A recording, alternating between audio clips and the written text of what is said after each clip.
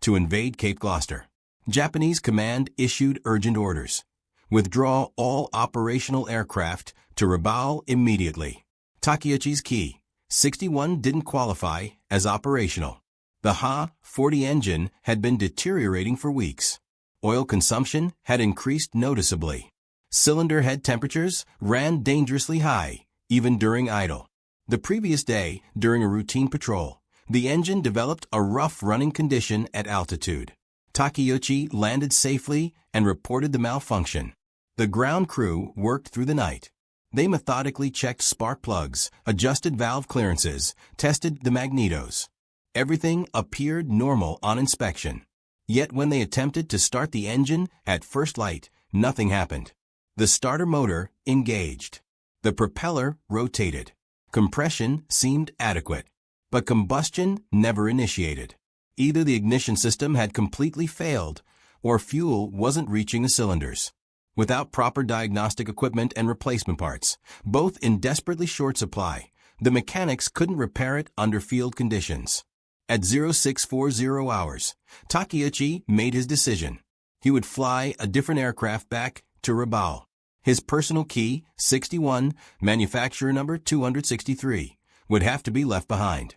The ground crew would try to hide it near the runway, preserving the possibility of later recovery. Everyone understood the reality. When the Americans landed, they would almost certainly capture the aircraft. At 0700 hours, Takeuchi climbed into another Ki-61 and took off for Rabaul.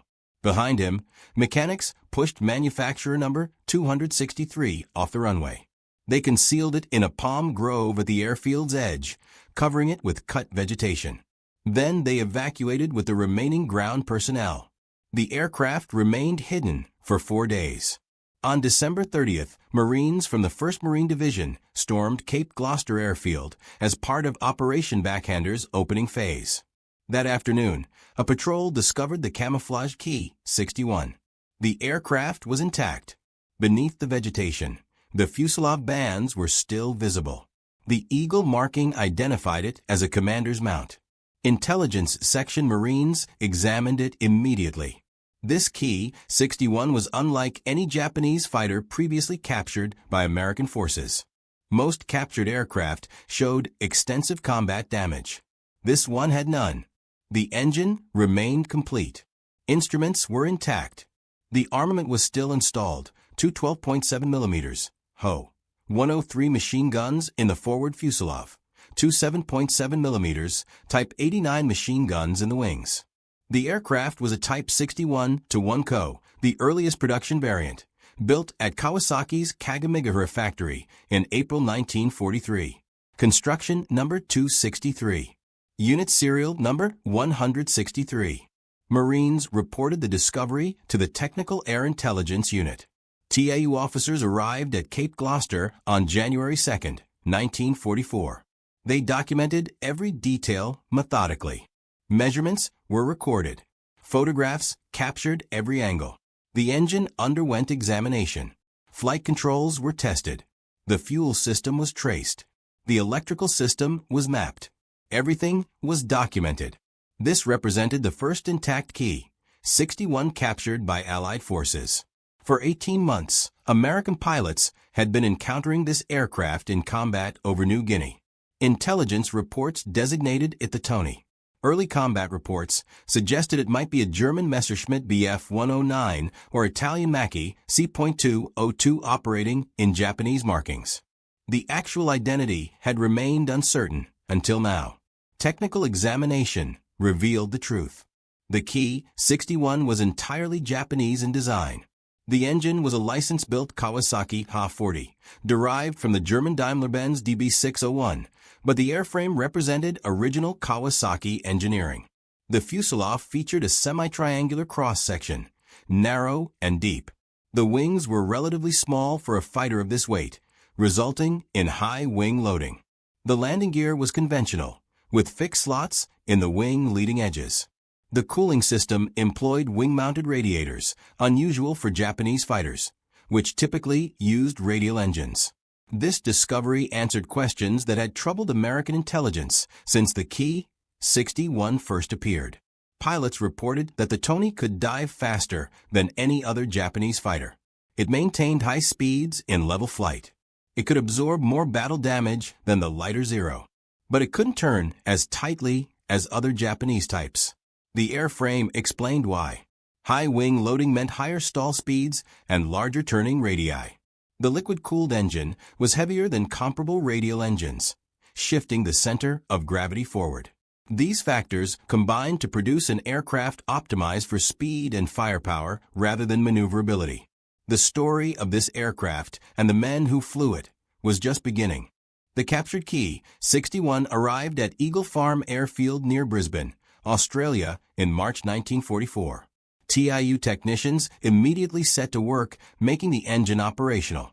The original problem that had grounded the aircraft at Cape Gloucester turned out to be surprisingly simple: a failed magneto. Once replaced, the Ha-40 engine started normally. The aircraft underwent extensive flight testing. American test pilots evaluated its performance against captured examples of other Japanese fighters. The results confirmed what combat reports had suggested. The Ki-61 proved faster than the Zero in level flight and dives. It had better acceleration. The armament was heavier and more effective. But in sustained turning engagements, the Zero could outturn it easily. American pilots reported that the Ki-61 required careful energy management. It excelled in slashing attacks from altitude. It could extend away from pursuing fighters using its speed advantage. But once drawn into a low-speed turning fight, it became vulnerable. These characteristics precisely matched combat reports from New Guinea. The intelligence value of manufacturer number 263 exceeded the technical data it provided. The aircraft represented a snapshot of Japanese fighter capability in late 1943. The airframe's condition revealed maintenance practices and supply constraints. The engine showed signs of wear suggesting quality control issues in production. The markings indicated unit organization and command structures.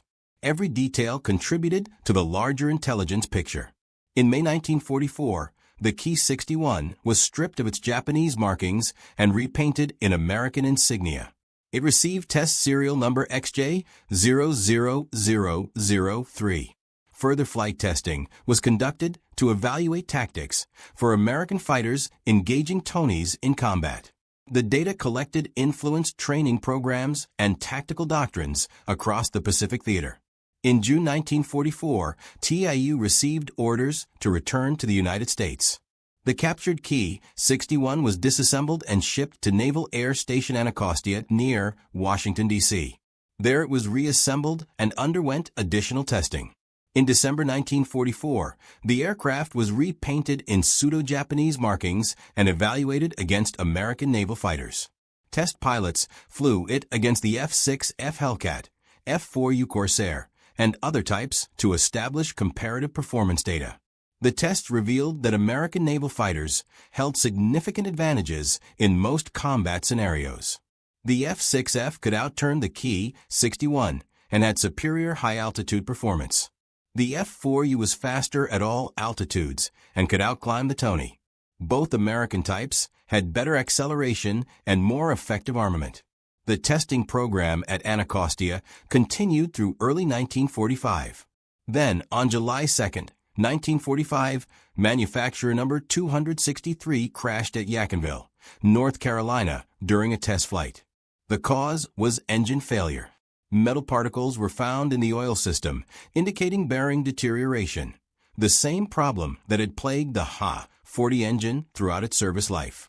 The aircraft that Captain Shogo Takeuchi had abandoned at Cape Gloucester 18 months earlier was destroyed. The wreckage was written off. But the intelligence gathered from that single aircraft had already served its purpose. The data collected from manufacturer number 263 contributed significantly to American understanding of Japanese fighter design and capability during a critical phase of the Pacific War. Captain Takeuchi never learned the fate of his personal aircraft. He flew back to Rabaul on December 26th and continued flying combat missions. But his time was running out.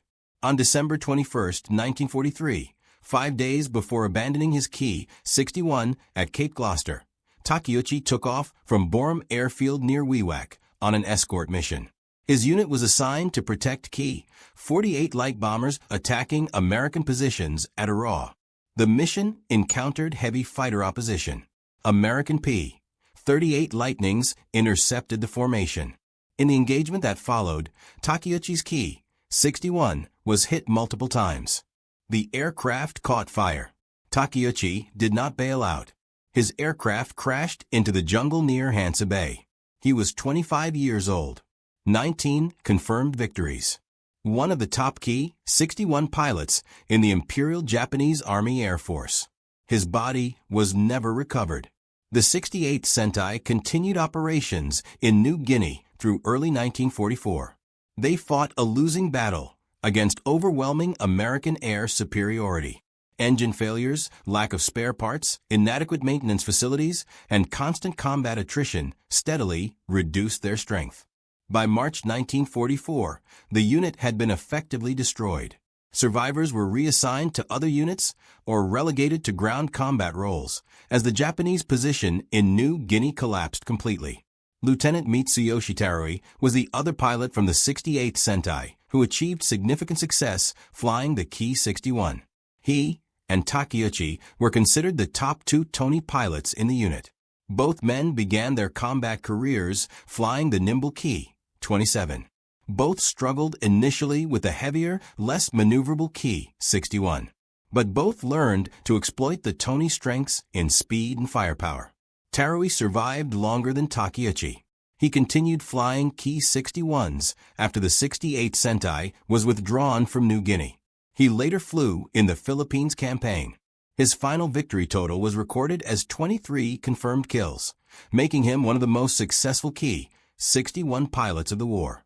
The combat record of the 68th Sentai illustrated both the potential and the problems of the Ki-61 in operational service. When properly maintained and flown by experienced pilots who understood its characteristics, the Tony was a formidable opponent. It could engage American fighters on relatively equal terms. But the aircraft required constant maintenance. The Ha-40 engine was temperamental and prone to failure. Spare parts were scarce. Properly trained mechanics were in short supply. These logistical constraints limited the Ki-61's effectiveness more than any tactical deficiency.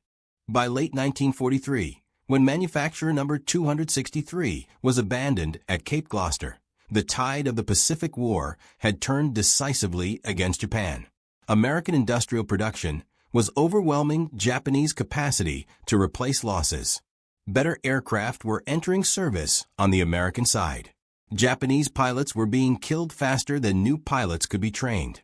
The Ki-61, once considered modern and capable, was already being overtaken by events. But the aircraft still had one more role to play.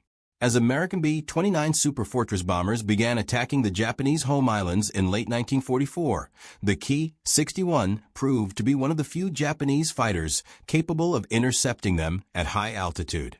The 244th Sentai was formed specifically for the defense of Tokyo. Established in April 1942 and stationed at Chofu Air Base just west of the capital, the unit's mission was to intercept enemy bombers threatening the city. Initially equipped with obsolescent Ki-27 fighters, the unit received Ki-61s in early 1944. By October, the 244th Sentai had approximately 40 Ki-61s and had spent months training specifically to counter B-29 raids. The B-29 was unlike anything Japanese fighters had encountered.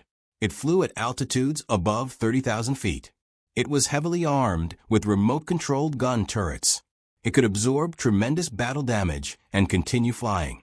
Conventional fighter attacks often proved ineffective. The Ki-61 was one of the few Japanese fighters that could reach B-29 operating altitude with sufficient performance margin to conduct attacks. But even at extreme altitude, downing a B-29 required exceptional skill and often suicidal courage. On November 7, 1944, the commanding officer of the 10th Air Division issued a directive that changed the nature of air combat over Japan. He authorized the formation of specialized ramming attack units. Pilots would deliberately collide their fighters with B-29s to destroy both aircraft. The attacks were not strictly kamikaze missions. Pilots were expected to collide with the bomber's tail or wingtip, shearing off control surfaces, then bail out before their own aircraft disintegrated. Many pilots survived these attacks. Some conducted multiple ramming attacks during their combat careers. But the casualty rate was extremely high. The 244th Sentai formed a special ramming attack flight called the Hagakure-tai. The unit was composed of volunteers from the Sentai's 3 squadrons. First Lieutenant Toru Shinomiya was selected to lead the ramming flight. Shinomiya was 24 years old, an experienced pilot with multiple combat missions. He understood the mission would likely be fatal. He accepted the assignment without hesitation. On December 3, 1944, a formation of B-29s approached Tokyo. The 244th Sentai scrambled every available fighter. Shinomiya led the Hagakure-tai toward the bomber stream at maximum climb rate. The Ki-61s had been stripped of fuselage armament and armor plate to reduce weight and improve high-altitude performance. They carried minimal fuel and no ammunition beyond the wing guns. Everything was sacrificed for altitude capability.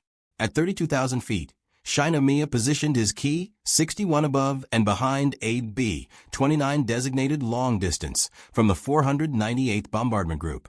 He dove toward the bomber, aiming for the vertical stabilizer. At the last moment, he rolled slightly to impact the tail with his left wing.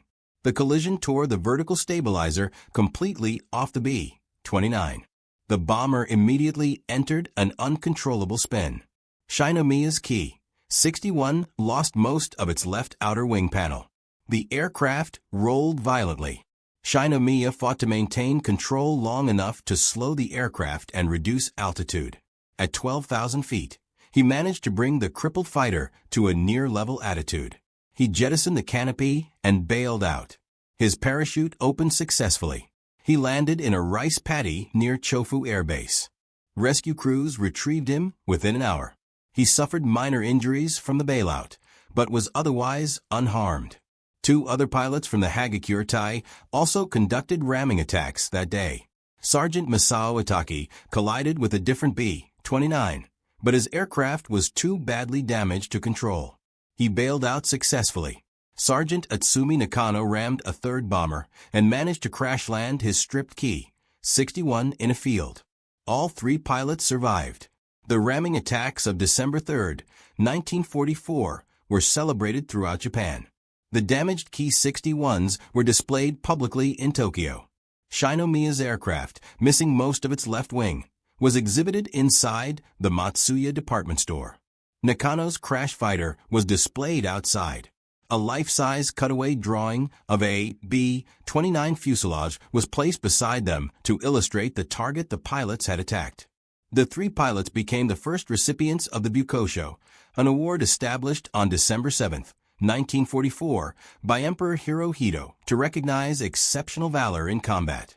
The award was roughly equivalent to the American Medal of Honor or the British Victoria Cross. Of the 89 known recipients of the Bukosho during World War II, most were pilots who fought against B-29s. The success of the December 3 ramming attacks encouraged the 244th Sentai to continue the tactic. Throughout December 1944 and into early 1945, the unit conducted dozens of ramming attacks against B-29 formations. The Sentai claimed 73 B-29s destroyed by all methods and 92 damaged. These claims were certainly inflated, as were most air combat claims by all sides during World War II, but even accounting for overclaiming, the 244th Sentai inflicted significant losses on American bomber formations. The unit was commanded by Captain Terahiko Kobayashi starting in November 1944. Kobayashi was 24 years old when he assumed command, making him the youngest Sentai commander in the Imperial Japanese Army Air Force. He had previously served as a bomber pilot, participating in the Battle of Hong Kong in December 1941. He transitioned to fighters in November 1943 and completed training at the Aquino Army Air Service School. Despite his relative inexperience in fighters, Kobayashi proved to be an exceptional leader. He flew combat missions alongside his pilots rather than directing from the ground. He led by example. His personal courage and aggressive tactics inspired intense loyalty among the men under his command. Kobayashi himself conducted at least one ramming attack. On January 27, 1945, he deliberately collided with a B-29 at high altitude while flying Ki-61 manufacturer number 3295. The impact destroyed the bomber's vertical stabilizer. Kobayashi's Ki-61 lost significant portions of both wings. He bailed out successfully and parachuted safely to the ground. He flew combat the next day in a different aircraft. His final victory total was recorded as 3 B-29s and 2 F-6F Hellcats destroyed. Other pilots in the 244th Sentai achieved higher scores. Captain Naoyuki Ogata was credited with 11 B-29s and 2 F-6FS destroyed, 6 other aircraft damaged. He was considered the leading B-29 killer in the Imperial Japanese Army Air Force. Captain Chuchi Ichikawa was credited with 9 B-29s and 1 F-6F destroyed, 6 B-29s damaged. First Lieutenant Toru Shinomiya, the ramming attack leader, survived multiple combat missions and continued flying until he was killed in action during the battle for Okinawa. He died as a taco pilot conducting a conventional kamikaze attack against American naval forces. The 244th Sentai continued operating Ki-61s through the spring of 1945. In April, the unit began receiving Ki-100 fighters, an improved version of the Tony that replaced the troublesome Ha-40 engine with a reliable Mitsubishi Ha-112 radial engine. The Ki-100 proved to be an excellent fighter, significantly better than the Ki-61 in most respects. On July 25, 1945, Major Kobayashi and his pilots took off in their Ki-100s to engage F-6F Hellcats that were attacking Yokkaichi Airfield. The unit had been ordered to stand down and wait for incoming bombers. Kobayashi ignored the order and engaged the American fighters at extremely low altitude. The engagement became a swirling dogfight at hangar top height. The 244th Sentai claimed 10 Hellcats destroyed. Actual American losses were 2 aircraft. The Japanese lost 2 fighters. Japanese newspapers celebrated the action. But Kobayashi faced court-martial for disobeying orders.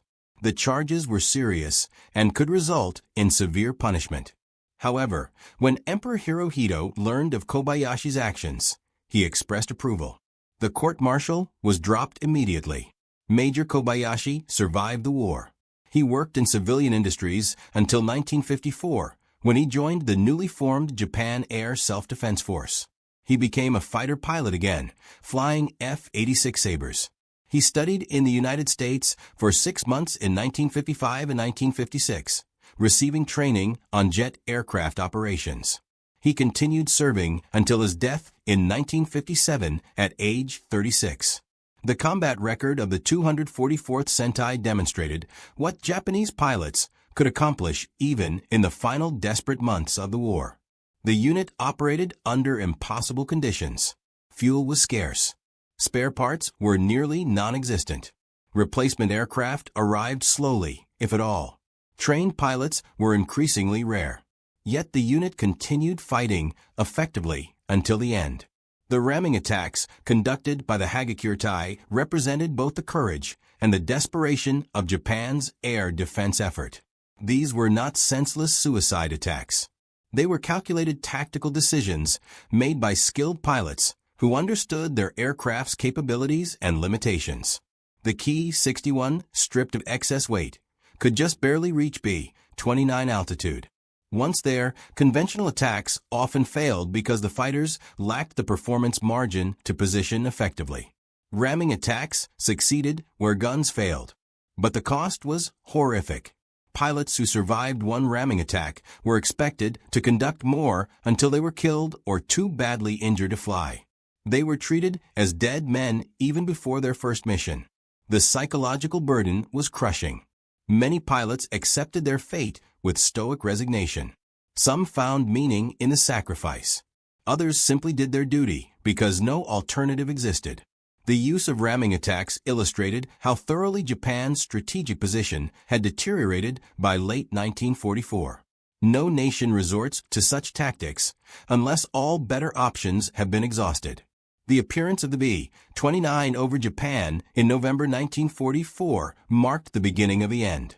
The Japanese home islands were now within range of American heavy bombers operating from the Mariana Islands.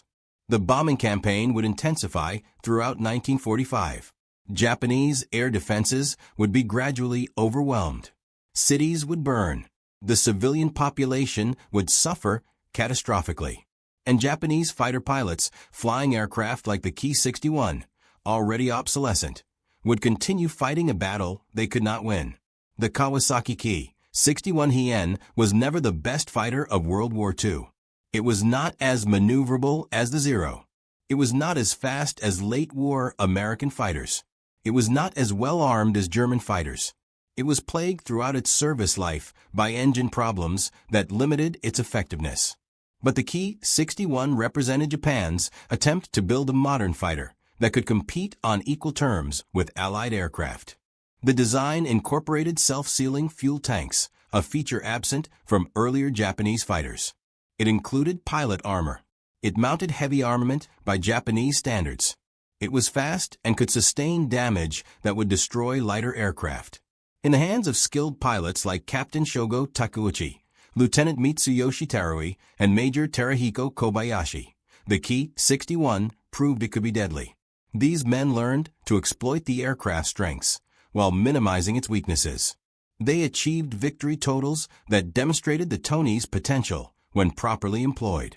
But individual skill could not overcome systemic problems. Japan's industrial base could not produce enough Ki-61s to meet demand. The Kawasaki Ha-40 engine suffered chronic reliability issues that were never fully resolved. Logistics and supply chains broke down under Allied attacks. Pilot training programs could not replace losses. By mid-1945, Japanese air power was effectively destroyed. The story of the Ki-61 is the story of Japan's air war in microcosm. Initial success gave way to attrition and eventual defeat. Technological capability was undermined by industrial limitations. Pilot skill was diluted by unsustainable losses. Tactical innovation could not compensate for strategic overreach. The aircraft that Captain Takeuchi abandoned at Cape Gloucester in December 1943, manufacturer number 263, became a symbol of that larger story. Captured intact by American forces, it provided intelligence that helped the Allies understand and counter Japanese fighter capabilities. Tested extensively, it revealed strengths and weaknesses that influenced American tactics and training. Ultimately destroyed in a crash caused by the same engine problems that had plagued it throughout its service life, it ended as it had begun, a victim of technical issues that Japanese industry could never fully solve. Today, only a handful of Ki-61 survive. Several are displayed in museums in Japan and the United States. None are airworthy. The aircraft exists now primarily in photographs, technical documents, and the memories of the men who flew and maintained them. The pilots who achieved renown flying the Tony are nearly all gone. Takeuchi died in combat in 1943. Tarui survived the war, but passed away decades later. Kobayashi lived until 1957. The mechanics and ground crews who kept the troublesome Ha-40 engines running have faded into history. But the record of what they accomplished remains. Captain Takeuchi's 19 victories. Lieutenant Tarui's 23 confirmed kills. Major Kobayashi's 3 B-29s destroyed and his leadership of the most famous home defense unit in Japan. The 244th Sentai's 73 B-29 claims and 9 Bukosho recipients. These numbers tell a story of skill, courage, and sacrifice in the face of overwhelming odds. The Kawasaki Ki-61 was Japan's answer to a question the nation could not ultimately answer. How do you defeat an enemy with vastly superior industrial capacity, technological advancement, and strategic resources? The Ki-61 was well designed. It was competently built. It was flown by brave and skilled pilots. But it was not enough. Nothing Japan could build would have been enough. The Pacific War was decided by factors far beyond the capabilities of any individual aircraft. Yet the men who flew the Ki-61 deserve to be remembered. They fought for a cause that history judged harshly. They served a regime that committed terrible atrocities. But they were also human beings who showed remarkable courage in combat. They faced death repeatedly and did not flinch. They continued fighting when the war was clearly lost. They demonstrated the best qualities of the warrior tradition even while serving a fundamentally unjust cause. Their story is complicated. It resists simple narratives of heroism or villainy. It requires acknowledging both the skill they displayed and the context in which that skill was employed. But it deserves to be told. The Ki-61 deserves to be remembered not as the best fighter of the war, but as a capable aircraft that served with distinction in impossible circumstances. Not as a war-winning weapon, but as a machine that in the right hands could be formidable. Not as a symbol of Japanese air superiority, but as evidence of what Japanese engineers and pilots could accomplish, even as their nation's strategic position collapsed. The captured Ki-61 at Cape Gloucester, manufacturer number 263, serves as a reminder of these complexities. It was a well-designed fighter plagued by mechanical problems. It was flown by skilled pilots trapped in an unwinnable war. It was captured by enemy forces and used against the nation that built it. It was ultimately destroyed by the very engine defects that had defined its service life. In its brief existence, this single aircraft witnessed both the capability and the futility of Japan's air war. It saw combat over New Guinea's jungles. It was abandoned by a pilot who would die in combat days later. It was captured and studied by enemy intelligence. It influenced tactics and training across the Pacific theater. And it crashed in North Carolina, destroyed by the same mechanical failures that had grounded it at Cape Gloucester. The story of manufacturer number 263 is more than the story of one aircraft. It's a window into the larger narrative of the Pacific War, of courage and tragedy, of technological ambition and industrial reality, of individual skill and strategic impossibility. If you found this story compelling, please take a moment to like this video. It helps us share more forgotten stories from the Second World War. Subscribe to stay connected with these untold histories. Each one matters. Each one deserves to be remembered. We'd love to hear from you. Leave a comment below telling us where you're watching from. Our community spans the globe, from veterans to history enthusiasts, and you're part of something special here. December 17, 1944. Bullingen, Belgium. 8 a.m.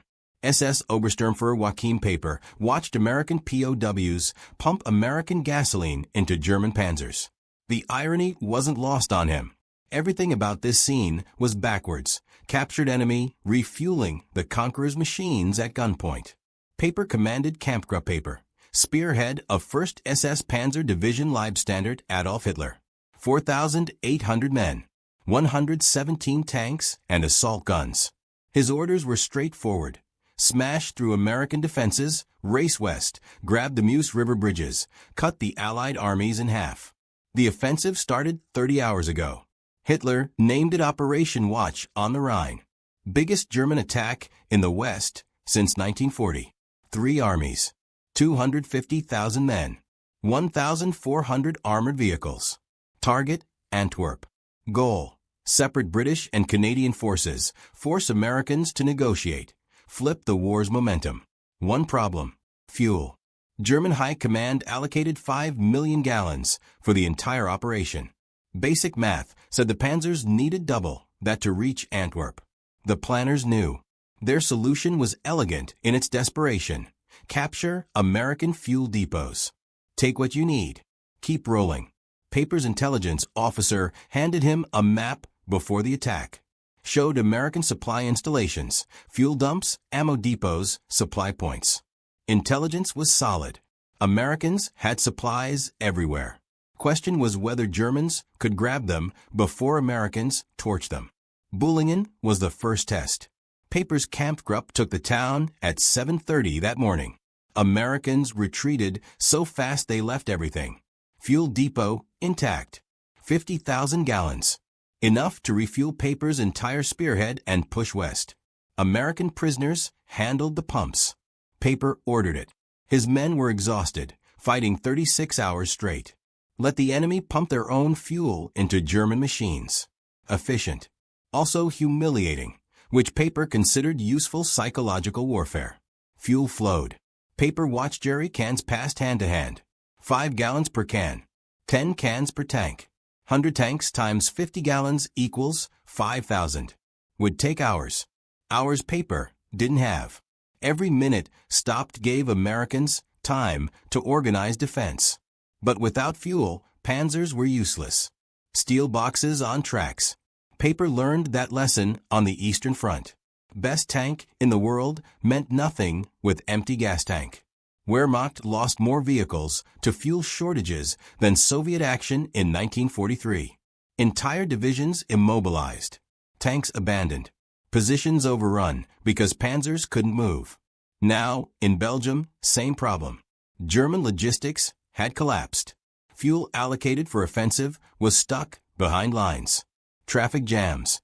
Bombed roads. American fighter bombers attacking anything moving during daylight. Supply trucks weren't coming. Meant Paper had to capture American fuel or stop advancing. One of his officers approached. Obersturmführer Werner Sternbeck, Paper's adjutant. Been with him since France. Reliable officer. Sternbeck reported fuel situation worse than expected. The 50,000 gallons at Bullingen would get them to Stavelot. Maybe. After that, they'd need more. Paper already knew. His intelligence map showed another depot at Stavelot, larger than Bullingen. Americans would probably defend it or destroy it.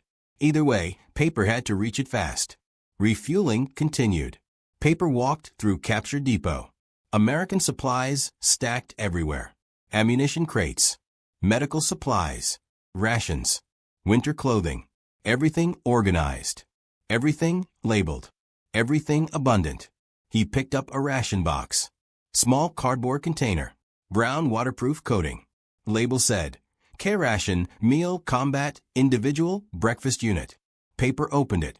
Inside, can of chopped ham and eggs, hard biscuits, chocolate bar, for cigarettes, instant coffee, sugar tablets, chewing gum, wooden spoon, matches, toilet paper, can opener. Everything a soldier needed for one meal. Packaged in book-size box. Weighed less than a pound. No cooking required. No field kitchen needed. Just open eat. Paper commanded combat units since 1940. Knew what German soldiers got as rations. Standard German field ration, when it arrived, required cooking. Came in bulk, containers needing field kitchens to prepare. Bread was hard. Meat was mostly fat. Quality declining since 1943. By late 1944, frontline units were lucky to receive anything. Paper's own Kampfgruppe left Germany with 3 days' rations. Gone now. His men ate whatever they found. Captured American food. Food taken from Belgian civilians. Some units slaughtered horses. He looked at the K-Ration. Manufacture date stamped on bottom. October 1944. 2 months old. Americans producing these rations so recently that supplies manufactured weeks ago were already at the front. Sternbeck came over. Paper handed him the K-Ration box. Sternbeck opened the ham and eggs can, ate it cold. His face showed surprise. Food was good, better than anything German soldiers had eaten in months. Sternbeck examined other items. Real coffee, real chocolate, American cigarettes, even small luxuries, matches, toilet paper, gum. Paper said nothing. He was calculating. If every American soldier received 3 boxes daily, that's 3 meals. If there were 10 million American soldiers worldwide, that meant 30 million individual meal boxes every day. 900 million monthly. Industrial capacity required to produce, that number was staggering. Germany never produced anything on that scale. Entire German armaments industry mobilized for total war since 1939. They produced tanks, aircraft, ammunition, but couldn't produce enough food to feed their own soldiers properly. And here Americans were packaging individual meals in waterproof boxes with luxuries like chewing gum. Sternbeck pointed out something else. Depot had hundreds of these boxes, maybe thousands. This was one supply point in one small town. How many depots did Americans have? How much food? How much of everything? Paper fought Soviets in the East. Seen Soviet logistics, mass production, crude but effective, endless truck columns, factories in the Urals beyond German reach. Soviets replaced losses faster than Germany could inflict them. But Soviet logistics looked primitive compared to this. Soviets moved supplies in bulk. Americans packaged everything individually. Soviets used quantity. Americans used quantity and quality. Every item paper examined showed careful engineering, waterproof packaging, compact design, long shelf life. This wasn't emergency improvisation. This was industrial planning. An SS Sturmbannführer arrived. Werner Pochk commanded what remained of 1st SS Panzer Battalion. Lost tanks during advance, needed resupply. Battalion running low on fuel and ammunition. Paper told him fuel was being distributed now. Ammunition would come from captured American stocks. They'd found crates of American 75mm shells fitting German guns. Take what you need. Keep moving. Pochk asked about food. His men hadn't eaten since yesterday. Paper pointed to rations. American care rations. Take as many as needed. Men should eat now, carry more. No telling when next supply opportunity would come. Pochk grabbed several boxes, distributed them to tank crews. Men opened boxes, ate. Paper watched them. Experienced soldiers, veterans of France and Russia, eating American emergency field rations, treating them like feast, because compared to what they normally received, it was. Refueling finished at 9:30. Paper gave order to move out. Kampfgruppe formed march column. Tanks first. Half-tracks next. Support vehicles last. Columns stretched several kilometers. Paper's command vehicle took position near front. Route led northwest toward Stavelot. 14 kilometers. Maybe 20 minutes at speed on good roads. But roads weren't good. Mud. Refugees. Destroyed vehicles. Americans retreating but fighting. Every village had to be cleared. Every bridge checked for demolitions. Paper's intelligence map showed major fuel depot at Stavelot, larger than Boulingen. Map indicated depot was near town but didn't show exact location. Paper assumed it'd be obvious. Supply depots were large installations.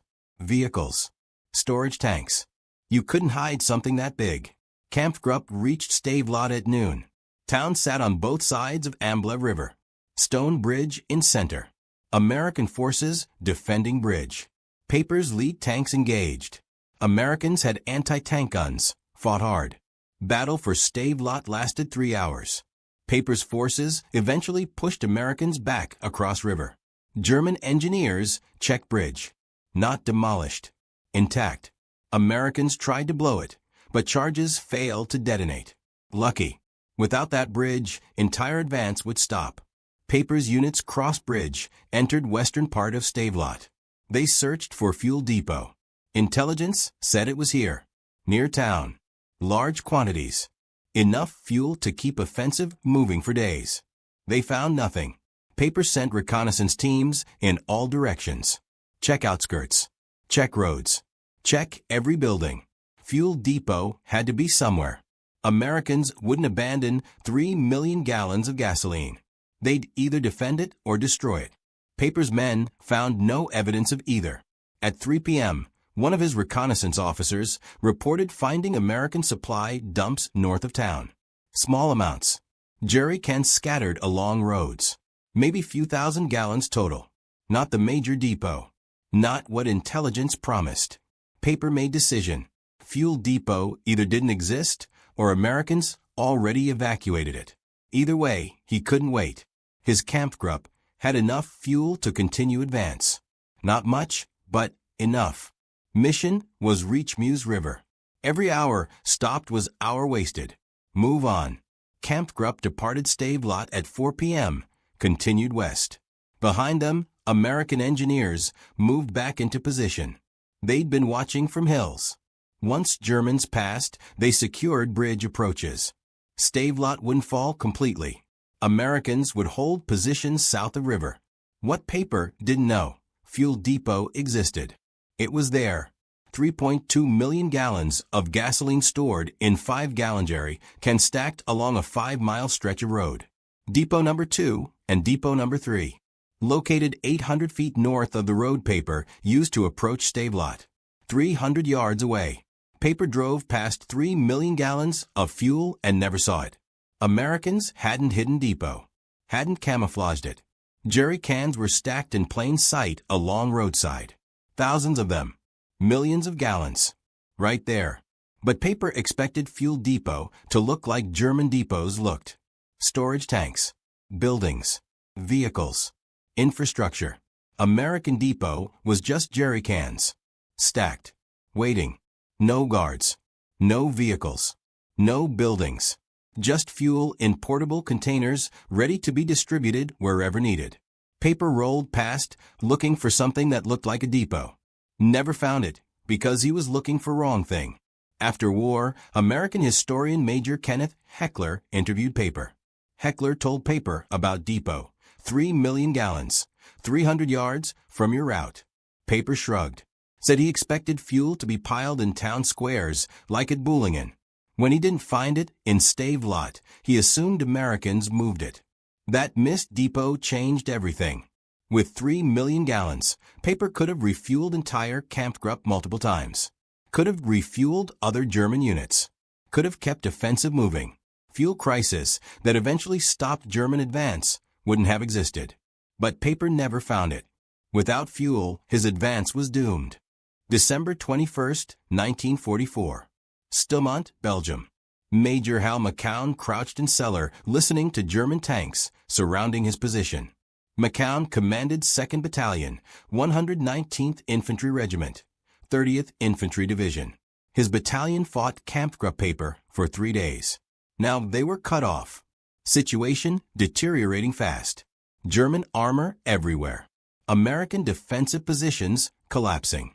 McCown's radio operator reported German forces broke through to south. Battalion surrounded. At 2:30 p.m., German infantry stormed McCown's command post. Short firefight. 1 American killed. McCown and several staff captured. Germans searched them for weapons and intelligence documents. Took their personal items, watches, cigarettes, anything valuable. McCown was taken to Stone House on edge of Stilmont. Paper's command post. House was damaged. Windows broken. Walls pockmarked with bullet holes.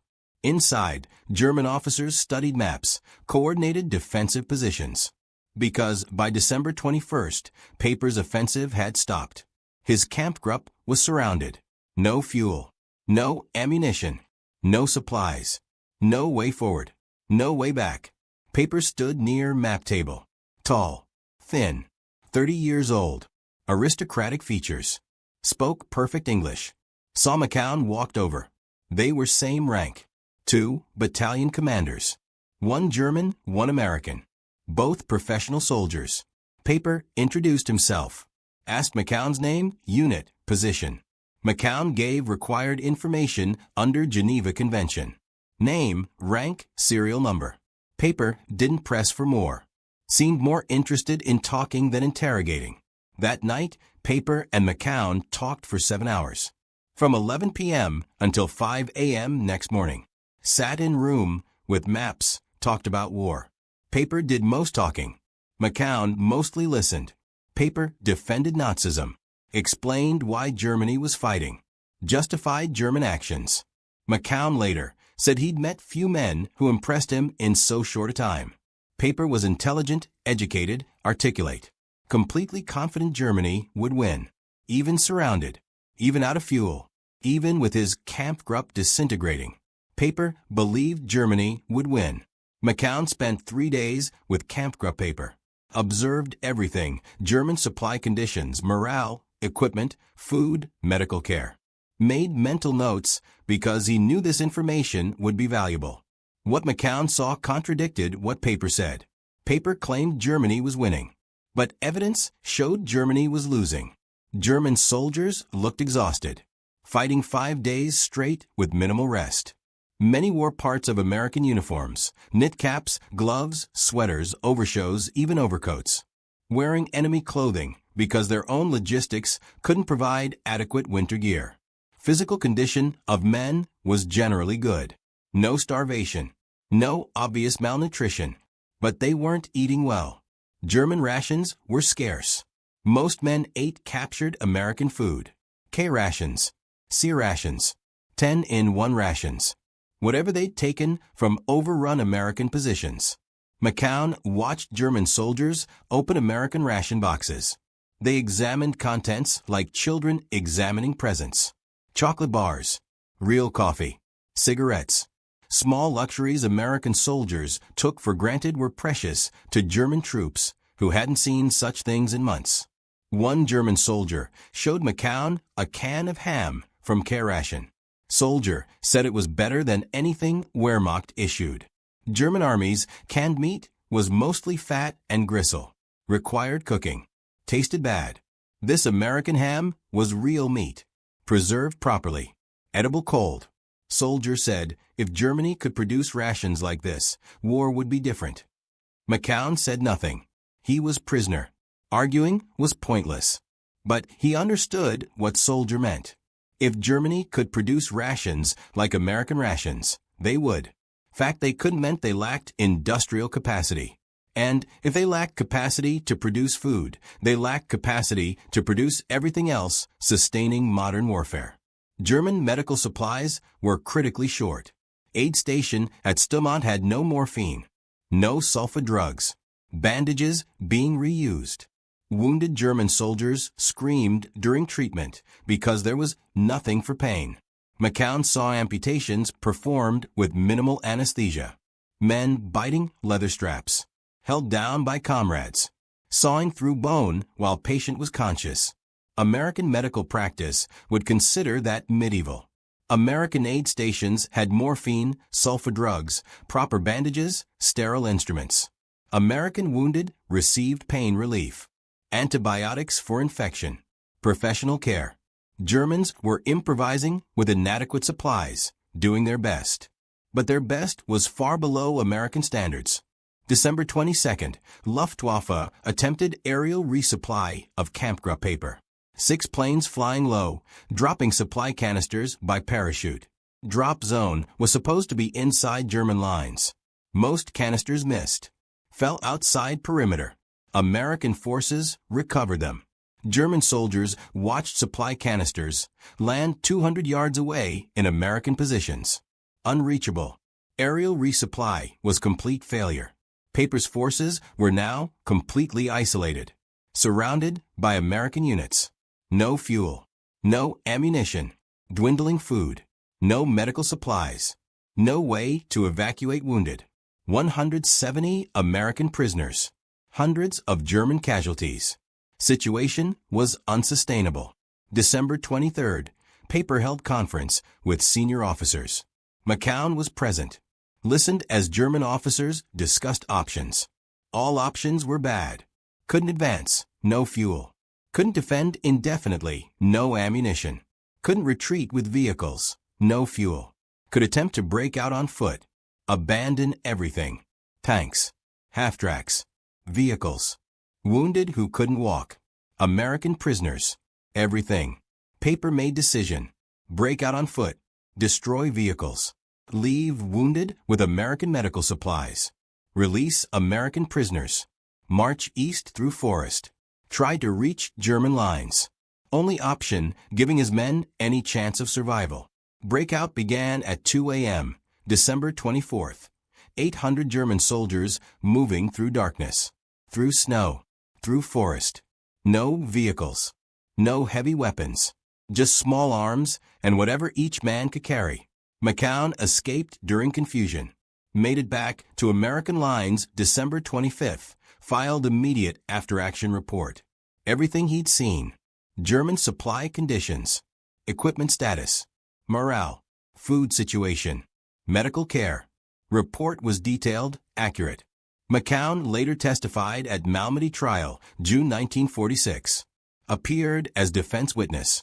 Testified papers men treated him correctly under Geneva Convention. Described conditions inside German lines. Supply failures. Desperation. Professionalism of German soldiers fighting with inadequate resources. McCown said one thing clearly. Germans lost at Stumont not because of American tactical superiority. They lost because they ran out of supplies. Fuel. Ammunition. Food. Medical supplies. Everything. Wehrmacht was 80-day army that could no longer sustain itself in combat. No logistics, no chance of victory. Paper abandoned 7 Tiger II tanks at La Gleize. 50 medium tanks. 70 half-tracks. 135 vehicles. Everything immobilized because fuel tanks were empty. Some of most advanced armored vehicles in world left behind. Useless. Tanks were intact. Functional. Loaded with ammunition. But without gasoline, they were just metal sculptures. Belgian civilians later recovered vehicles. Some placed in museums. Visitors ask why Germans left them behind. Answer is always same. No fuel. Tanks couldn't move. Crews couldn't stay. So they were abandoned. January 1945. POW camp, France. General Otto von Manchefeld sat in interrogation room answering questions from American intelligence officers. Manchefeld commanded 5th Panzer Army during Ardennes offensive. Professional soldier. Career officer.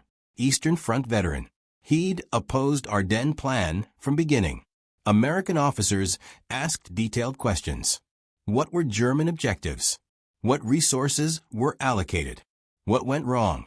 Manchefeld answered honestly. War was over for him. No reason to lie. His answers would become foreign military studies manuscripts, official documents, historical record. Manchefeld explained he and Field Marshal Model argued against Hitler's plan.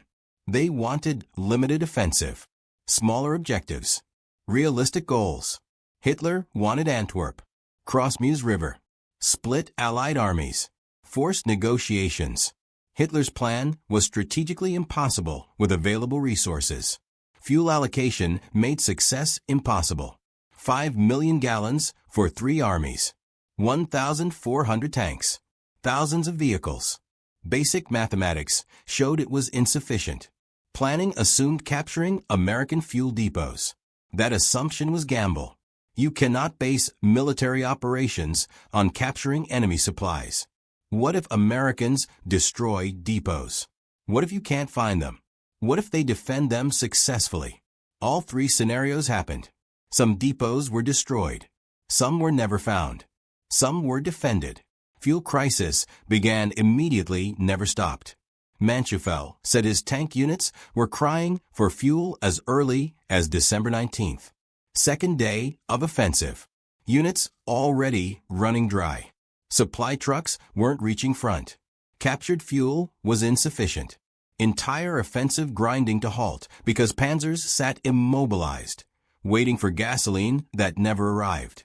American interrogators asked about German logistics in general. Manchefeld was frank. German logistics had collapsed. Not just during Ardennes offensive. Entire system. Since 1943, maybe earlier. Eastern Front destroyed German logistics. Distances too great. Roads too poor. Soviet resistance too strong. German trucks broke down faster than they could be repaired. Railways constantly under attack. Wehrmacht became dependent on horses. Hundreds of thousands of horses pulling supply wagons, like in 1870. By late 1944, some German divisions had more horses than German divisions in World War I. Mechanized warfare fought with horse-drawn logistics. Contradiction was fatal. Tanks moved faster than horses. Panzers could advance 20 kilometers an hour. Supply wagons needed full day to cover same distance. Combat units outran their logistics, then stopped. Immobilized. Waiting for supplies that arrived too late or not at all. Horse dependence created additional problems. Horses required food. Approximately 20 pounds of fodder daily per animal. Division with 5,000 horses needed 50 tons of horse feed daily just to sustain its logistics system. That feed had to be transported on roads already congested with military traffic. Horses also died. From exhaustion. From air attacks. From inadequate feed. Dead horses blocked roads, required burial or disposal. American logistics used trucks exclusively. Trucks didn't require daily feeding. Sat idle when not needed without consuming resources. Moved faster. Carried more. Required less maintenance personnel than horse-drawn wagons. American truck fleet numbered in hundreds of thousands. All standardized designs. All using interchangeable parts. All supported by massive spare part supply system. Allied strategic bombing made everything worse. Every rail junction was target. Every bridge destroyed. Every road strafed by fighter bombers. German logistics units could only move at night. Daylight movement meant certain death from air. American P-47s and P-51s attacked anything that moved. Supply columns burned. Fuel trucks destroyed. Food convoys shot up. German production couldn't replace losses. Factories were bombed. Raw materials scarce. Skilled workers conscripted into combat units. Industrial base crumbling. What factories did produce often couldn't reach front because transportation networks were destroyed. Manchufel contrasted this with American logistics. Americans had secure supply lines. Factories in America safe from bombing. 3,000 miles from fighting. Producing war materials at rates Germany could never match. Ships crossed Atlantic constantly, delivering supplies. Port of Antwerp alone handled more tonnage monthly than all German ports combined. American supply depots everywhere. Fuel, ammunition, food, spare parts. Everything organized. Abundant. Redundant. Multiple depots meant losing one didn't matter. Standardized containers meant soldiers could handle supplies without special training. Abundant production meant waste was acceptable if it increased speed of distribution. German logistics had no excess capacity. Every supply dump was critical. Every fuel truck precious. Every ration counted. Wehrmacht operated on edge of collapse constantly. One disruption meant crisis. Two disruptions meant disaster. American officers asked Manchufel when he knew Germany would lose war. Manchufel said he knew in 1943 after Kursk. Wehrmacht could still win battles. But winning battles wasn't enough. Germany needed to win war. That required resources Germany didn't have. Industrial capacity, oil, food, manpower, time. Americans had all those things. Functionally unlimited industrial capacity. Secure oil supplies from Texas and Middle East. Agricultural production that fed both military and civilians. Population of 130 million. Time to mobilize that population and deploy it. Germany lost resource war before shooting war ended. Once America entered conflict, German defeat was inevitable. Not immediate, not easy, but inevitable. Mathematics were simple. America could produce more tanks, more planes, more bullets, more food, more everything than Germany could destroy. Eventually, American material superiority would grind German resistance into dust. Ardennes offensive was final desperate gamble. Use last strategic reserves. Achieve one dramatic victory. Force allies to negotiate. Hitler believed will and courage could overcome material disadvantage. Manchufel knew better. Will and courage matter. But logistics matter more. Army without supplies cannot fight regardless of how brave its soldiers are. Offensive failed. German losses catastrophic. 600 tanks destroyed or abandoned. 34,000 killed. 60,000 wounded or missing. Wehrmacht's last mobile reserves gone. After Ardennes, Germany could only retreat. No more offensives. No more grand strategic plans. just fighting delaying actions until inevitable end. Manschufel was asked to write detailed reports on Ardennes offensive, 5th Panzer Army operations, planning, execution, lessons learned.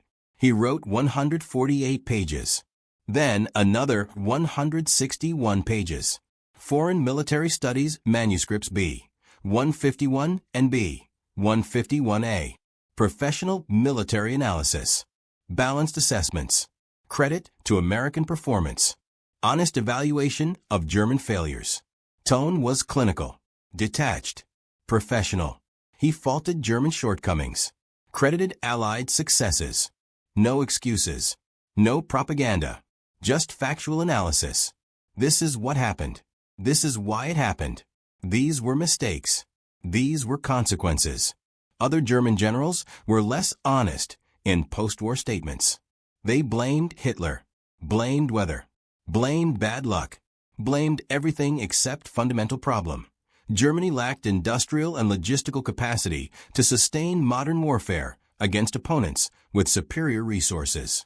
Manschufel didn't make excuses. Stated facts. Germany lost because Germany was outproduced, outsupplied, outsustained.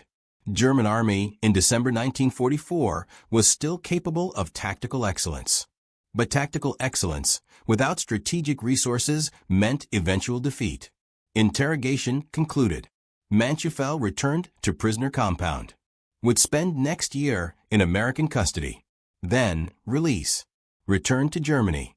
Long post-war life. He lectured at West Point in 1968. Gave interviews for documentaries. Remained professional soldier providing honest analysis until his death. His legacy was his honesty. Unlike many German generals who rewrote history to excuse failures, Manschufel told truth. Ardennes offensive failed because of logistics. War was lost because of industrial capacity. No amount of tactical skill could overcome material disadvantage. February 1946. Nuremberg, Germany. SS Obergruppenführer Joseph Sepp Dietrich sat in cell waiting for trial. Dietrich commanded 6th SS Panzer Army during Ardennes offensive. Former butcher. Hitler's bodyguard. Promoted far beyond his competence. American psychiatrist named Leon Goldensohn interviewed Dietrich. Goldensohn was documenting psychological state of Nazi war criminals. Talked with Dietrich on February 28. Conversation ranged across multiple topics. War, National Socialism, offensive, defeat.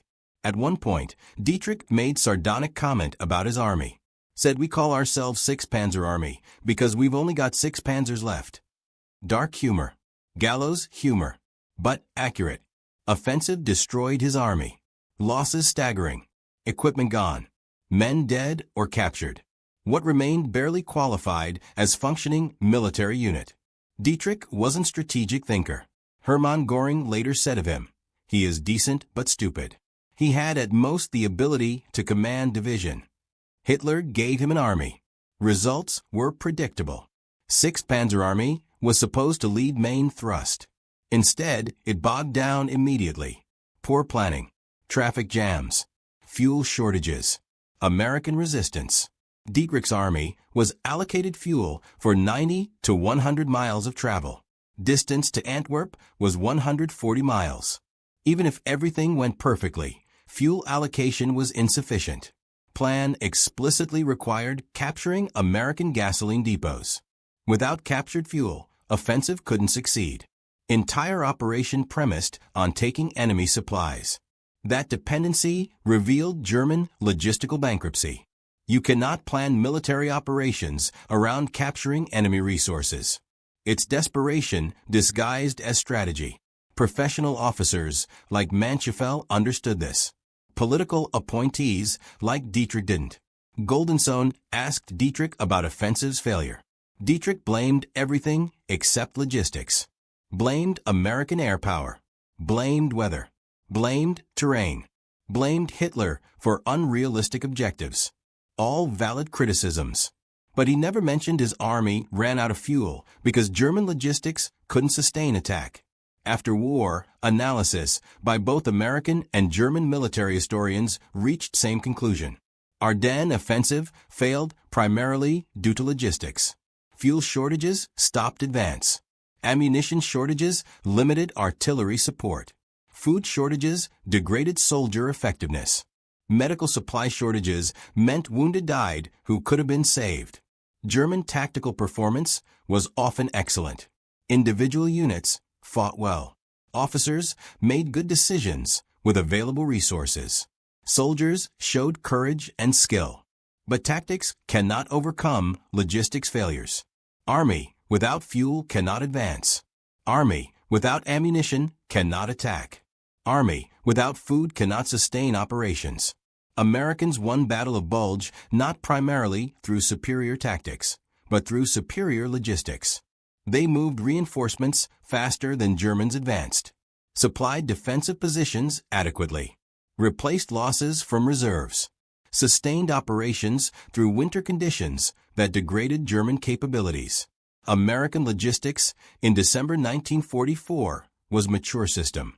5 years of development, massive infrastructure, dedicated logistics units, specialized vehicles, standardized procedures, supply depots positioned strategically across Europe, transportation networks moving supplies from American factories to frontline foxholes in weeks. April 1945, American Interrogation Center, Germany. Joachim Paper sat across from American interrogators answering questions about Camp Paper's operations. War was ending. Germany collapsing. Paper would soon face war crimes charges for Malmedy massacre. But for now, Americans wanted information about tactical operations. Paper described offensive in detail. Planning, execution, problems encountered, decisions made. He was cooperative, professional, answered questions accurately. No defiance, no evasion, just factual responses from soldier to other soldiers. Americans asked about fuel. When did you run out? Where did you refuel? What depots did you capture? Paper explained fuel crisis. Bullingen provided 50,000 gallons, enough to reach Stavelot. But at Stavelot, he found no major depot. Small amounts scattered along roads. Not enough. He continued west with minimal fuel. Reached Stamont. Ran completely dry. American officer asked if Paper knew about depot at Stavelot. 3 million gallons. 800 feet from your route. Paper said he didn't know. Interrogator showed a map. Pointed to depot location. Explained thousands of jerry cans were stacked along that road. Right there. Paper passed within 300 yards. Paper looked at map for a long moment. Then shrugged. Smiled slightly. Said in English, "I am sorry." Interrogator asked why he missed it. Paper explained he expected fuel to be concentrated in town, piled and square like at Bullingen. When he didn't find it, he assumed Americans evacuated it. Never thought to look for jerry cans stacked along roadside. Interrogator made notes. Paper continued describing subsequent operations. Advance to Stamont. Encirclement. Decision to break out on foot. Abandonment of all vehicles. Retreat through forest back to German lines. Paper never expressed regret about missed depot. No emotion. No frustration. Just tactical error explained in professional terms. He missed opportunity. That happens in war. Move on. But that missed opportunity changed battle. With 3 million gallons, Camp Paper could have refueled multiple times. Could have continued advancing. Could have reached Meuse River. Could have achieved breakthrough that was offensive's objective. Or maybe not. Even with unlimited fuel, Paper still faced American resistance. American air power once weather cleared. American reinforcements moving faster than he could advance. Logistics was critical, but not everything. Fuel alone wouldn't have won battle, but it would have changed outcome. Germans would have advanced further, caused more casualties, captured more territory. Battle would have lasted longer. Strategic situation would have been different. All because Paper drove past 3 million gallons of gasoline and never saw it. Depot was there, visible, accessible, undefended. He passed within 300 yards, missed it completely because he was looking for something that looked like German depot. Organized infrastructure. Buildings. Guards. American depot was just fuel stacked. Ready. Waiting. No infrastructure needed. That was American logistics. Simple. Efficient. Abundant. No wasted effort on structures that didn't contribute to mission. Just put supplies where they're needed. Soldiers will figure out how to use them. German logistics was more complicated. Formal structures. Designated supply points. Official procedures. System worked when everything functioned correctly. But it was fragile. Disrupt any part and whole system failed. American logistics was resilient. Redundant. Flexible. Multiple depots meant losing one didn't matter. Standardized containers meant soldiers could handle supplies without special training. Abundant production meant waste was acceptable if it increased speed of distribution. These were fundamental differences in approach. German logistics emphasized control and efficiency. American logistics emphasized abundance and speed. In long war, American approach won. Interrogation ended. Paper was taken back to confinement. He would face trial, conviction, prison sentence, eventually release.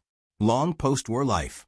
Death in France 1976 under mysterious circumstances. His military career was documented thoroughly. Tactical decisions analyzed. Failures and successes recorded. Missed fuel depot at Stavelot remained his most consequential tactical error. Not moral failing. Not war crime. Just mistake. He looked in wrong place. Assumed wrong thing. Missed opportunity that could have changed battle. That error symbolized larger German failure. Wehrmacht was looking for something that didn't exist. They expected American logistics to work like German logistics. Concentrated depots, formal structures, predictable patterns. But American logistics was different. Distributed. Flexible. Abundant. K-ration symbolized that system. Not reason America won, but representation of why America won. 105 million K-rations produced in 1944 alone, each containing 2,830 calories across 3 individually packaged meals. Manufactured in American factories, safe from bombing. Shipped across Atlantic. Distributed to soldiers fighting on multiple continents simultaneously. German soldiers opened these boxes and saw food. They should have seen industrial capacity, transportation networks, economic system that produced millions of meal packages monthly and delivered them anywhere needed. Small luxuries included chocolate, cigarettes, chewing gum, demonstrated excess capacity. America could afford to add non-essentials because their production was that abundant. German rations by 1944 reflected failing system. Inadequate nutrition, poor quality, irregular distribution, dependence on field kitchens that couldn't always operate. Everything reflected resource scarcity and industrial strain. When Germany surrendered May 1945, Wehrmacht soldiers were starving. Rations had collapsed. Supply systems disintegrated. Many German POWs gained weight in American captivity because they received regular meals for first time in months. One German prisoner said, "When I was captured, I weighed 128 pounds. After 2 years as American POW, I weighed 185. I'd gotten so fat you could no longer see my eyes." American prison camp rations were better than German combat rations. Battle of Bulge ended January 1945. German forces withdrew to starting positions. American forces counterattacked. By March, Allies crossed Rhine. By April, they were surrounding Berlin. By May, Germany surrendered unconditionally. Ardennes offensive consumed Germany's last strategic reserves without achieving strategic objectives. It delayed Allied advances by several weeks. Inflicted casualties, but didn't change war's outcome. Elite units committed to Ardennes were best Germany had left. After offensive, those units were gone, destroyed, scattered, incapable of sustained operations. American forces grew stronger in same period. More divisions arrived from United States. More equipment. More supplies. Logistics system continued functioning efficiently. When Germany surrendered, American forces in Europe were at peak strength and capability. Germany lost World War II because it couldn't sustain modern warfare against opponents with superior industrial and logistical capacity. Strategic errors and tactical mistakes contributed. But fundamental disparity was economic. United States and Soviet Union both possessed industrial economies capable of producing war materials faster than Germany could destroy them. Germany didn't. That disparity determined outcome. American logistics superiority extended beyond rations. Consider vehicle production. United States manufactured 400,000 trucks during war. Germany produced 140,000. American factories delivered 63,000 tanks. German factories delivered 46,000. But German tanks required more maintenance, more fuel, more spare parts. American tanks were simpler, more reliable, easier to maintain in field conditions. Gap widened in aircraft production. America built 300,000 military aircraft during war. Germany built 120,000. American bombers struck German factories with impunity, while American fighters controlled European skies. German aircraft production declined throughout 1944. Despite desperate efforts to increase output, Allied bombing destroyed factories faster than Germany could build new ones. German soldiers at Battle of Bulge understood this disparity. They saw American equipment abandoned intact because retreating forces had no time to destroy it. They captured American supply dumps containing more food and ammunition than they'd seen in months. They wore American uniforms because German logistics couldn't deliver adequate winter clothing. Every interaction with captured American supplies reinforced same lesson. Enemy had everything. Germany had nothing. That knowledge affected German combat effectiveness. Soldiers who know their side is losing fight differently than soldiers who believe victory is possible. German soldiers in December 1944 fought bravely. But bravery has limits when you're cold and hungry, and know that even if you win today's battle, tomorrow will bring more American soldiers with more American supplies. American soldiers had opposite expectations. They knew their logistics system worked. Knew if they were surrounded, supplies would be airdropped. Knew if their unit took casualties, replacements would arrive. Knew wounded would receive proper medical care. That confidence enabled sustained resistance, even in desperate situations. Battle of Bulge demonstrated this repeatedly. American units surrounded at Bastogne received airdrops. American forces pushed back at St. Vith received reinforcements. American casualties were evacuated to hospitals with adequate medical supplies. Logistics system functioned under pressure. German logistics collapsed under same pressure.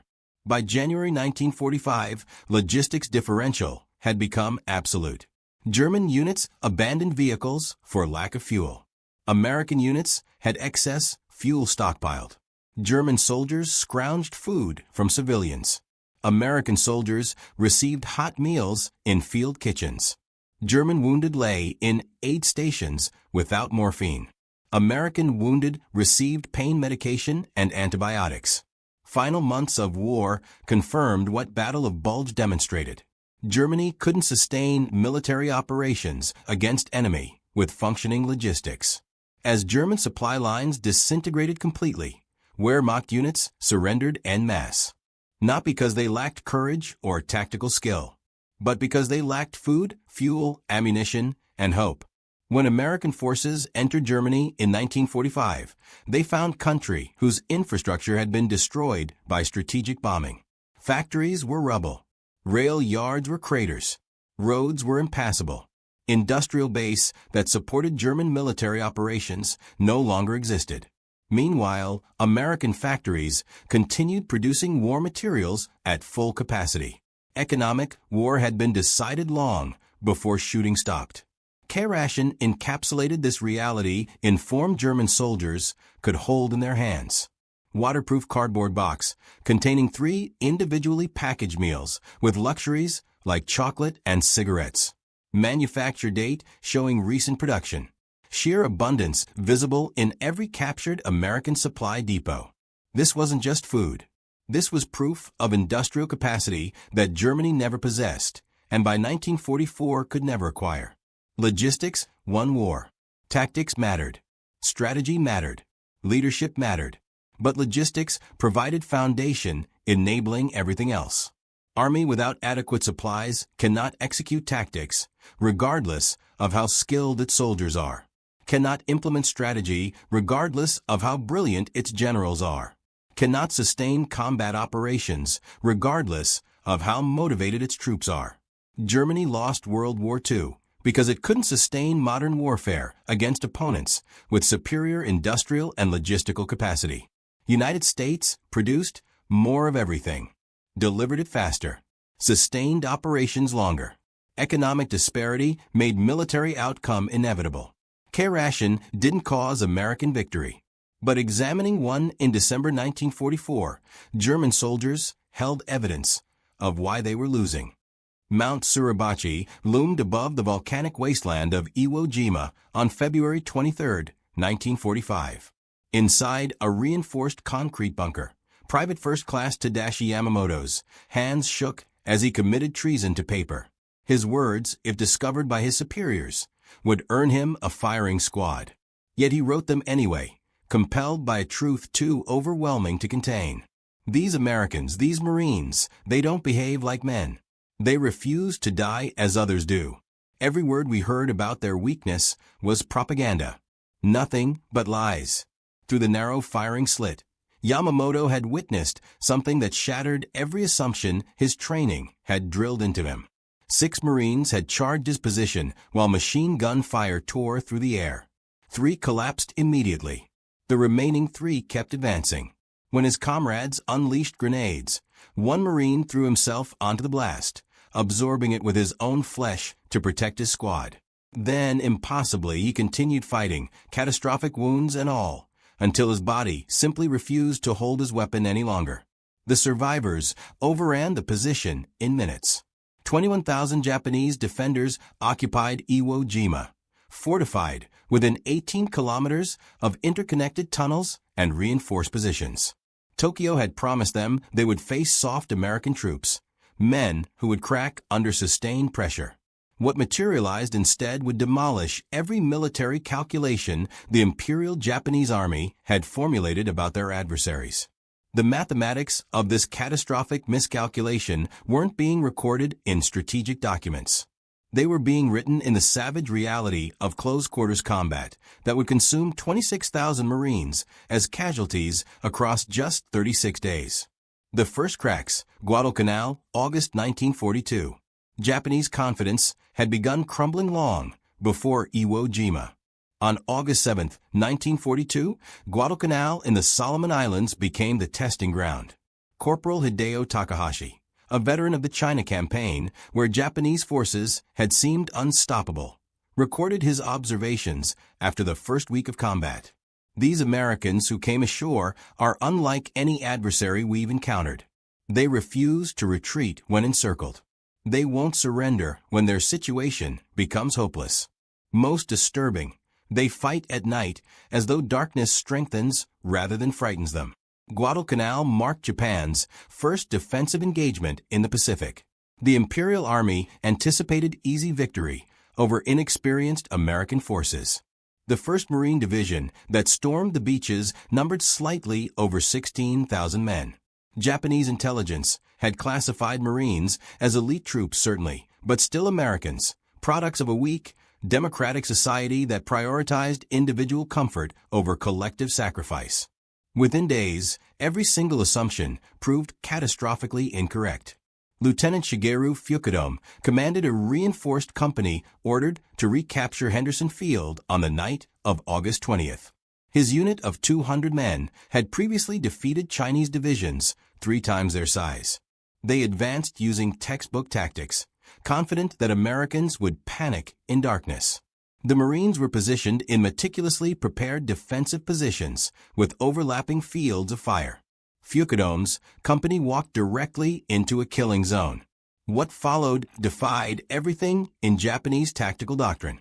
Rather than fortifying their positions and defending, the Marines immediately launched a counterattack into the darkness, wielding automatic weapons with devastating precision. Fukudome's diary, recovered 3 days after his death, recorded his disbelief. They attacked us during the night. We are supposed to be the ones who attack at night. They maneuvered through jungle we considered impassable.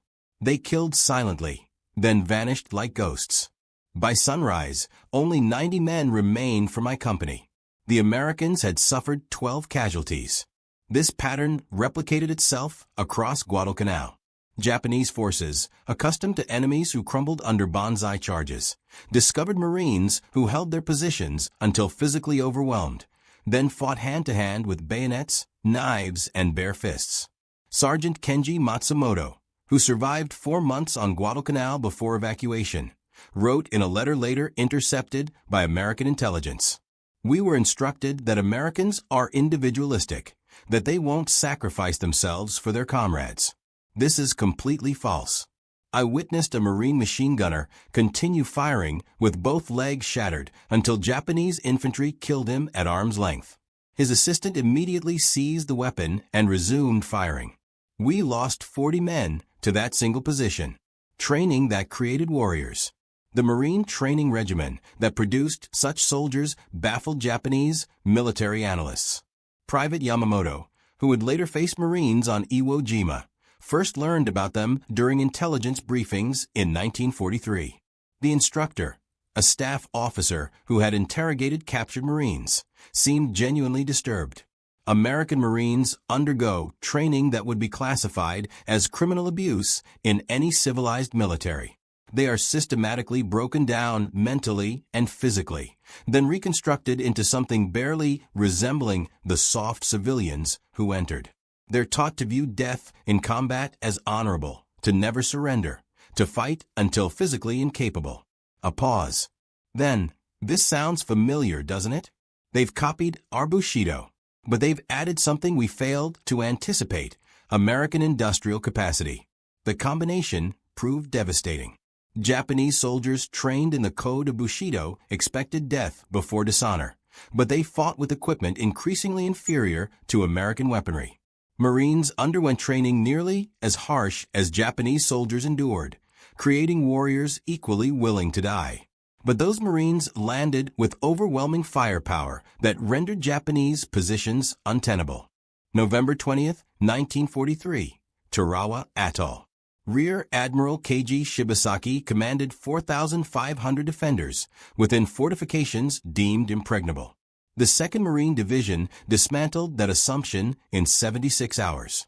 Private First Class Tadashi Ogawa, one of merely 17 Japanese survivors, described to interrogators what he witnessed. The first wave was slaughtered in the water. We killed hundreds. More landing craft arrived. The second wave died on the beach. Still more came. The third wave reached our positions carrying flamethrowers. They didn't stop until either we were dead or they were. The mathematics were merciless. Nearly 6,400 men died on Tarawa in 76 hours. The Marines who survived had demonstrated they would seize any objective regardless of the price demanded. Documents captured on Saipan in 1944 revealed Japanese intelligence assessments describing Marines as shock troops displaying fanatical devotion to objectives. Marines refuse orders to retreat and will counterattack even when tactically disadvantaged. Casualties inflicted on Marines do not degrade unit effectiveness until the unit is completely annihilated. This classification emerged from systematic study. Captain Yoshio Kobayashi, a Guadalcanal survivor, provided detailed comparative analysis. American Army infantry tactics are competent and conventional. The Marines operate differently. They advance aggressively regardless of casualties. They accept casualty rates that would force any rational commander to halt operations. This is unprecedented in modern warfare. The speed of death, Paliliu. The velocity of Marine operations proved as devastating as their firepower. Lieutenant Colonel Kunio Nakagawa, who commanded on Polilliu, constructed defenses based on previous campaigns where American forces paused after amphibious landings. The Marines never paused. They landed September 15th at 8:30 hours and controlled half the airfield by nightfall. Nakagawa's diary recorded his shock. My defensive plan collapsed because it assumed the enemy would act rationally. The Marines do not act rationally. They act with total commitment regardless of circumstances. This total commitment manifested in ways that appeared suicidal to Japanese observers, but proved devastatingly effective. Sergeant Kenji Matsumoto, captured on Bougainville, described witnessing a Marine platoon assault a fortified hilltop position. The approach required crossing open ground swept by machine gun fire from 3 bunkers. Japanese doctrine would have mandated extensive artillery preparation, followed by infantry assault under smoke cover. The Marine lieutenant assessed the position for perhaps 30 seconds, then ordered the assault with 0 preparation. The platoon charged directly into the fire. 7 men fell in the first 20 seconds. The survivors reached the first bunker and destroyed it with grenades and demolition charges. 3 more men fell assaulting the second bunker. The remaining Marines captured it. The third bunker fell to the last 5 men standing. The platoon suffered 12 casualties from 37 men to take a position we considered impregnable. The entire action consumed 4 minutes, from order to completion. This wasn't courage. This was systematic application of acceptable casualties to achieve objectives faster than we could respond. The psychology of acceptable losses. The concept of acceptable casualties horrified Japanese officers trained to value their soldiers' lives within the context of achieving objectives. Marines calculated casualties as the cost of victory and paid that cost without hesitation when the objective warranted it. This created a psychological advantage beyond material superiority. Japanese commanders, knowing Marines would accept 50% casualties to take a position, faced impossible decisions: defend with insufficient force and lose the position, defend with adequate force, but weaken other positions, abandon the position, and cede terrain. Every option led to defeat. The only variable was timing.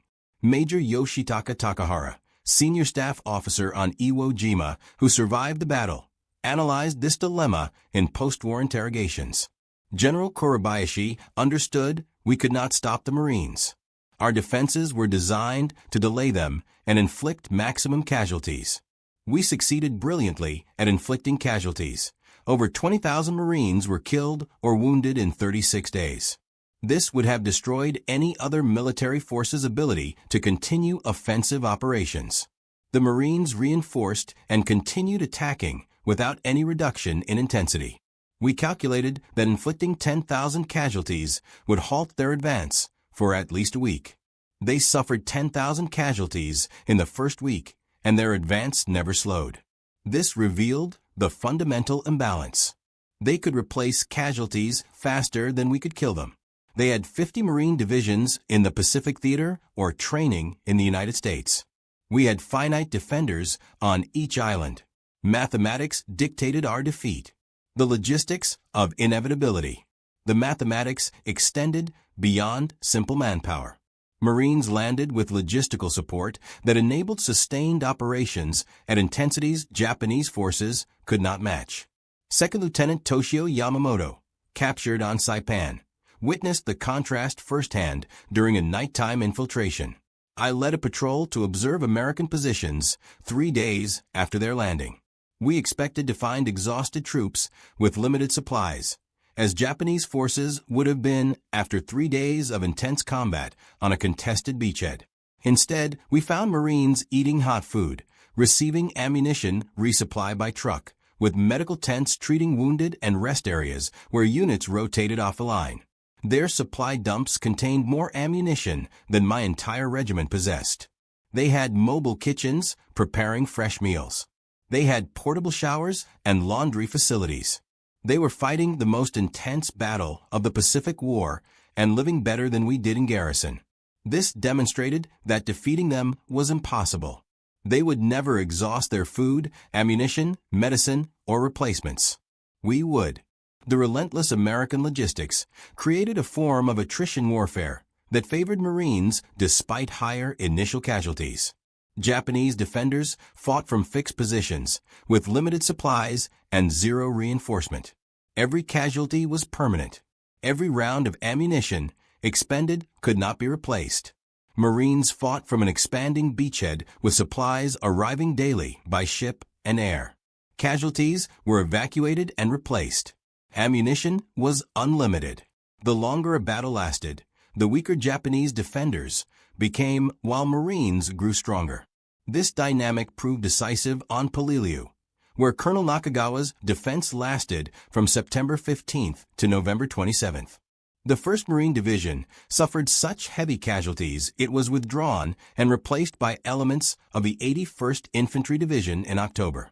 A 2nd Marine Division continued operations until Army units relieved them. The battle that Japanese planners expected to last 1 week consumed 11 weeks. Japanese defenders inflicted over 10,000 American casualties, but the Americans could afford those losses and continue attacking. Japan could not afford to defend every island at such cost. The arithmetic was unsustainable. The grim calculus of defeat. The unsustainability became apparent to Japanese military leadership by mid-1944. Intelligence summaries distributed to garrison commanders acknowledged that Marines could not be stopped, only delayed. One document captured on Tinian provided guidance that revealed complete abandonment of any hope for victory. When defending against Marine assault, do not expect to hold positions indefinitely. The objective is to delay the American advance sufficiently to enable other strategic objectives.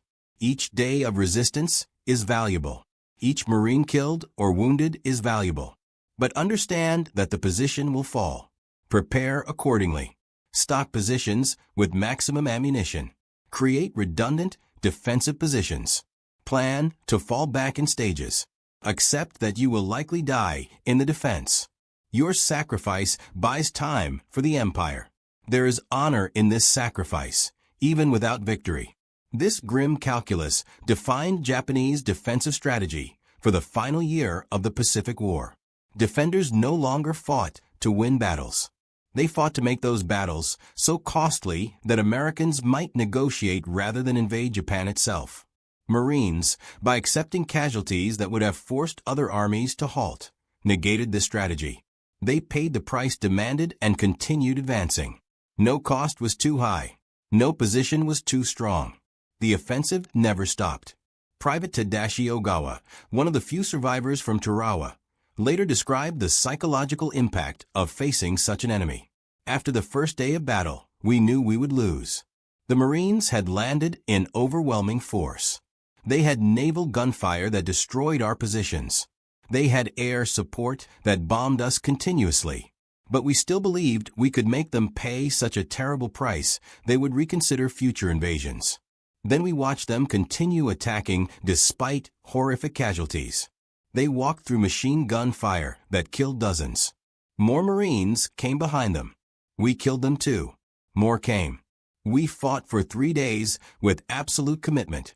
We inflicted thousands of casualties. We died almost to the last man, and the Marines took Tarawa on schedule. They paid the price we demanded and continued their advance across the Pacific. That was when we understood the war was lost. An enemy who will pay any price to win cannot be defeated by making victory expensive. The spread of realization. This realization spread through the Japanese military as survivors from each battle carried their experiences to the next. By the time Marines landed on Iwo Jima in February 1945, every Japanese defender knew they faced the most implacable enemy in the Pacific. They knew they would die. They knew the Marines would take the island. The only question was how many Marines would die with them. General Kurabayashi's defensive plan accepted these realities and built strategy around them. His orders to troops acknowledged what official propaganda denied. We cannot win this battle. We can only make the Americans bleed for every meter of ground. That is our mission. Accept death. Inflict casualties. Delay their advance. This is how we serve the empire in its darkest hour. This assessment proved accurate in battle after battle. The Raiders, terror in the darkness. Before Kurabayashi's theories were tested on Iwo Jima, Marine Raiders had demonstrated capabilities beyond standard excellence. These elite units conducted deep penetration operations that created terror disproportionate to their small numbers. Japanese forces discovered that Raiders operated in darkness with devastating effectiveness. Colonel Kayaneo Ichiki learned this fatally on Guadalcanal in August 1942. His 900 men had defeated Chinese forces through aggressive night attacks. Japanese doctrine held that Americans feared darkness. Ichiki planned a textbook night assault against Marine positions on the Tenere River. Raiders from the 1st Marine Raider Battalion waited in prepared positions. Ichiki's force waded into the river at 1:30 hours on August 21st. Raiders opened fire at point-blank range with automatic weapons supported by pre-registered artillery. The battle lasted 20 minutes. Japanese casualties exceeded 700 killed. Marine casualties numbered 35. The Raiders were eventually disbanded and integrated into regular Marine divisions in 1944, but their tactics spread throughout the Corps. By then, standard Marine infantry employed techniques Raiders had pioneered. Night patrols probed continuously. Small units made independent decisions. Communications allowed unprecedented coordination. The result was an enemy that fought 24 hours per day with intensity Japanese forces could not sustain. Corporal Hideo Takahashi, who fought on 3 islands before his capture on Okinawa, summarized the experience. The Marines never stopped. Day attacks with overwhelming firepower. Night attacks by small units infiltrating our positions.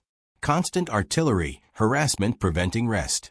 Air attacks throughout daylight hours. We were under pressure continuously from landing to defeat. Japanese forces traditionally controlled the night and could rest and regroup after daylight battles. Against the Marines, there was no rest. There was no safe time. There was only continuous combat until we were dead or captured. This was industrial warfare applied without mercy. The industrial aspect. The industrial nature of Marine operations fascinated and terrified Japanese military analysts. Unlike Japanese forces that relied on spirit and individual sacrifice to overcome material limitations, Marines systematically applied maximum force to every problem. When faced with a fortified position, they did not rely on courage or clever tactics. They identified the position, called an artillery that fired hundreds of shells to destroy it, brought forward tanks with flamethrowers to burn out survivors, then sent infantry to secure the position. If resistance continued, naval gunfire from destroyers or battleships would obliterate the entire area. This methodical destruction was horrifying in its efficiency. Second Lieutenant Saburo Endo, an artillery forward observer on Saipan, watched Marine combined arms tactics during the June 1944 invasion. His diary recorded detailed observations. The Marines landed under covering fire from warships that fired continuously for 3 hours before the first landing craft touched the beach. Aircraft bombed our positions for 2 hours before the landing. When Marines came ashore, every movement was supported by tanks, artillery, naval gunfire, and airstrikes. They advanced slowly and carefully, destroying everything in their path. When we stopped them at prepared positions, they called in battleship fire that literally erased hills from the landscape. They did not try to overcome our positions through courage or clever tactics. They used overwhelming force to eliminate the positions, then advanced. This is not warfare as we understand it. This is industrial destruction applied systematically until resistance becomes impossible. We fought with rifles and light machine guns. They fought with an entire industrial nation's resources. Endo's observations captured what many Japanese soldiers realized too late. The Pacific War was not a test of warrior spirit or tactical excellence. It was a contest between Imperial Japan's limited industrial base and America's overwhelming production capacity. Marines were the cutting edge of that production capacity. Warriors trained to exploit American advantages ruthlessly while accepting casualties that leveraged superior numbers and replacements. Against such an enemy, Japanese courage and tactical skill meant nothing. The outcome was mathematically determined from the start. Only the duration and cost remained variable. Iwo Jima, Kurabayashi's defense.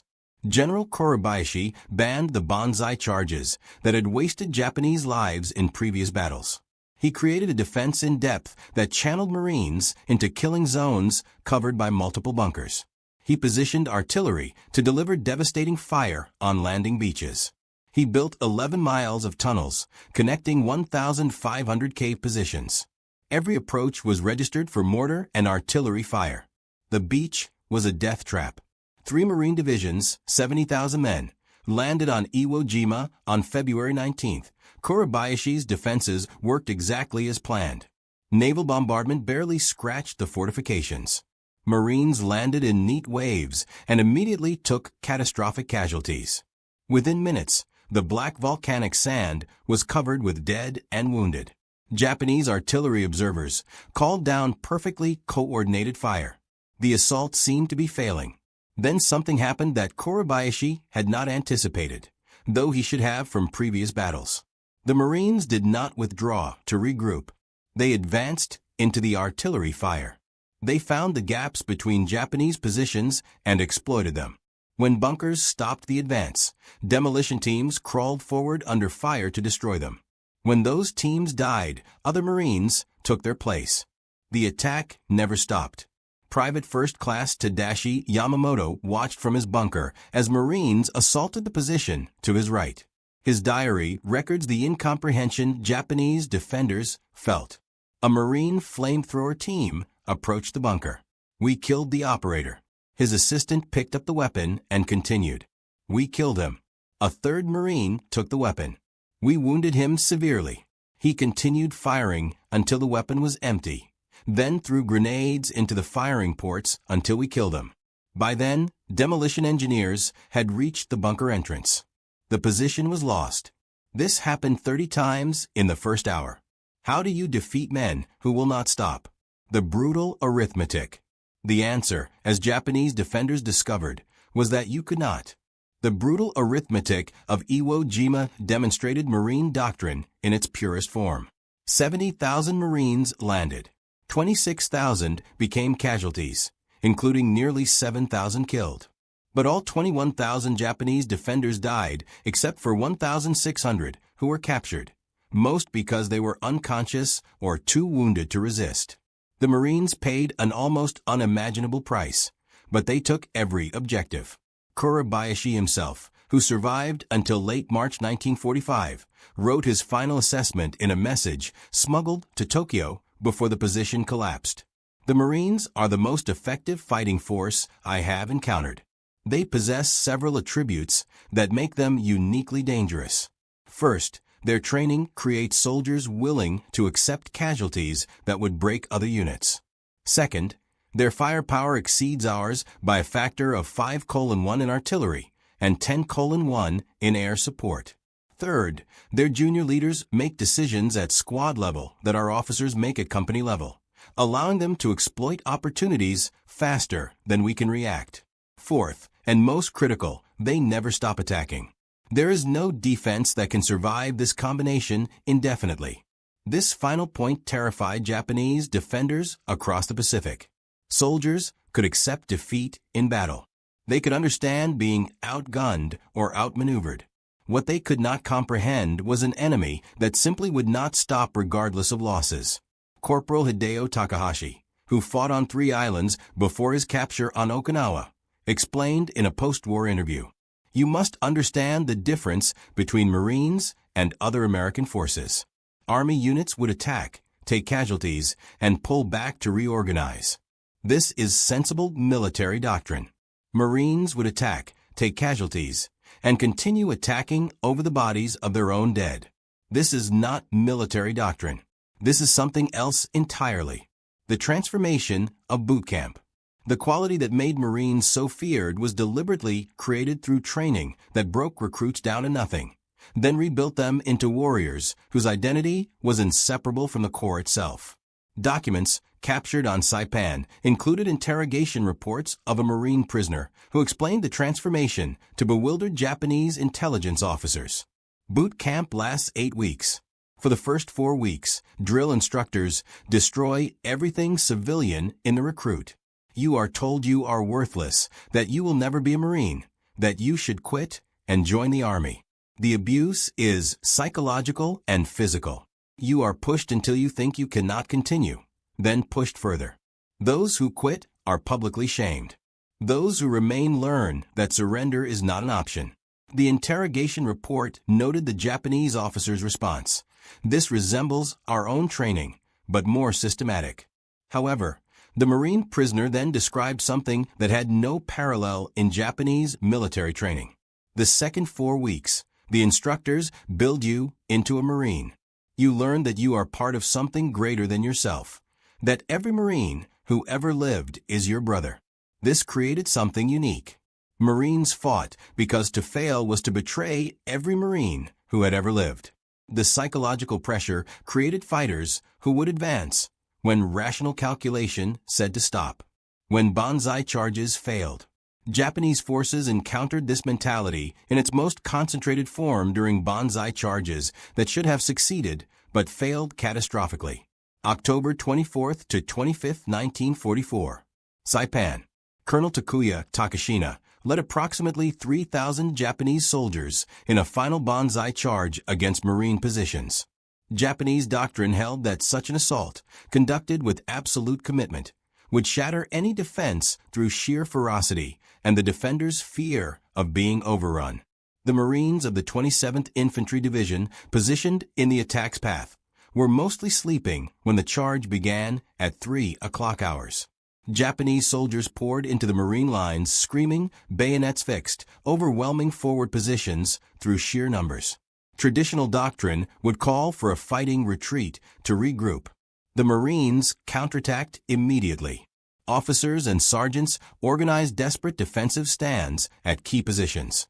Marines used every weapon available, from artillery firing at point-blank range to trench knives in hand-to-hand combat. The fighting lasted 4 hours.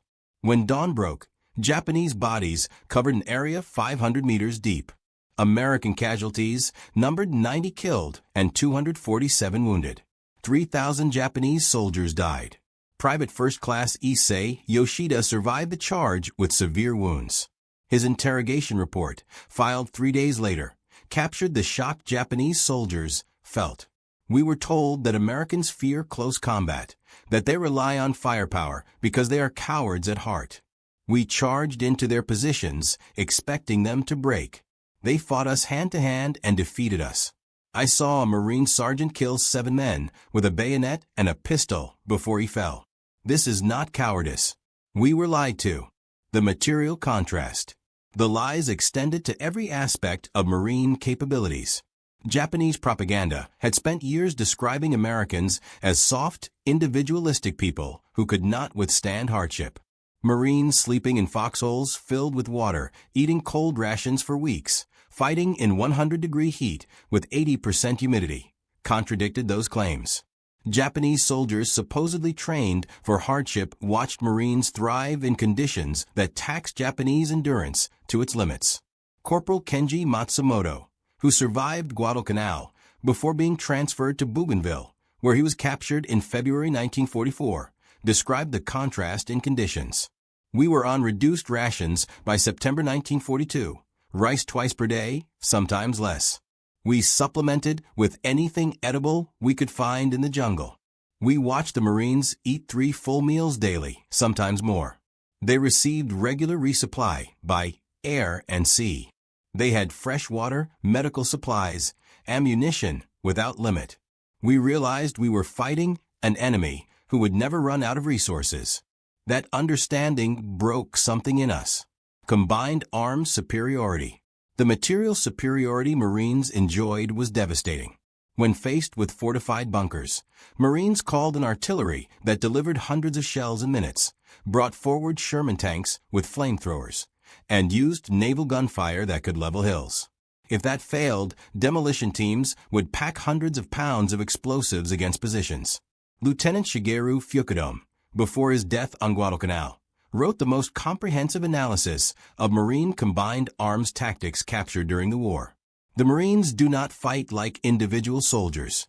They fight like parts of a single machine. Riflemen fix our position. Machine gunners suppress our fire. Mortars deliver smoke to blind our observers. Artillery destroys our bunkers. Tanks advance with infantry following. Aircraft bomb any position artillery cannot reach. This happens within minutes of contact, coordinated by junior officers using radios we do not possess. We cannot counter this because we cannot coordinate at the same speed. By the time our commander understands the situation and issues orders, the Marines have already moved to exploit our weakness. Decentralized decision-making. This speed of execution was possible because Marines delegated authority to the lowest possible level. Sergeants made decisions that Japanese doctrine reserved for captains. Corporals led assaults that required a lieutenant's authority in the Imperial Japanese Army. The result was an enemy that adapted faster than Japanese forces could react. When a bunker stopped a Marine advance, a sergeant would immediately redirect the attack through a different approach while calling in supporting fire, all without waiting for orders from above. Japanese defenders often found themselves fighting enemies who appeared in unexpected directions because Marines had identified and exploited weaknesses before Japanese commanders recognized they existed. The most feared weapon. The most feared Marine weapon was not rifles or artillery. It was the flamethrower. Japanese soldiers trained to die honorably in combat discovered that flamethrowers offered no honorable death. Corporal Hideo Takahashi, captured on Okinawa with burns covering 40% of his body, described the psychological impact.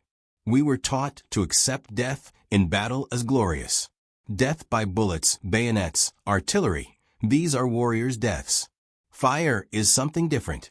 You watch flames approach your position. You smell comrades burning alive. You hear the screaming. There is no glory in this death. It is industrial slaughter. This is what the Marines understood that we did not. Modern war has no place for glory. It is about killing the enemy as efficiently as possible using the best tools available. The intelligence assessment. This realization came too late for most Japanese defenders. By 1944, every Japanese soldier in the Pacific knew that facing Marines meant facing the most lethal combination of training, equipment, and doctrine the Americans possessed. Intelligence reports distributed to garrison forces described Marines with a mixture of respect and dread that bordered on superstition. One document captured on Tinian in July 1944 provided detailed guidance on defending against Marine assaults. The report acknowledged several facts that contradicted years of Japanese propaganda. First, Marines are physically larger and stronger than Japanese soldiers on average due to superior nutrition since childhood. Second, Marines receive more ammunition, better weapons, and more reliable equipment than Imperial Japanese Army troops. Third, Marine training emphasizes marksmanship to a degree unmatched by Japanese forces. The average Marine rifleman can hit targets at ranges where our soldiers cannot. Fourth, Marines operate with air and naval support that we cannot match or counter. Fifth, and most critically, Marines are trained to believe surrender is unacceptable. They will fight to death or victory. There is no third option. The report then provided tactical guidance that revealed how thoroughly Japanese confidence had collapsed. When facing Marines, do not expect them to retreat. Do not assume casualties will degrade their morale. Do not believe superiority in numbers provides an advantage, as their firepower negates numerical superiority.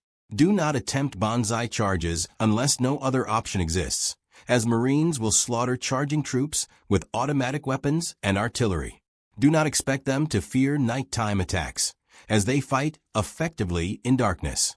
The only effective defense is prepared positions protected by interlocking fields of fire, with multiple fallback positions prepared in advance, and with the understanding that the position will eventually fall. The goal is not to stop the Marines, but to exact maximum casualties before the position is overrun. Kuribayashi's clear-eyed assessment. This defensive doctrine acknowledged reality, but offered no path to victory. General Tadamaki Kuribayashi, preparing Iwo Jima's defenses in early 1945, understood this perfectly. He wrote to his wife in January, 1 month before the invasion, "I am asked to defend Iwo Jima against American Marines. This is a mathematical problem with only one solution. The Marines will land with 70,000 men. They will have complete control of sea and air. They will bring unlimited ammunition and supplies. They will attack until Iwo Jima falls. My mission is not to defeat them. That is impossible. My mission is to make them pay such a terrible price that the Americans will reconsider invading the home islands. Every day I keep them fighting is a day the Empire has to prepare. Every Marine killed is one less enemy in the final battle." Kuribayashi's strategy reflected the evolution of Japanese defensive doctrine from confident aggression to desperate attrition. The flaw in the strategy. The Marines who landed on Iwo Jima on February 19th faced defenses designed not to repel them, but to bleed them in ways that would destroy American resolve. Every bunker was positioned to require direct assault. Every cave entrance was covered by multiple firing positions. Every meter of ground cost lives to take. The strategy failed because it misunderstood Marine culture. High casualties did not break Marine morale. They reinforced it. Every fallen Marine demanded vengeance. Every day of brutal combat strengthened survivors' determination to win.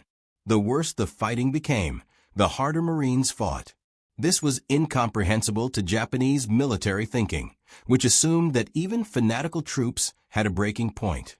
Private First Class Tadashi Yamamoto, who survived until March 10th before dying in his bunker, wrote his final diary entry the night before. "Tomorrow the Marines will reach this position. We have killed hundreds of them in the past 3 weeks. More arrive every day. They do not weaken. They do not slow down. They do not stop. I thought our spirit was stronger than American materialism. I was wrong. The Marines have both spirit and material. They have courage equal to ours combined with weapons and supplies we cannot match. They are what we claim to be. We are what we claimed they were. This is the truth we die knowing." His bunker was destroyed the next morning by a Marine demolition team after a 6-hour battle that killed all 11 defenders and wounded 3 Marines. The position delayed the Marine advance by exactly 40 minutes before being bypassed by other units that continued advancing while combat engineers reduced the bunker. The pattern of futility.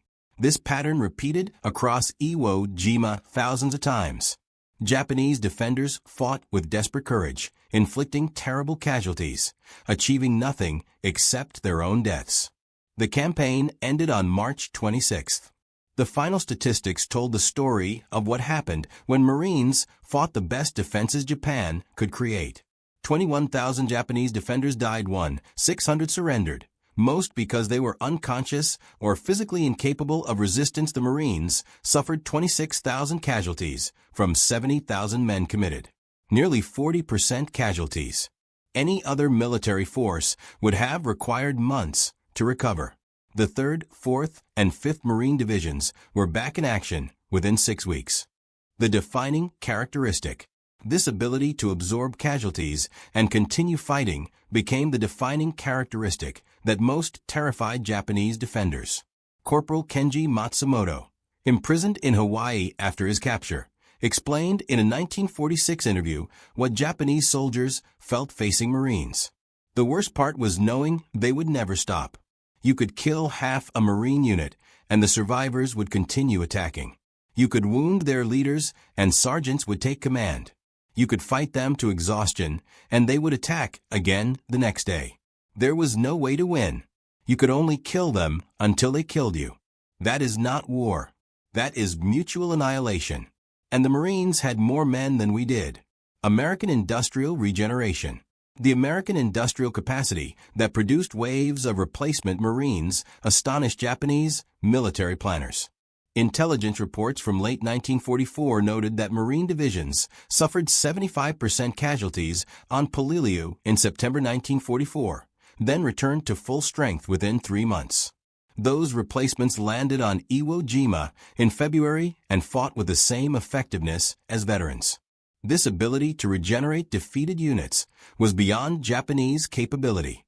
The Imperial Japanese Army had no comparable training system, no replacement pipeline that could maintain unit quality while absorbing catastrophic losses. American efficiency extended to every aspect of Marine operations.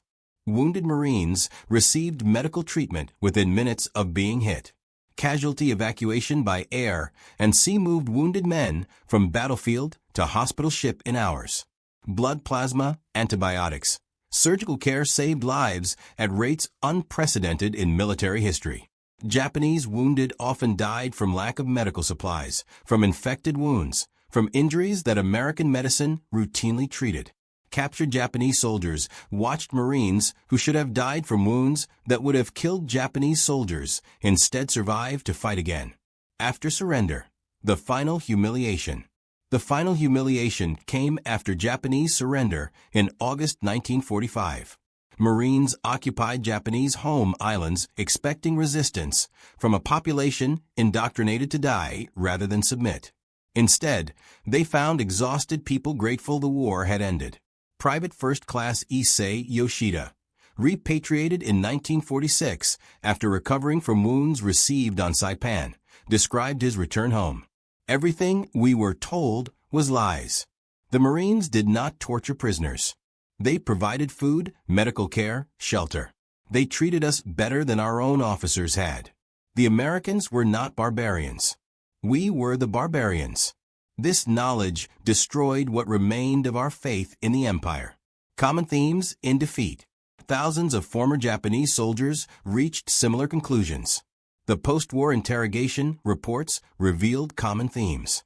Respect for Marine fighting qualities, bitterness toward Japanese leadership that had lied about American capabilities, recognition that the war had been hopeless from the start because Japan could not match American industrial capacity or the fighting quality of troops like the Marines.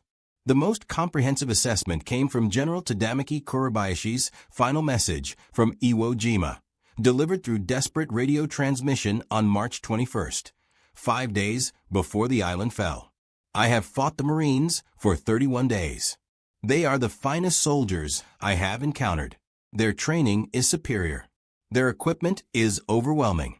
Their courage equals ours. And their numbers are endless. Japan cannot defeat such an enemy. We can only die fighting them and hope that our sacrifice buys time for peace negotiations that preserve something of our nation. To my fellow officers preparing to defend the home islands, know this: the Marines will come. You cannot stop them. You can only make them pay in blood for every meter of ground. Perhaps if the price is high enough, they will negotiate rather than destroy everything. That is our only hope. The hope that died. That hope died with the atomic bombs in August. But Kurabayashi's assessment of Marines proved accurate. They were the tip of the spear that broke Japanese defensive lines across the Pacific. They paid a terrible price, with casualty rates that would have destroyed lesser organizations. But they never broke, never retreated, never surrendered an objective. They were exactly what Japanese propaganda had claimed the Imperial Japanese Army was: invincible warriors who would fight to death before accepting defeat. The final irony. The final irony was that Marines achieved this through systematic training and overwhelming material support, not through mystical warrior spirit or racial superiority. They proved that modern warfare required both courage and industrial capacity, both training and technology, both individual sacrifice and national resources. Japan had courage and training. America had everything. The Marines embodied that totality in a way no other American unit matched. Japanese veterans recognized this distinction. Corporal Hideo Takahashi, interviewed in 1975 as an old man, summarized what his generation learned fighting Marines. We were taught that spirit conquers material, that our will to die made us invincible. The Marines taught us that spirit plus material conquers spirit alone. They were as willing to die as we were, but they had Sherman tanks and naval gunfire and unlimited ammunition and air supremacy and medical care and food and all the resources of America behind them. We had our rifles and our courage and promises of victory. That was not enough. It was never going to be enough. The Marines proved that on every island they took. The statistical record supports this conclusion. Marines fought in every major Pacific campaign from Guadalcanal in August 1942 to Okinawa in June 1945. They suffered 86,000 casualties, including 19,500 killed. But they never failed to take an objective, never abandoned a position once captured, never gave Japanese forces reason to believe Marines could be defeated through superior tactics or fighting spirit. The price was terrible. The results were absolute. Post-war analysis. Japanese military analysts studying Marine operations after the war reached unanimous conclusions.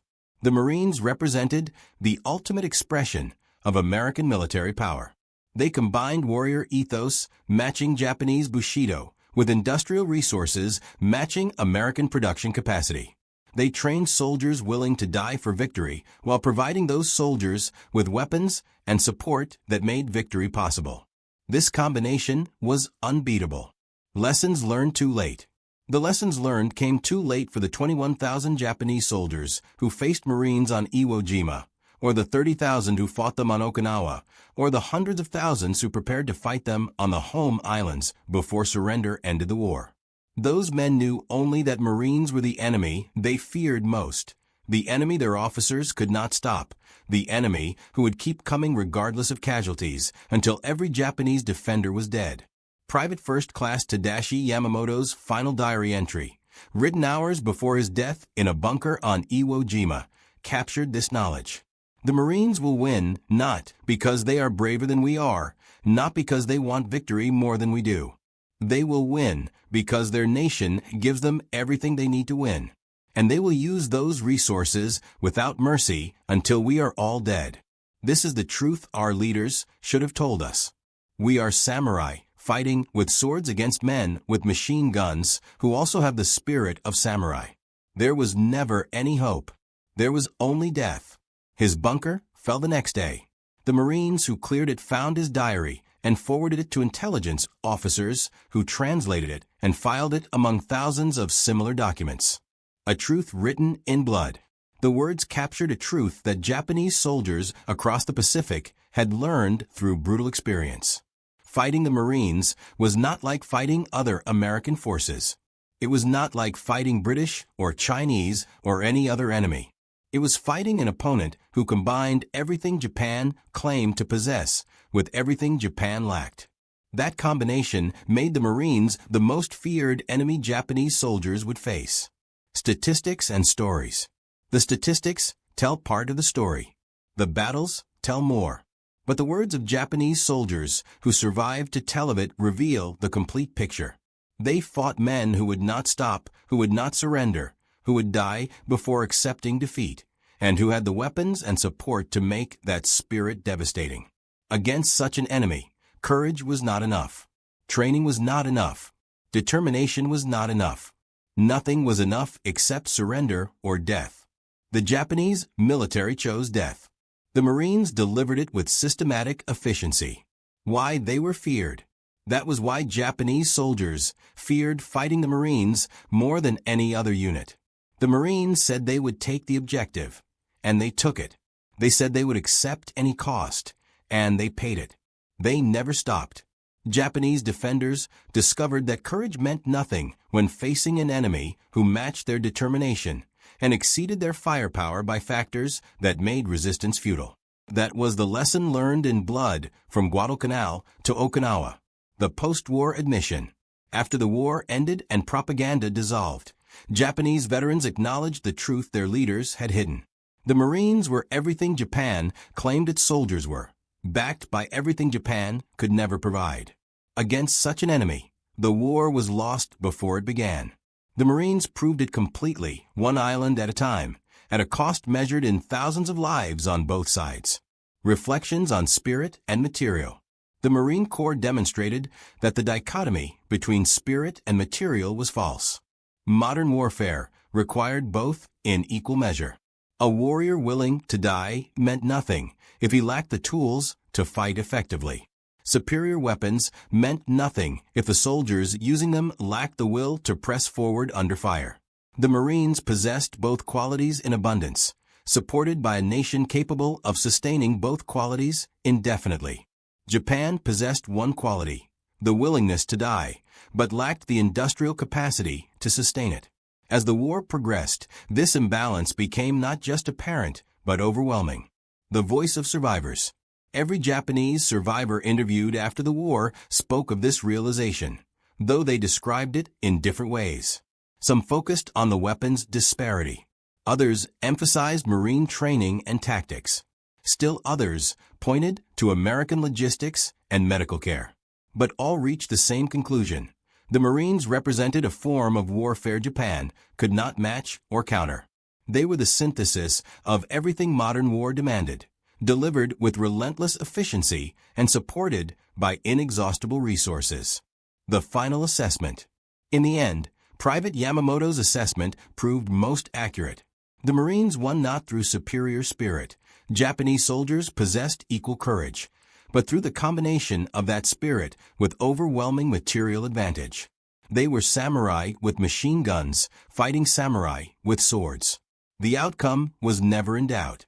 Only the cost remained to be calculated, and that cost was measured in tens of thousands of lives on both sides.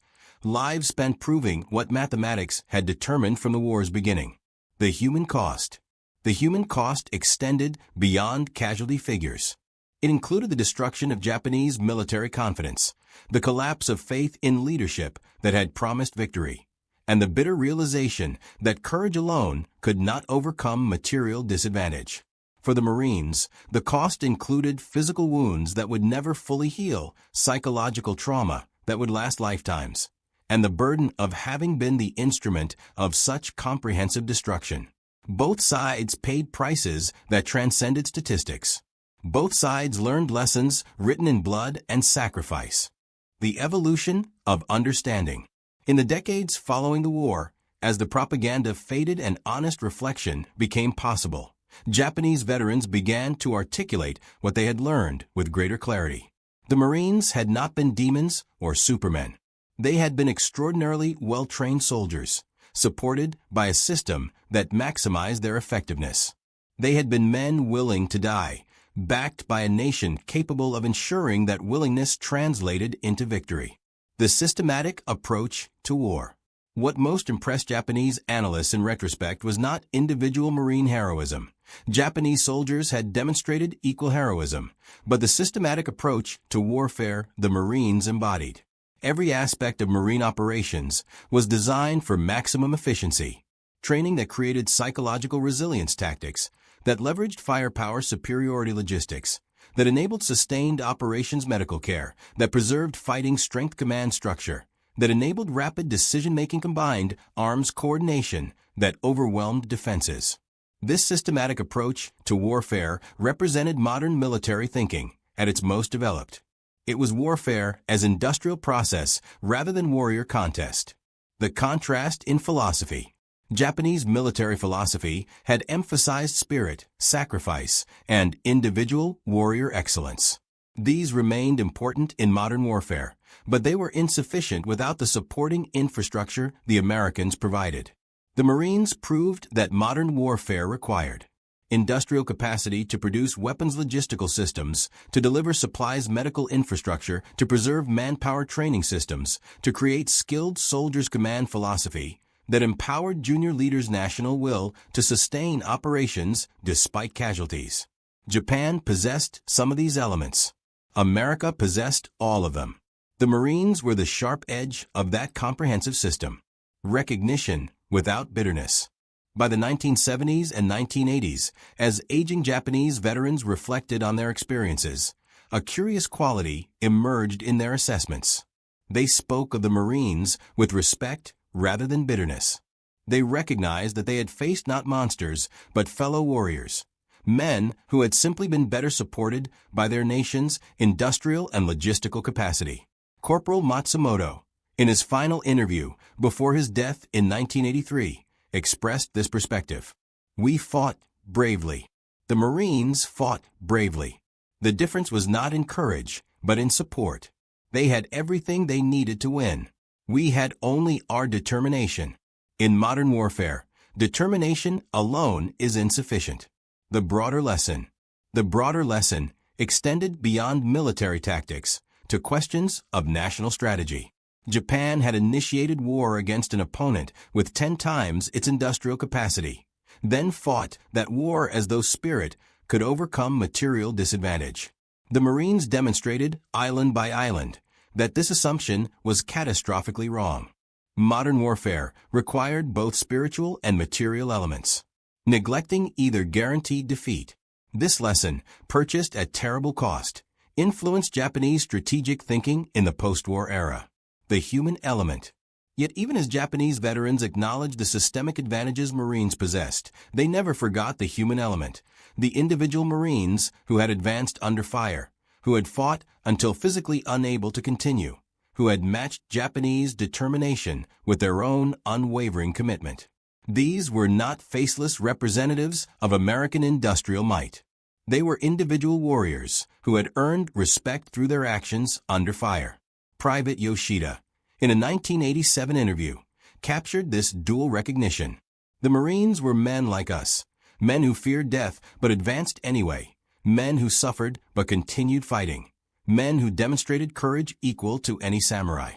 But unlike us, they were supported by a nation that gave them the tools to make their courage effective. That was the difference that mattered. The final word. In the end, the Japanese perspective on fighting the Marines came down to a simple recognition.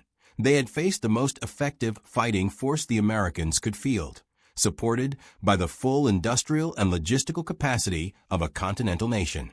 Against such opposition, Japanese defenders had fought with desperate courage, inflicting casualties that would have stopped any other adversary. But the Marines were not like any other adversary. They absorbed those casualties, reinforced, and continued advancing until every objective was secured.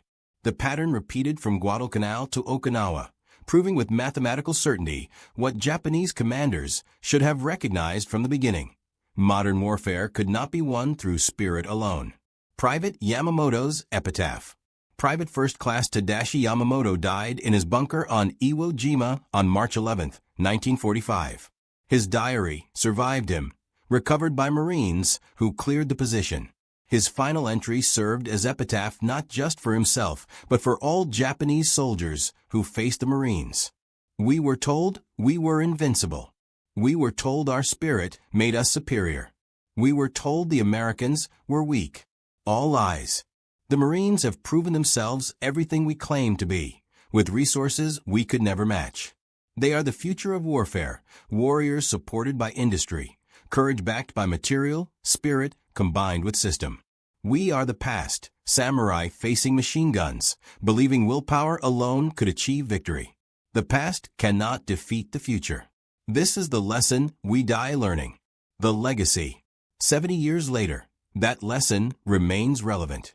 The Pacific War demonstrated conclusively that modern warfare requires the synthesis of human courage and industrial capacity, tactical skill and technological superiority, individual sacrifice and systemic support. The Marines embodied that synthesis. They were neither the demons Japanese propaganda had described nor the soft Americans that same propaganda had promised. They were warriors equal to Japanese soldiers in courage, superior in training, and overwhelmingly superior in support. Against such an enemy, Japanese defenders learned there could be only one outcome. The only variable was how long it took to reach that inevitable conclusion and how many lives it would cost on both sides. The answer proved to be longer than anyone expected and more costly than anyone imagined. But the outcome was never truly in doubt. The Marines would advance. The Marines would pay whatever price victory demanded. The Marines would take their objectives. And Japanese defenders, no matter how brave, no matter how determined, could not stop them. That was the truth Japanese soldiers learned, island by island, battle by battle, from August 1942 to August 1945. It was a truth purchased in blood and carved into history through sacrifice on both sides. It was the truth that defined the Pacific War and shaped the world that followed. This narrative is based on translated diary entries, interrogation reports, and post-war interviews with Japanese veterans who fought against U.S. Marines during World War II. Their perspectives, preserved in military archives, provide insight into how Japanese soldiers perceived and understood the enemy they faced across the Pacific theater. Oberleutnant Ralph Hermikin couldn't suppress his amusement. Through the pristine canopy of his Focke-Wulf 190A5, he watched the clumsy American fighters struggling upward through the thin air. The 26-year-old veteran keyed his radio. "They've sent us flying milk bottles." His wingman's laughter crackled through the static. Below, 16 P-47C Thunderbolts from the 4th Fighter Group clawed for altitude. Their Pratt & Whitney are 2,800 double Wasp engines, each delivering 2,000 horsepower, strained against 7 tons of aircraft. To Luftwaffe eyes accustomed to sleek Spitfires and nimble Soviet fighters, these barrel-shaped American machines seemed almost absurd. Greenhouse canopies sat atop corpulent fuselages. Wings appeared undersized for their massive bodies. Their propellers dwarfed anything in German service. What Hermikin couldn't know, what no circling German pilot could imagine, was that they were witnessing the arrival of the weapon that would systematically annihilate Luftwaffe fighter forces. Within 18 months, these objects of mockery would become instruments of terror. Their 8.50 caliber Browning machine guns would become the most dreaded sound in German skies. The mathematics of destruction were already loaded into those broad wings. 3,400 rounds of ammunition, a combined rate of fire reaching 6,000 rounds per minute, sufficient concentrated firepower to saw a Messerschmitt in half within 2 seconds. Major Donald Blakesley, commanding the 335th Fighter Squadron, spotted the German formation positioning for attack. The former Eagle Squadron veteran had transferred from RAF Spitfires weeks earlier. He understood what his men hadn't yet learned. Survival in the P-47 required abandoning everything conventional about air combat. The Thunderbolt represented radical departure from fighter design philosophy. While Germans pursued lightweight interceptors optimized for climb and turn performance, Republic Aviation had created something unprecedented, a high-altitude juggernaut using mass, power, and firepower to redefine aerial warfare rules. Among the 56 American pilots spread across French skies that morning were future legends, men whose names would terrorize Luftwaffe veterans. But on April 8, 1943, they were novices in an untested machine, facing the world's most experienced fighter force. The Germans had fought continuously since 1939, veterans of Poland, France, Britain, and Russia. The Americans had exactly 0 days of combat experience. This is how industrial logic defeated tactical brilliance. How quantity and quality merged into overwhelming superiority. How German laughter transformed into terror upon discovering what synchronized Browning machine guns could accomplish at 400 yards. The monster's birth. The Republic P-47 Thunderbolt emerged from June 1940 panic. As German fighters swept across France, Alexander Kartveli, Republic Aviation's Georgian-born chief designer, received urgent specifications from the U.S. Army Air Corps. They wanted a high-altitude interceptor capable of matching the Luftwaffe's best. What Kartveli designed instead was a monster that redefined possibility. It will be a dinosaur, Kartveli admitted to his design team. But it will be a dinosaur with excellent proportions. The XP-47B prototype that first flew on May 6, 1941, shocked everyone. At 9,900 pounds empty, it weighed 65% more than its predecessor, the P-43 Lancer. The massive turbo supercharger system, with complex ducting running through the rear fuselage, gave it an almost pregnant appearance. Test pilots approaching it invariably asked, "This thing actually flies?" Not only did it fly, it flew like nothing else at altitude. The Pratt & Whitney R-2800 double Wasp engine, an 18-cylinder radial producing 2,000 horsepower, could maintain full power at 27,000 feet, where German fighters gasped for air. The turbo supercharger, fed by exhaust gases, delivered sea-level performance in the stratosphere, where air was too thin for conventional superchargers. Major Hubert Hub Zemke, commanding the 56th Fighter Group training at Bridgeport, Connecticut, initially despised the aircraft. His unit lost 18 pilots and 41 aircraft in training accidents between September 1942 and January 1943. The P-47 killed more Americans in training than Germans would in the first months of combat. It ground-looped on landing. It torque-rolled on takeoff. It dove with such enthusiasm that pilots discovered compressibility, their controls freezing as shock waves formed on wings. But those who mastered it discovered something extraordinary. Lieutenant Robert Johnson, a farm boy from Oklahoma who would become one of America's top aces with 27 victories, described his first flight. It was like strapping yourself to a locomotive. The power was unbelievable. You didn't fly it, you aimed it. Early combat, confirming German prejudice. The first combat encounters in April and May 1943 confirmed every German prejudice. The P-47s couldn't turn with Focke-Wulf 190s. Couldn't climb with Messerschmitt 109s. Couldn't match their nimble handling at medium altitudes. Luftwaffe pilots quickly developed tactics exploiting these weaknesses, attacking from below where heavy Thunderbolts struggled, forcing turning fights where agility mattered more than firepower. Hauptmann Joseph Pips Priller, commanding officer of Jägerschwader 26, reported to headquarters after his first encounter. The new American fighter is meat for the slaughter. It flies like a truck, turns like a freight train, and climbs like a pregnant cow. Our boys are calling them Indianer, fat targets pretending to be warriors. Statistics seem to confirm German confidence. In their first month of operations, American fighter groups lost 14 Thunderbolts, for only 3 confirmed German kills. The RAF, observing from their Spitfire squadrons, quietly suggested Americans might reconsider their choice of mount. British pilots joked that the best evasive maneuver in a P-47 was to unstrap and run around the roomy cockpit. June 26, 1943, over Laval, France. Something strange was happening in those early encounters that German intelligence failed to notice. P-47s that were shot down had absorbed incredible punishment before falling. One aircraft returned from a May 4th mission with 21 cannon holes and over 100 machine gun strikes, damage that would have disintegrated a Messerschmitt or Spitfire.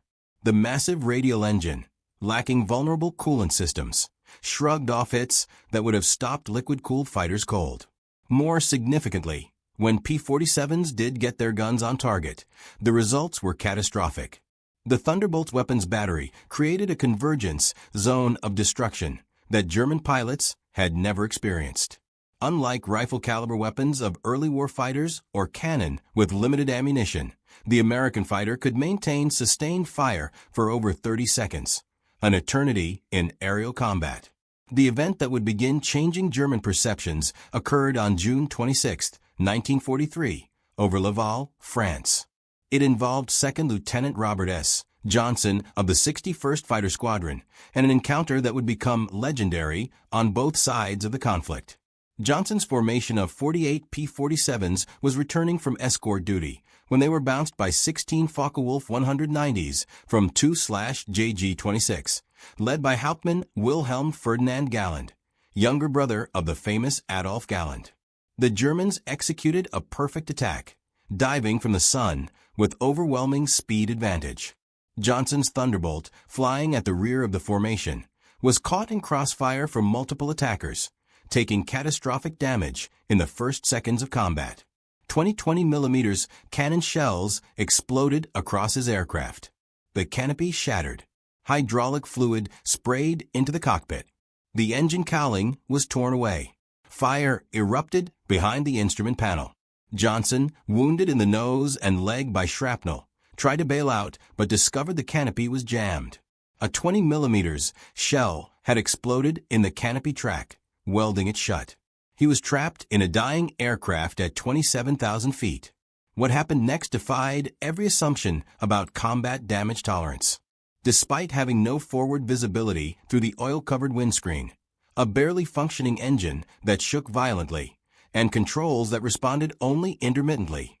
Johnson managed to level the aircraft and point it toward England. The P-47 continued flying with damage that would have reduced any other fighter to falling debris. Then it got worse. A lone Focke-Wulf 190, flown by an unknown pilot from 2/JG-26, discovered the crippled Thunderbolt limping toward the Channel at less than 170 miles per hour. Historical research has never definitively identified this pilot, though several names have been proposed based on German combat reports from that day. What followed was one of the most extraordinary encounters in aerial warfare history. The German pilot positioned himself behind Johnson's P-47 and opened fire with his four 20mm cannon and two 13mm machine guns. Johnson, unable to evade, could only huddle behind his armor plate and pray.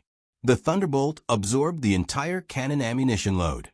Then the German repositioned and fired again, this time with only his machine guns, the cannon ammunition exhausted. The German pilot pulled alongside, staring in disbelief at the flying wreck. Johnson could see his face clearly, young, blonde, his expression shifting from confidence to confusion to something approaching fear. The German repositioned and emptied his remaining machine gun ammunition into the Thunderbolt. Still it flew. He pulled alongside again, shook his head in apparent amazement, gave an informal salute, and peeled away, presumably out of ammunition. Johnson's P-47 landed at Manston, with its engine failing on the runway. The crew chief stopped counting bullet holes after reaching 200. One cannon shell had exploded inches from Johnson's head. Another had detonated against the armor plate behind his seat. The engine had taken direct hits. Control cables were partially severed. 3 of the 4 main longerons, the structural backbone of the fuselage, were shot through. Yet the aircraft had brought him home. Shock waves through both air forces. The survival of Johnson's aircraft sent shock waves through both air forces. American engineers studying the wreckage realized they had underestimated their own creation. German intelligence, receiving combat reports from 2/JG-26, initially refused to believe it. No aircraft could absorb that much punishment. But testimony from multiple pilots confirmed the impossible. The Thunderbolt had taken everything the Luftwaffe's best fighter could deliver and survived. By July 1943, American pilots were learning to exploit the P-47's true strengths. Lieutenant Colonel Hubert Zemke, the 56th Fighter Group commander, had discovered the secret through brutal trial and error. Don't turn with them. Don't climb with them at low altitude. Use your weight. Use your power. Use your guns. The Thunderbolt's massive weight, initially seen as a disadvantage, became a weapon. In a dive, nothing could catch it. From 30,000 feet, a P-47 could reach 550 miles per hour, faster than any German fighter could achieve, even in a vertical dive. This speed could be converted to altitude in a zoom climb that left pursuing fighters helplessly behind. Captain Walker Bud Mahurin, who would become one of the first American aces in Europe, developed what became known as the boom and zoom tactic, though pilots called it the Thunderbolt turkey shoot. Instead of engaging in traditional dogfights, P-47 formations would climb to 30,000 feet, higher than German fighters could effectively operate. When Luftwaffe fighters appeared below, the Thunderbolts would roll inverted and dive, reaching speeds that made deflection shooting impossible for defending Germans. At the bottom of these dives, American heavy machine guns would speak. German pilots who survived described it as facing a wall of lead, the combined firepower creating an impenetrable zone of destruction. Aircraft caught in this convergence pattern didn't just fall. They disintegrated. August 17, 1943, the Schweinfurt-Regensburg raid. The true revelation of American firepower came during the August 17, 1943, dual raid on Schweinfurt and Regensburg, the deepest penetration into Germany attempted to that date. This mission would demonstrate both the P-47's limitations, its range, even with drop tanks, and its terrifying effectiveness when employed properly. Major David Schilling, leading the 62nd Fighter Squadron, encountered a formation of Messerschmitt 110 destroyer aircraft positioning to attack B-17s with their heavy cannon and rocket armament. The twin-engine German fighters, heavily armed but less maneuverable, were the Luftwaffe's specialized bomber killers. Schilling's flight of 4 Thunderbolts rolled into their attack dive from 28,000 feet. Unteroffizier Heinrich Roth, a gunner in one of the Me-110s who survived, later recounted in POW interrogation, "The American fighters came down like hammers from heaven. I opened fire at 800 meters. Good hits. I saw them strike the fighter's wing. The P-47 didn't even wobble. Then he fired. The aircraft ahead of us simply came apart. Not shot down, destroyed. Wings separated from fuselage, tail severed. The crew compartment shredded into metal confetti. In 2 seconds, a 110 became nothing."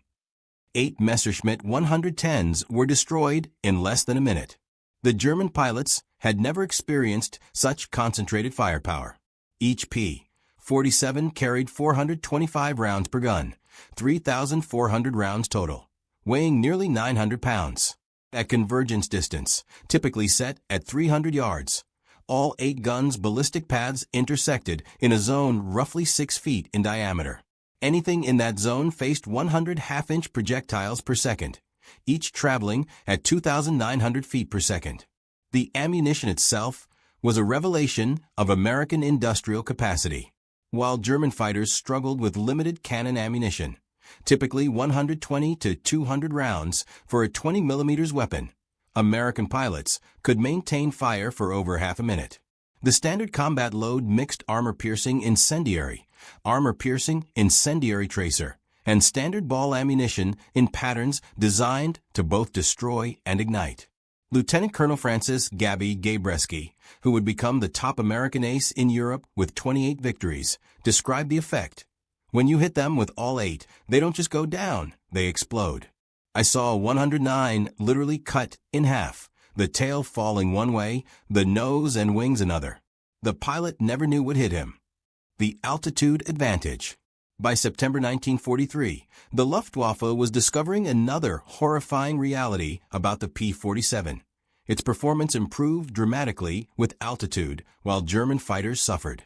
The turbo-supercharged double Wasp engine maintained its rated power output up to 30,000 feet.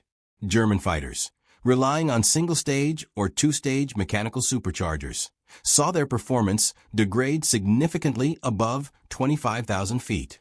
Oberleutnant Hans Philipp, one of Germany's most successful aces with 206 victories, encountered this reality fatally on October 8, 1943.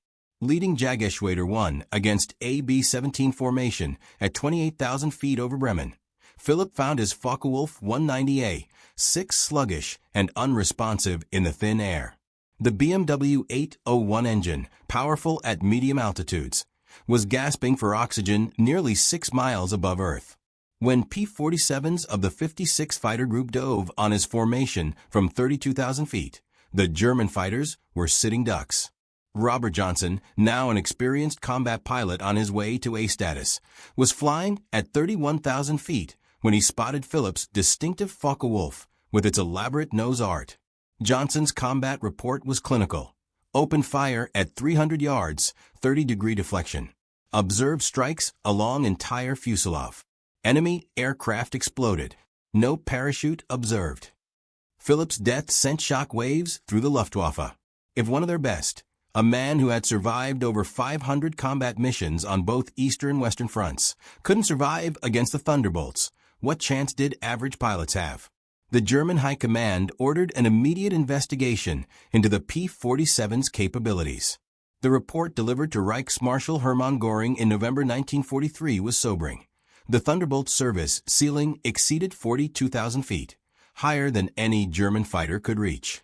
Its dive speed approached the sound barrier. Its armor included 3/8-inch steel plate behind the pilot, half-an-inch bulletproof glass windscreen, and armored deflection plates around the engine. Most disturbingly, its rugged construction allowed it to absorb damage that would destroy 3 conventional fighters and still return home. The paddle blade revolution.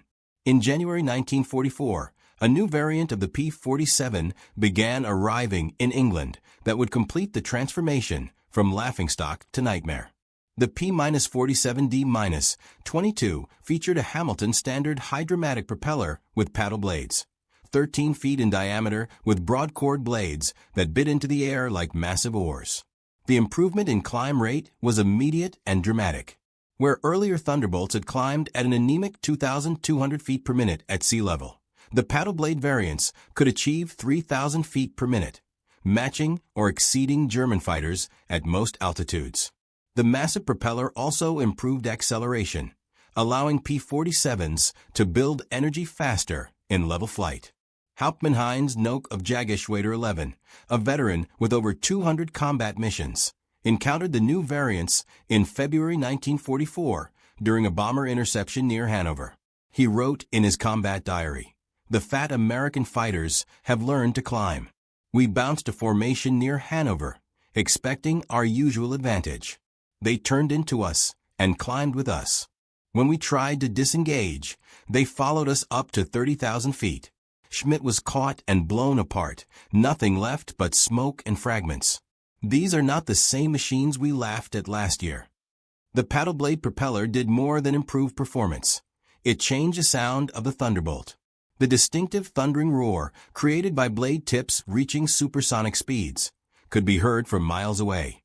German ground troops reported being able to identify approaching P-47s by sound alone, a deep, threatening rumble that meant death from above. They began calling it Donnerschlag, thunderclap. March 1944, terror from above. By March 1944, P-47s equipped with external fuel tanks could escort bombers deep into Germany. The standard configuration carried two 108-gallon wing tanks or a 75-gallon belly tank, extending range to over 1,000 miles. With the paddle blade propeller providing improved performance even when loaded, Thunderbolts could fight on equal terms immediately after dropping tanks. The Luftwaffe's response was to concentrate on the bombers, hoping to inflict enough losses to stop the American daylight campaign. But this required flying through the P-47 escort screen, an increasingly suicidal proposition. German pilots developed a grudging respect that bordered on fear for the big American fighters. Major Gerhard Barkhorn, one of Germany's top aces with 275 victories, mostly on the Eastern Front, survived an encounter with P-47s on March 6, 1944, that left him badly wounded. He later recalled in a post-war interview, "We saw them above us, fat silhouettes against the sun. Someone laughed and said, 'Here come the flying pigs.' Nobody was laughing 30 seconds later. They came down like an avalanche, faster than we could react. The first pass destroyed 3 of our fighters, just gone, transformed into burning debris. Their guns didn't fire in bursts like ours. They poured out solid streams of fire. Getting caught in that stream meant instant death." The escort missions revealed another P-47 advantage: endurance.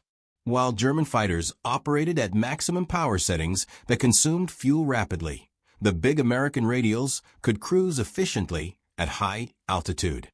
Thunderbolts could remain with the bombers for hours, rotating top cover while maintaining enough fuel for combat and return. The ground attack monster. As more P-51 Mustangs arrived to take over long-range escort duties in spring 1944, P-47 units increasingly focused on ground attack, a role that would make them the most feared aircraft in the German arsenal. The transition began in earnest in April 1944 as the Allies prepared for the invasion of France. The Thunderbolt's heavy machine gun battery proved equally effective against ground targets.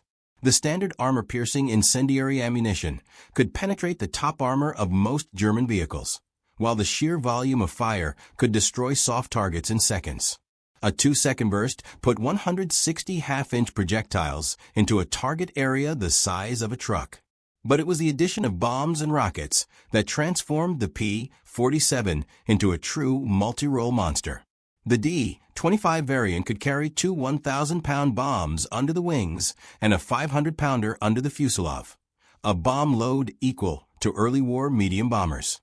Later variants added zero-length rocket stubs for 10 5-inch high-velocity aircraft rockets (VARs), each equivalent to a 105 mm artillery shell.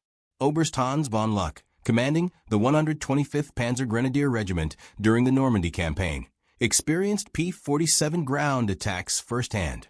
They came in low, so low you could see the pilots' faces. The sound was terrifying, engines roaring, rockets screaming.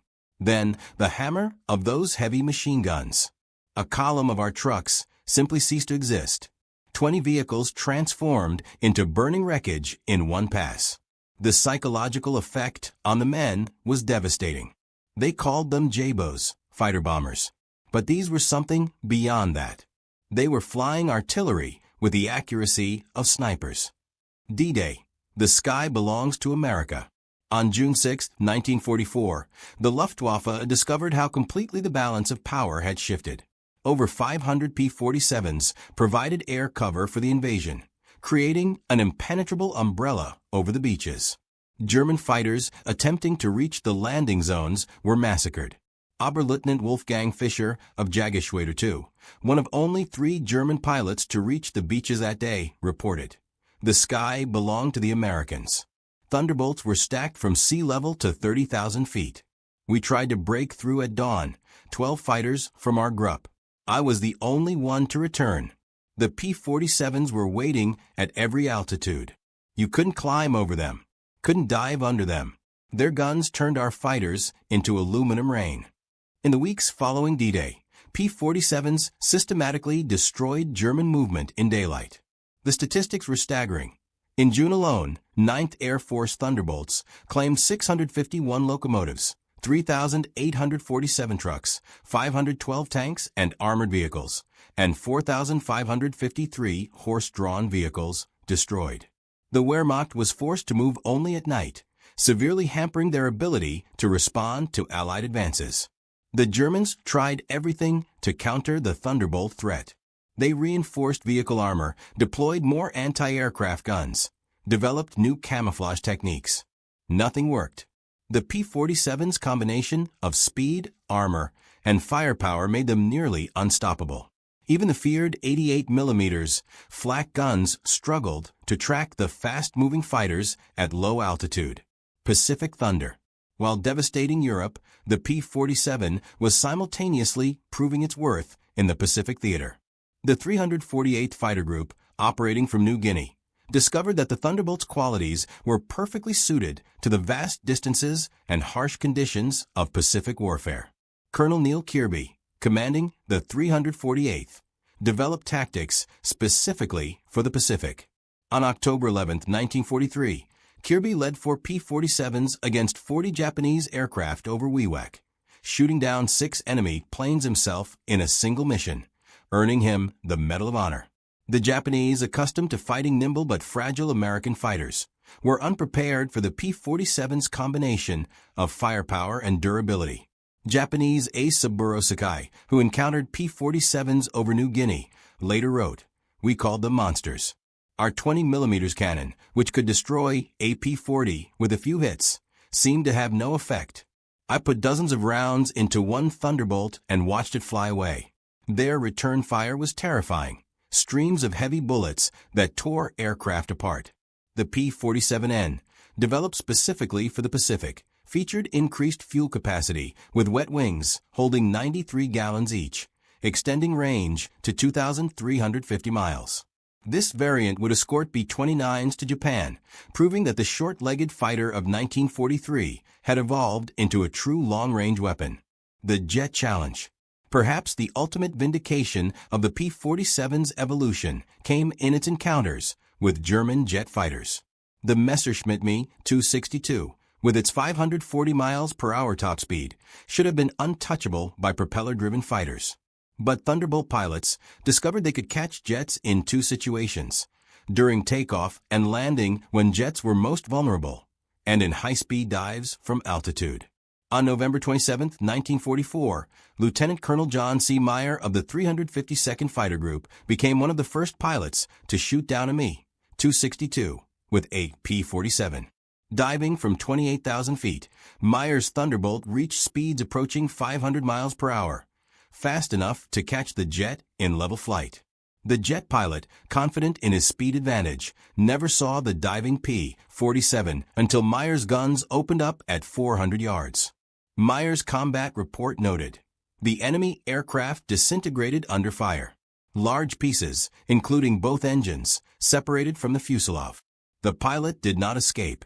The concentrated fire of 8.50 caliber guns proved more effective than we anticipated against jet aircraft. By early 1945, specialized P-47M variants were deployed specifically to counter German jets and V-1 flying bombs. With water methanol injection boosting power to 2,800 horsepower and refined aerodynamics, these ultimate Thunderbolts could reach 470 miles per hour in level flight at 30,000 feet, fast enough to intercept even jets under certain conditions. Major George Bostwick, commanding the 63rd Fighter Squadron equipped with P-47MS, shot down two Me-262s in March 1945. His tactical report emphasized firepower over speed. The jets are faster, but they can't turn and they can't take punishment. One good burst from our battery, and they come apart like they're made of paper. They have to slow down to attack bombers. That's when we get them. Operation Bodenplatte, the final humiliation. The ultimate demonstration of American industrial might came during Operation Bodenplatte, the Luftwaffe's desperate attempt to destroy Allied air power on January 1, 1945. Nearly 900 German fighters, including their best remaining pilots, launched surprise attacks on Allied airfields across Belgium and the Netherlands. At Y-34 Airfield near Metz, home to the 365th Fighter Group's P-47s, the attack initially succeeded. German fighters destroyed 22 Thunderbolts on the ground along with several other aircraft. A captured German pilot, brought to the command post, pointed at the burning aircraft and taunted, "What do you think of that?" Major George Brooking's response became legendary throughout the 9th Air Force. He pointed to the flight line where ground crews were already pushing damaged aircraft aside and preparing hardstands for replacements. "By tomorrow, we'll have 40 new ones. How long will it take you to replace your pilots?" The German pilots' smirk disappeared. Within 48 hours, factory-fresh P-47D-40S filled the flight line, flown in from depots in England. The Luftwaffe lost 271 aircraft and 213 pilots in Bodenplatte, including many irreplaceable instructors and squadron leaders, losses they could never replace. The Americans lost 134 aircraft total across all attacked airfields, all replaced within a week. The numbers tell the story. The numbers told the story of inevitable defeat. Republic Aviation produced 15,683 P-47s during the war, more than any other American fighter. At peak production, the Farmingdale factory on Long Island completed one Thunderbolt every hour around the clock. The Evansville plant in Indiana, built from empty farmland in 1942, was producing 500 aircraft per month by 1944. Each P-47D required 65,000 individual parts, 8 miles of electrical wiring, 2,000 pounds of aluminum, and 300 pounds of rubber. The engine alone contained 2,400 individual components, machined to tolerances of thousandths of an inch. Yet American workers, many of them women who had never seen an aircraft before Pearl Harbor, assembled these complex machines with precision that exceeded peacetime standards. The ammunition production was equally staggering. Each P-47 sortie required 3,400 rounds of .50 caliber ammunition. With hundreds of Thunderbolts flying daily missions, ammunition consumption exceeded 10 million rounds per month by mid-1944. The Lake City Arsenal in Missouri, one of several ammunition plants, produced 30 million rounds monthly. Each cartridge was manufactured to tolerances measured in 10,000ths of an inch, ensuring reliable feeding through synchronized gun mechanisms. Even more impressive than aircraft production was pilot training. By 1944, the United States was graduating 30,000 pilots annually from advanced training, more than Germany had trained in the entire war. Each P-47 pilot received a minimum of 400 hours of flight training before entering combat, including 100 hours in advanced fighters. German pilots, by contrast, were entering combat with less than 100 hours total time by war's end. From mockery to terror. In March 1945, Oberst Joseph Priller, the same pilot who had mocked P-47s as pregnant cows 2 years earlier, was interviewed by German propaganda officials seeking to boost morale. His statement, deemed too demoralizing for publication, revealed the complete transformation in German attitudes. The Thunderbolt is the best fighter bomber ever built. Its firepower is unprecedented. Weapons that never jam, never overheat, never run out of ammunition in normal combat. It carries bombs like a medium bomber, fires rockets like artillery, and fights like a fighter when needed. But beyond the machine is what it represents: unlimited American production. They lose 10, they build 20. We lose 1, it's gone forever. Their pilots arrive better trained than our instructors. They have fuel for training, ammunition for practice, spare parts for everything. We have nothing but courage. And courage without resources is just delayed defeat. We laughed at them in 1943. We're not laughing now. The final accounting. By April 1945, the Luftwaffe existed largely on paper. Fuel shortages grounded most aircraft. Experienced pilots were dead or captured. Airfields were cratered ruins. But even with aircraft and fuel, German pilots faced an impossible equation. Attacking meant facing P-47 formations that owned every altitude from ground level to 40,000 feet. The final statistics of P-47 operations defied comprehension.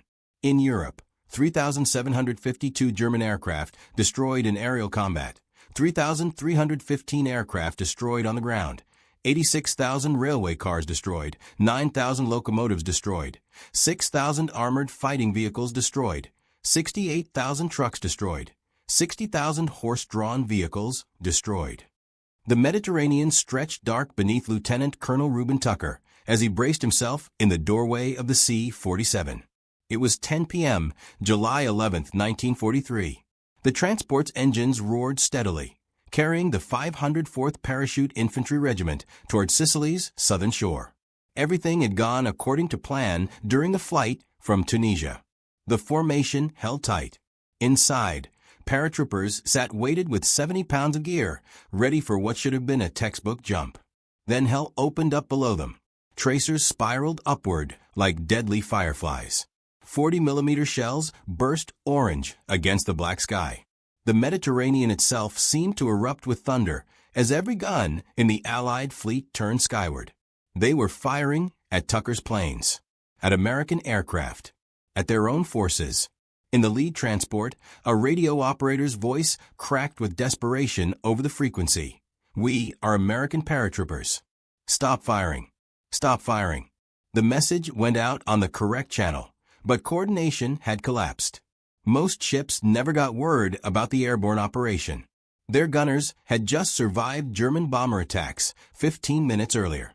They saw silhouettes. They fired. The slaughter unfolded with terrible speed. Transports exploded mid-flight, becoming fireballs that tumbled toward the sea. Others, riddled with shells, fought to stay airborne as engines died and wings shredded. Some pilots aimed for shore. Others attempted water landings. Few made it. Inside dying aircraft, paratroopers faced an impossible choice: jump into the sea with equipment that would drag them under, or ride the burning plane down. Some jumped anyway, splashing into the Mediterranean in full combat load. The weight pulled them down into darkness. A few managed to cut free and swim. Most didn't surface. Those who jumped over land descended into a nightmare of their own. Anti-aircraft gunners on the beaches tracked them as they floated down, unable to distinguish friend from foe. They opened fire on men hanging defenseless beneath their canopies. Paratroopers died in the air from bullets meant to protect them. Within 20 minutes, 23 C-47s had been destroyed. 37 more took damage, so severe they'd never fly combat again. 81 men died outright. 318 more were wounded. Among the dead, Brigadier General Charles Kieran's, Assistant Division Commander. Senior leadership cut down by friendly fire. Tucker's plane survived the gauntlet. He landed with his remaining men and fought through the night. But when dawn broke over Sicily, as he stood watching rescue boats pull bodies from the water, watching medics work frantically over the wounded, watching dog tags collected from the dead, he made himself a promise. Never again. Not on his watch. Not to his men. Not to any American soldier. What Tucker couldn't know was that this catastrophic night would spark the most successful aircraft identification system in military history. A solution so simple ground crews could apply it in hours. So distinctive gunners could recognize it in seconds. So effective it would save hundreds of aircraft and thousands of lives during the largest invasion ever attempted. The transformation wouldn't come from sophisticated radar or complex electronics.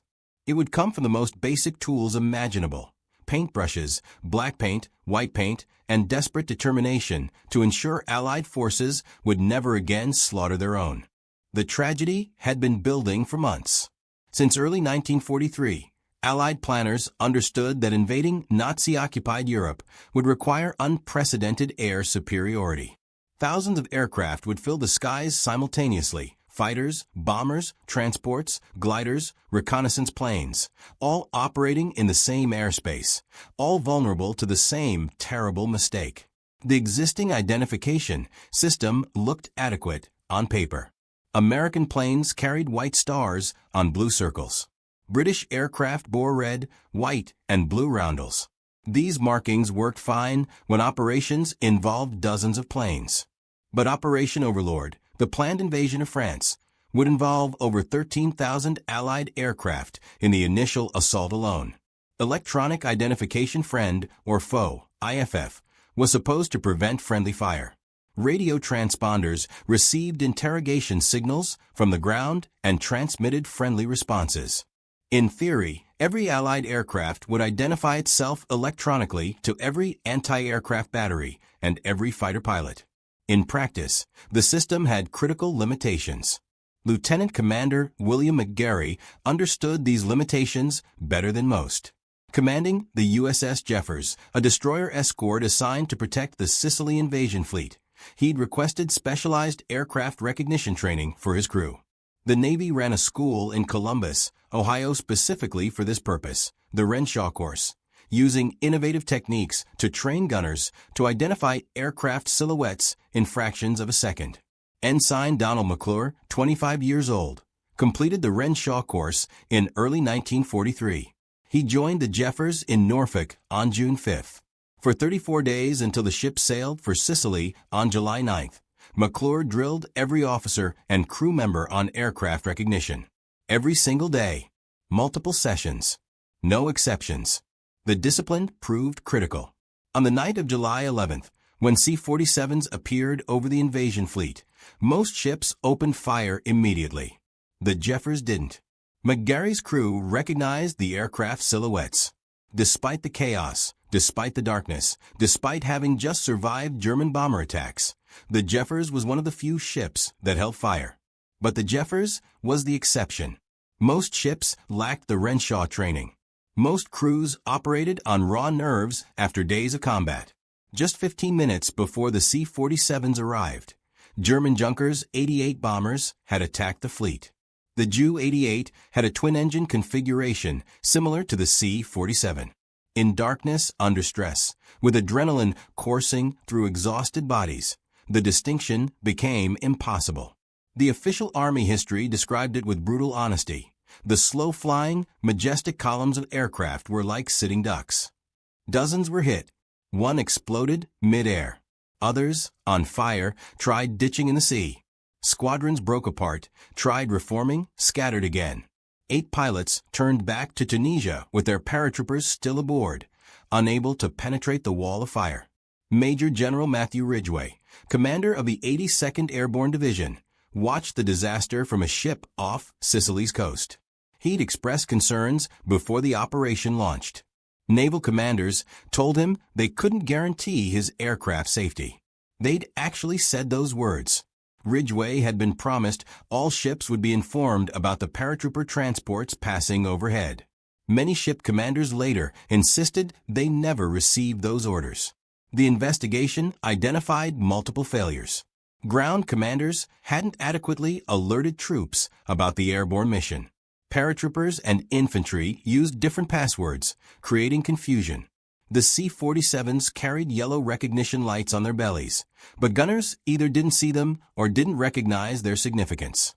Communication between services had broken down at every level. But the fundamental problem was simpler and more intractable. Human beings under extreme stress cannot reliably identify aircraft by silhouette alone. Not in darkness. Not when recently attacked. Not when hesitation might mean death. Fire discipline, no matter how well trained, collapses when bombs are falling and ships are sinking. Ridgway understood this reality. In his report written in August 1943, he acknowledged the deplorable loss of life, but also wrote something prophetic. I believe that the lessons now learned could have been driven home in no other way, and that these lessons provide a sound basis for the belief that recurrences can be avoided. The lessons were learned immediately. 2 months later, on September 9, 1943, American troops invaded mainland Italy at Salerno. Within 4 days, German counterattacks threatened the beachhead. Lieutenant General Mark Clark called for the 82nd Airborne as emergency reinforcements. Ridgway had one condition: rigid control of anti-aircraft fire is absolutely essential. This time, Clark listened. He personally ordered all anti-aircraft batteries, ships and shore, to hold fire from 9 p.m. until further notice. Clark met face-to-face with naval and ground commanders. He sent representatives to deliver orders in person to every single unit. The C-47s flew a route skirting the invasion fleet. When the 504th jumped shortly before midnight on September 13th, not a single shot was fired at them. Not one. The success vindicated Ridgway's insistence. It demonstrated that friendly fire could be prevented with proper communication and discipline. But it required perfect coordination, perfect timing, perfect execution. One breakdown anywhere in the chain and soldiers died. Meanwhile, the solution was already being tested, though few realized its significance. In late 1942, the Royal Air Force faced a different identification problem that seemed unrelated to Sicily, but would prove crucial to solving it. The new Hawker Typhoon fighter had entered service as a low-altitude interceptor designed to counter German hit-and-run raids. Fast, 412 miles per hour at low altitude. Heavily armed with 4 20mm cannons. Perfectly suited for defending Britain's southern coast against Focke-Wulf 190 fighter bombers. It also looked almost exactly like the Focke-Wulf 190 from certain angles. The resemblance was uncanny and deadly. Allied anti-aircraft gunners shot down multiple Typhoons in the first months of operations. Exact numbers were never officially recorded, but squadron records document dozens of incidents. RAF pilots, exhausted from combat missions over occupied France, would cross the English coast and suddenly find themselves under fire from their own defenses. The similarity wasn't superficial. Both aircraft had large chin-mounted radiators for liquid-cooled engines. Similar dimensions and wing configurations. Similar inline engines with distinctive cowlings. Both operated at low altitude where recognition was most difficult. Both approached from the same direction, crossing the English Channel from occupied France. In the split second available for a firing decision, with an aircraft closing at 400 miles per hour, the difference was effectively invisible. Pilots complained bitterly. Ground gunners defended their actions. Hesitation could mean a German bomber reached its target. RAF leadership recognized the problem, but struggled to find a solution. Standard aircraft recognition training emphasized silhouette identification. Gunners learned to distinguish aircraft by engine number, wing configuration, tail shape. But those distinctions required time and clear visibility. In combat conditions, with seconds to react, training often failed. The RAF tried several solutions. They painted the Typhoon's nose completely white, creating a distinctive marking visible from any angle. This helped, but wasn't sufficient. Gunners still hesitated. Pilots still died. Finally, in December 1942, the RAF implemented something new: high-visibility black and white stripes on the underside of Typhoon wings. Simple alternating bands of black and white, each approximately 12 inches wide, extending across the full wingspan. From the ground, the pattern was unmistakable. No German aircraft carried such markings. The stripes could be seen at distance and identified instantly. The solution worked. Friendly fire incidents involving Typhoons dropped dramatically. The success didn't go unnoticed. RAF planners filed reports on the wing stripes' effectiveness. The system was noted as a precursor to possible future identification schemes. But in early 1943, no one imagined applying such markings to thousands of aircraft simultaneously. The logistics alone seemed impossible. Then Sicily happened. Then Salerno. Then the magnitude of Operation Overlord began to emerge. Allied planners projected that on D-Day alone, over 14,000 aircraft sorties would be flown over the invasion beaches. Fighters providing air cover. Medium bombers attacking coastal defenses. Light bombers supporting ground troops. Transport planes dropping paratroopers. Gliders landing infantry. Photo reconnaissance aircraft documenting the assault. Air-sea rescue planes ready to retrieve downed pilots. All in the same airspace. Many flying at low altitude within range of naval anti-aircraft guns. The invasion fleet would include thousands of ships, many equipped with automatic weapons designed to fire at any approaching aircraft. Ship crews would be under attack from German aircraft. Exhausted, stressed, frightened. The conditions would be identical to Sicily, but multiplied by a factor of 10. In March 1944, a study group examined the problem in detail. They calculated how many IFF interrogation signals would be transmitted simultaneously during the invasion. They modeled how many aircraft would be within range of each transmitter. They analyzed the IFF system's capacity to handle multiple simultaneous responses. The conclusion was unambiguous. The IFF system would be saturated and fail. The existing technology couldn't handle the volume of aircraft. Electronic identification would break down precisely when most needed. Friendly fire incidents weren't just possible. They were inevitable. Hundreds of aircraft would be shot down by Allied guns unless a new solution was found. Air Chief Marshal Sir Trafford Leigh-Mallory commanded the Allied Expeditionary Air Force, Supreme Air Commander for Operation Overlord. Every aircraft involved in the invasion reported to him. The responsibility for preventing another Sicily fell directly on his shoulders. Leigh-Mallory reviewed the study group's findings. He consulted his staff. He examined the RAF's experience with Typhoon wing stripes. He made a decision that would save thousands of lives. On May 17, 1944, 20 days before D-Day, Leigh-Mallory approved a revolutionary marking scheme. All Allied aircraft participating in Operation Overlord would be painted with alternating black and white stripes. Not just on wings. On both wings and fuselage. 5 stripes total. 3 white, 2 black, arranged in an unmistakable pattern. The specifications were precise. On single-engine aircraft, each stripe would be 18 inches wide. On twin-engine aircraft, 24 inches wide.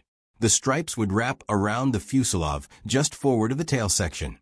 They'd cover the wings front to back, top and bottom. Every aircraft that might fly over Allied anti-aircraft defenses would carry these markings. Fighters, light bombers, medium bombers, transports, gliders, photo reconnaissance aircraft, air-sea rescue planes, even coastal command aircraft, whose duties might bring them over the invasion fleet. The order specifically exempted heavy 4-engine bombers, the B-17s and B-24s of the U.S. 8th Air Force, the Lancasters of RAF Bomber Command. These aircraft had distinctive silhouettes that couldn't be confused with German bombers. The Luftwaffe operated few heavy bombers. An Allied gunner seeing a 4-engine bomber could safely assume it was friendly. But every other aircraft required the stripes. The scale of the operation was staggering. Thousands of aircraft needed painting. Ground crews were already working around the clock preparing planes for invasion. Maintenance schedules were packed. Spare time didn't exist. Now they'd need to mask off roundels and serial numbers, mix hundreds of gallons of paint, and apply stripes to thousands of aircraft, all without disrupting combat operations. The security implications were equally challenging. If German intelligence learned about the invasion stripes, they could paint similar markings on their own aircraft. The entire system would collapse. Worse, the timing of stripe painting would signal when invasion was imminent. Every intelligence officer in occupied Europe was watching for signs of Allied preparations. Suddenly painting every aircraft in Britain would be an unmistakable indicator. Lee Mallory made another critical decision. Stripe painting wouldn't begin until the last possible moment. The order would be held at the highest classification level. No aircraft would be painted until D-Day was imminent. When the order came, it would be executed immediately, within hours, not days. Security and speed were both essential. On June 1, 1944, a small test flight was conducted. A handful of aircraft, already painted with invasion stripes, flew over the assembled Operation Overlord fleet. The exercise was designed to familiarize ship crews with the new markings. Sailors and gunners watched as striped aircraft passed overhead. They were told these markings indicated friendly aircraft. Any plane without stripes was to be considered hostile. The rule was simple. If it doesn't have stripes, shoot it down. The test flight served another purpose, validating that stripes were visible at the distances and altitudes where identification decisions had to be made. The black and white patterns stood out dramatically against the sky, easier to see than standard roundels, distinctive enough that no confusion was possible. The test confirmed what the RAF learned with Typhoons. Simple visual markings, properly designed, were more effective than complex electronics. But the test flight involved only a few aircraft. The real challenge lay ahead. Supreme Allied Commander General Dwight Eisenhower had tentatively scheduled D-Day for June 5th, weather forced postponement to June 6th. That delay gave ground crews one additional precious day, but also meant the window for painting was closing. On the evening of June 3, 1944, the order finally came down through official channels. All troop carrier units were to paint invasion stripes immediately. Not tomorrow. Not next week. Tonight. Every C-47 transport. Every glider tug. Every aircraft that would drop paratroopers or tow gliders on D-Day. The paratroopers were scheduled to jump in the hours after midnight on June 6th. The aircraft had to be painted before takeoff.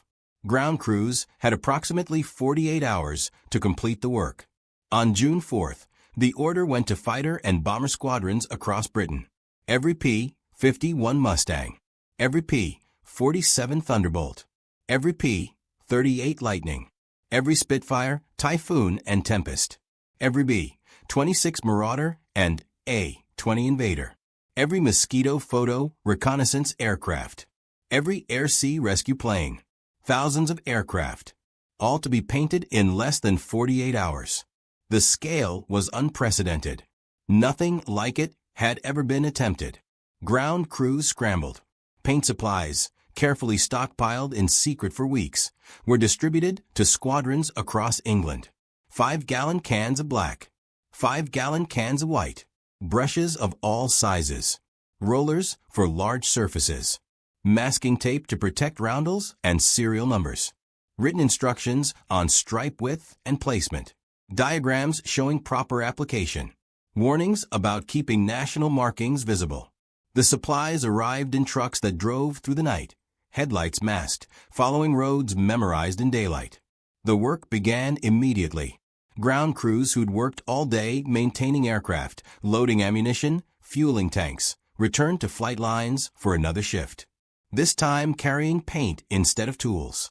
They set up portable lights around each aircraft. Measured and marked with chalk, applied masking tape along the lines, opened paint cans, and began the painstaking work of transforming thousands of aircraft. The physical labor was exhausting. Each aircraft required gallons of paint. Wings alone needed coverage from leading edge to trailing edge top and bottom. Fuselages needed complete wrapping from cockpit back to tail. Paint had to be applied thick enough to be visible, but not so thick it added excessive weight. Crews worked in teams, some on ladders, some on scaffolds, some lying on wings. They painted in darkness, in cold, in wind. They worked until their arms ached and their backs screamed. Then they kept working. At RAF Leiston in Suffolk, ground crews worked through the night of June 4th painting P-51 Mustangs of the 357 Fighter Group. Captain Clarence "Bud" Anderson was a veteran pilot with months of combat experience. When he walked to his aircraft on the morning of June 5th, he stopped in astonishment. Alternating 18-inch wide bands, 3 white, 2 black, covered his Mustang's wings and fuselage. Anderson couldn't believe how large they were. The stripes dominated the aircraft's appearance. Every other marking seemed insignificant by comparison. He'd been told ground crews would paint special markings overnight. He'd expected something subtle. What he saw was anything but subtle. Across Britain, the same scene repeated at hundreds of airfields. Pilots arriving for dawn briefings found their aircraft transformed. Familiar camouflage patterns interrupted by stark black and white stripes. Some paint jobs were neat and precise, others hasty and rough. Ground crews had worked under intense time pressure. In many cases, they had only hours to complete the work. Some aircraft flew on D-Day with paint still wet. The logistics were extraordinary. Thousands of gallons of paint consumed in less than 48 hours. Post-war reports claimed that most of the black and white paint in Britain was exhausted. Whether literally true or not, the statement captured the scale. Every airfield needed supplies. Every squadron needed manpower. The work continued day and night. Some squadrons discovered they didn't have enough paint. They improvised, mixing whatever black and white they could find. Some used whitewash. Some used gloss. Some used flat. The resulting stripes varied in appearance, but the pattern was consistent. 3 white stripes, 2 black, alternating, unmistakable. The weather delay that postponed D-Day from June 5th to June 6th proved critical. Ground crews gained 1 additional day. Squadrons that wouldn't have finished in time completed their painting. Aircraft that would have flown with partial stripes flew with full coverage. The postponement that frustrated commanders probably saved dozens of aircraft from friendly fire. At midnight on June 6, 1944, Operation Neptune, the air component of Operation Overlord, began. 23,400 Allied airborne troops loaded into transports and gliders at airfields across southern England. 822 aircraft carrying paratroopers toward Normandy. Hundreds more towed gliders loaded with infantry, artillery, jeeps, supplies. All bore invasion stripes. All were unmistakable as they passed over the invasion fleet assembling in the English Channel. Paratroopers from the American 82nd and 101st Airborne Divisions would jump first, securing the western flank. British 6th Airborne Division would secure the eastern flank.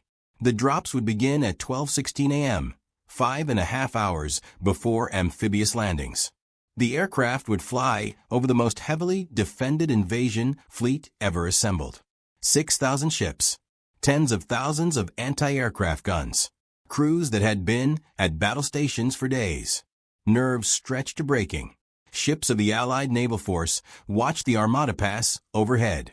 Gunners who'd been briefed about invasion stripes saw the black and white patterns clearly against the night sky, even in darkness, even through clouds. The contrast was visible. Even under stress, with hands on triggers, with adrenaline surging, the identification was certain. The aircraft were friendly. Hold fire. Hold fire. Hold fire. The discipline held throughout the fleet. Unlike Sicily, where panic and confusion triggered massacre, the protocols worked. Naval officers enforced fire discipline. Gunners followed orders. The identification system functioned exactly as designed. The transport planes were not fired upon by their own forces. The paratroopers were not shot while hanging from their parachutes. The airborne assault succeeded without the catastrophic friendly fire losses that had plagued Sicily. The invasion stripes worked exactly as intended in their first real test. At dawn, as amphibious forces approached beaches designated Utah, Omaha, Gold, Juneau, and Sword, the sky filled with aircraft. Wave after wave of fighters providing combat air patrol. Squadrons of medium bombers attacking coastal defenses. Light bombers supporting troops as they fought inland. Photo reconnaissance planes documenting the assault. All bearing invasion stripes. All unmistakably Allied. All protected by the simplest of identification systems. The Luftwaffe response was remarkably weak. German fighters had been relocated from France to Germany to defend against strategic bombing. Allied intelligence estimated Germany had planned to have 5,000 aircraft available to prevent invasion. By June 6, 1944, the German Air Force had been fought off its feet. Luftwaffe 3, responsible for defending Western France, had just 319 serviceable planes facing nearly 13,000 Allied aircraft. On D-Day, the Luftwaffe flew one sortie for every 37 flown by the Allies. Only a dozen German fighter bombers reached the invasion zone. 10 dropped bombs prematurely and fled. The most famous Luftwaffe appearance was made by 2 pilots, Ace Joseph Pips Priller and his wingman Heinz Wuderzik. According to legend, both were hung over from partying the night before. They made a single strafing run over the beaches, drawing thousands of rounds of return fire, then disappeared. German soldiers on the ground later joked bitterly. If you see gray planes, they're American. If you see black planes, they're British. If you see no planes at all, they're German. The joke captured reality. Allied air supremacy was total. The invasion stripes were barely tested by enemy action because there was no enemy action to speak of. But the stripes were tested by the one threat planners feared most. Friendly fire from confused, exhausted, frightened gunners who fire first and ask questions later. That threat, which had killed 81 men over Sicily, was neutralized. As D-Day unfolded, friendly fire incidents involving aircraft were remarkably few. The simple paint scheme accomplished what complex electronics couldn't. Not everyone believed the stripes were necessary. Some argued that Allied air supremacy made them redundant. If German aircraft barely appeared, why worry about identification? The response from those who'd been at Sicily was immediate and angry. The stripes weren't insurance against German deception. They were insurance against human error. They were designed to prevent Allied forces from killing Allied forces. That threat didn't disappear just because the Luftwaffe was weak. The stripes also served a psychological function. Soldiers on beaches, pinned down by German fire, looked up and saw striped aircraft overhead. Unmistakably friendly. Unmistakably there to support them. The sight was reassuring. It reinforced the message that Allied air power dominated the battlefield. It reminded frightened men they weren't alone. For pilots, the stripes provided confidence. They knew that as they flew low over invasion beaches, as they strafed German positions, as they attacked coastal defenses, their own forces wouldn't mistake them for enemies. They could focus on their mission without worrying about friendly fire. That psychological edge translated into more effective combat operations. The success of invasion stripes was so complete that planners initially left them in place. For the first month after D-Day, all aircraft retained full markings. But by mid-July, a problem emerged. The stripes on top of wings and fuselages made aircraft highly visible from above. Parked on forward airfields in Normandy, striped planes stood out dramatically. They were easy targets for any German aircraft that managed to penetrate Allied air cover. On July 7, 1944, orders went out to remove stripes from upper surfaces of wings. The top of fuselages could also be repainted in normal camouflage, but undersides had to retain the stripes. Aircraft were still flying over Allied positions. Naval guns were still a threat. The identification system had to remain in place. By December 1944, the tactical situation had changed. Allied forces had broken out of Normandy. They were advancing across France toward Germany. The dense concentration of aircraft over a small beachhead no longer existed. The risk of friendly fire had decreased. On December 27, 1944, orders went out to remove all invasion stripes. Aircraft could return to standard markings. But the stripes had already entered history. Photographs from D-Day showing Allied aircraft with their distinctive black and white bands became iconic images of the invasion. The markings symbolized the unprecedented scale of the operation. They represented the coordination required to put 13,000 aircraft over the beaches. They demonstrated that even the largest military operation in history depended on simple solutions to complex problems. The statistical evidence supported the system's effectiveness. On D-Day, 11,590 Allied aircraft flew 14,674 sorties. Of those, 127 planes were lost. The loss rate was less than 1%. Most losses were from German anti-aircraft fire or mechanical failure. Friendly fire incidents were minimal. The contrast with Sicily was stark. There, 23 aircraft out of 144 had been shot down by Allied guns, a 16% loss rate from friendly fire alone. Historians later calculated that invasion stripes probably saved 500 or more aircraft from friendly fire during June 1944. 500 aircraft, each carrying crew members, each representing millions of dollars in equipment, each contributing to air superiority over the beaches. The stripes didn't just save planes. They saved lives, maintained combat effectiveness, and ensured Allied air power could be applied where needed most. The psychological impact on German forces was significant. Prisoners captured after D-Day consistently reported feeling overwhelmed by Allied air presence. They described the sky as filled with aircraft, endless waves, constant attacks, no respite. The visual impact of thousands of striped aircraft reinforced the sense that Germany faced an enemy with unlimited resources. One German officer captured near can in late June told his interrogators about watching the invasion from a concrete bunker. For 3 hours after dawn, he said, there was not a single moment when I couldn't see Allied aircraft overhead. They appeared in formations of 30, 40, 50 planes, all marked with black and white stripes, all clearly friendly to each other, all clearly deadly to us. I knew at that moment we had lost the war. The success of invasion stripes influenced military planning for decades. During the Korean War, United Nations aircraft used similar markings during major operations.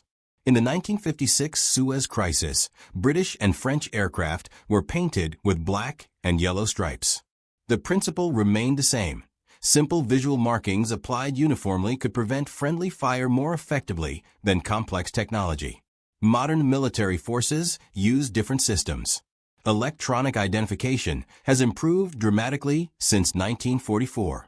Radar technology, satellite communications, and sophisticated IFF systems can track thousands of aircraft simultaneously. But the fundamental problem remains. In the chaos of combat, when systems fail or communications break down, human beings must make split-second identification decisions. The temptation to solve that problem with paint and visual markings never entirely disappeared.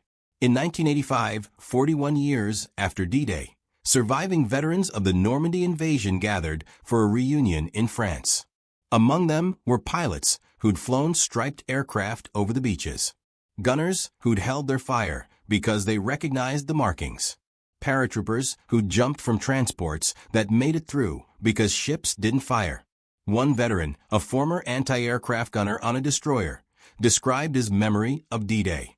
He'd been at his station since midnight. He'd watched the armada of transport planes pass overhead in darkness.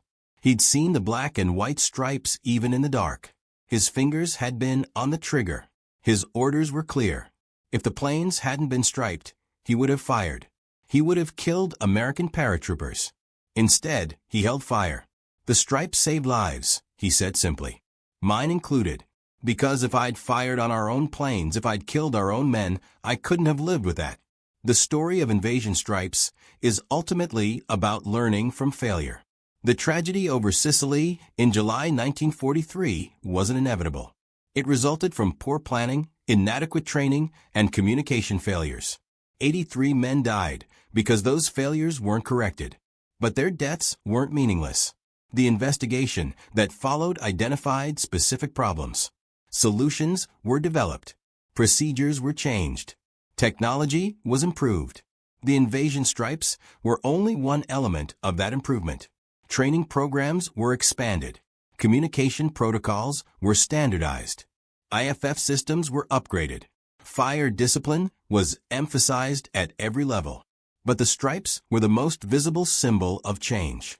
They represented a commitment that another Sicily wouldn't happen. That promise was kept. Major General Matthew Ridgway, who'd watched his paratroopers die over Sicily, lived to see the invasion of Normandy succeed without similar losses. In his memoirs written decades later, he reflected on the lessons of that terrible night in July 1943. The deplorable loss of life could have been prevented, he wrote. But once it occurred, we had a choice. We could accept it as inevitable, as the price of war, as unavoidable tragedy. Or we could learn from it. We could identify what went wrong. We could fix the problems. We could ensure it never happened again. We chose to learn. We chose to fix the problems. The invasion stripes were part of that fix. They weren't a perfect solution. They didn't prevent every friendly fire incident. But they prevented hundreds. They saved lives. They contributed to the success of the largest military operation in history. That is their legacy. The ground crews who painted the stripes, working through the nights of June 3rd and 4th, 1944, didn't know they were making history. They were following orders, mixing paint, applying brushes to aluminum, masking off roundels, checking measurements. The work was tedious, physically demanding, performed under extreme time pressure. Many probably wondered if it was necessary, whether simple paint could really make a difference. The pilots who flew striped aircraft on D-Day knew the answer. Captain Bud Anderson, who'd been so surprised by the boldness of the markings, flew his striped P-51 Mustang on the longest mission of his life. He provided air cover over the beaches for hours. He flew low enough to see landing craft approaching shore. He was within range of dozens of ships equipped with anti-aircraft guns. Not one fired at him. The stripes worked, he said in a post-war interview. I knew they worked when I flew over that fleet and nobody shot at me. Those stripes saved my life. Thousands of other pilots could have said the same.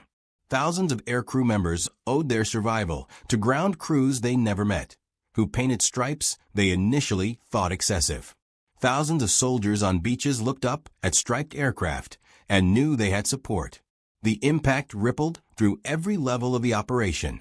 When the last invasion stripes were removed in December 1944, when aircraft returned to standard markings, when the black and white paint faded from history into memory, the lesson remained.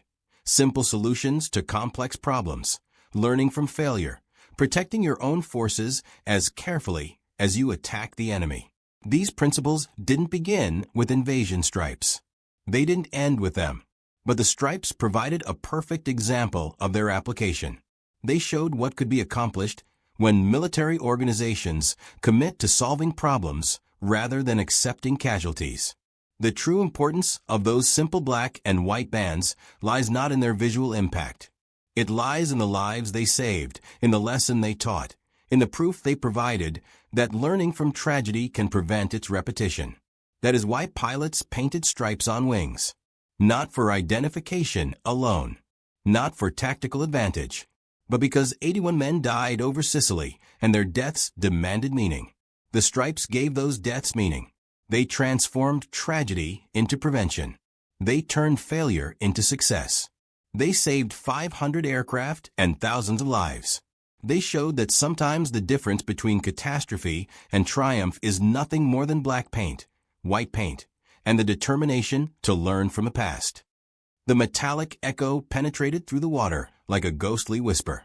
Lieutenant Commander Means Johnston clutched his headphones tighter aboard the destroyer escort Shatala, filtering out every extraneous sound to focus on that single, crucial ping.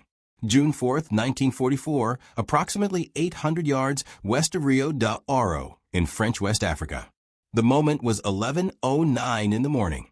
What Johnston heard in those depths would ignite a chain of events unprecedented in modern naval warfare. a sequence that would simultaneously earn the Navy's highest commendations and provoke threats of criminal prosecution from the service's most powerful admiral. The sonar contact sat impossibly near. Standard operating procedures were unambiguous. Depth charges required specific distances to arm before detonation. At 800 yards, they would strike their target before becoming lethal. Johnston understood his training perfectly. Naval doctrine throughout the entire war had followed an unwavering pattern. Locate the enemy submarine, attack with overwhelming force, confirm its destruction. No exceptions, no hesitation, no alternatives. But Captain Daniel Vincent Gallery had spent 3 intensive weeks preparing his crews for something radically different. Something that contradicted every established protocol the United States Navy had developed for undersea combat. Standing on Guadalcanal's bridge, the escort carrier that formed Task Group 22.3 centerpiece, Gallery watched the tactical situation unfold. At 42 years old, this former Olympic wrestler from Chicago had already sent 3 German U-boats to the ocean floor during the previous 4 months. Yet destroying submarines had begun to feel like squandered opportunities. The turning point had come on April 9th when his task group had successfully attacked U-515. Gallery had observed the enemy submarine surface, watched its crew scramble overboard as their vessel slowly surrendered to the Atlantic's embrace. In those final moments, something profound had troubled him.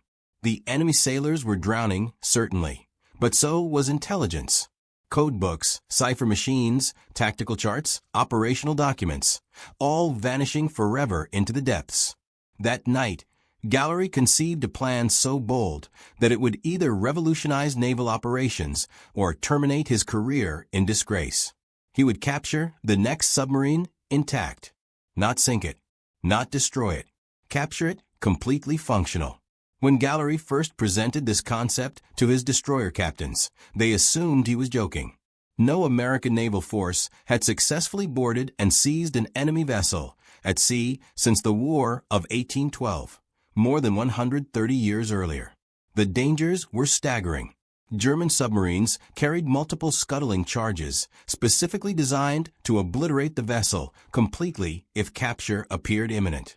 Any boarding team would essentially be entering a potential explosive tomb, with no guarantee they wouldn't be blown apart before taking 3 steps inside. Gallery, however, had done something extraordinary. He had secretly assembled specialized boarding parties from volunteers throughout his task group. These men had trained relentlessly for weeks, studying captured German technical manuals, learning to identify critical valves and electrical systems, memorizing the precise locations of scuttling charges. He had equipped them with specialized tools, portable pumps, and emergency repair equipment that seemed excessive for normal destroyer escort operations. His crews thought their captain had lost touch with reality. They were about to discover he was orchestrating a gamble whose true stakes exceeded anything they could comprehend. The submarine ascending through the depths toward them was U-505, commanded by Oberleutnant Harold Lang, a 40-year-old veteran specifically brought in to restore morale aboard what had become known as the most cursed vessel in Germany's entire submarine fleet. Since her commissioning in August 1941, U-505 had been plagued by disaster. Her previous commander, Peter Czech, had shot himself in the head during a depth charge attack, the only submarine commander in any navy to commit suicide during actual combat conditions. Equipment failures plagued every single patrol. The crew genuinely believed their boat was hexed, cursed by forces beyond their understanding. Lang had spent 6 months attempting to restore confidence among his demoralized sailors. He had managed to bring the troubled vessel back to fighting condition, but this patrol had gone catastrophically wrong from the beginning. Battery power was dangerously low, detection equipment was malfunctioning badly, and they remained completely unaware they had sailed directly into the center of an American hunter-killer group specifically designed to destroy submarines like theirs.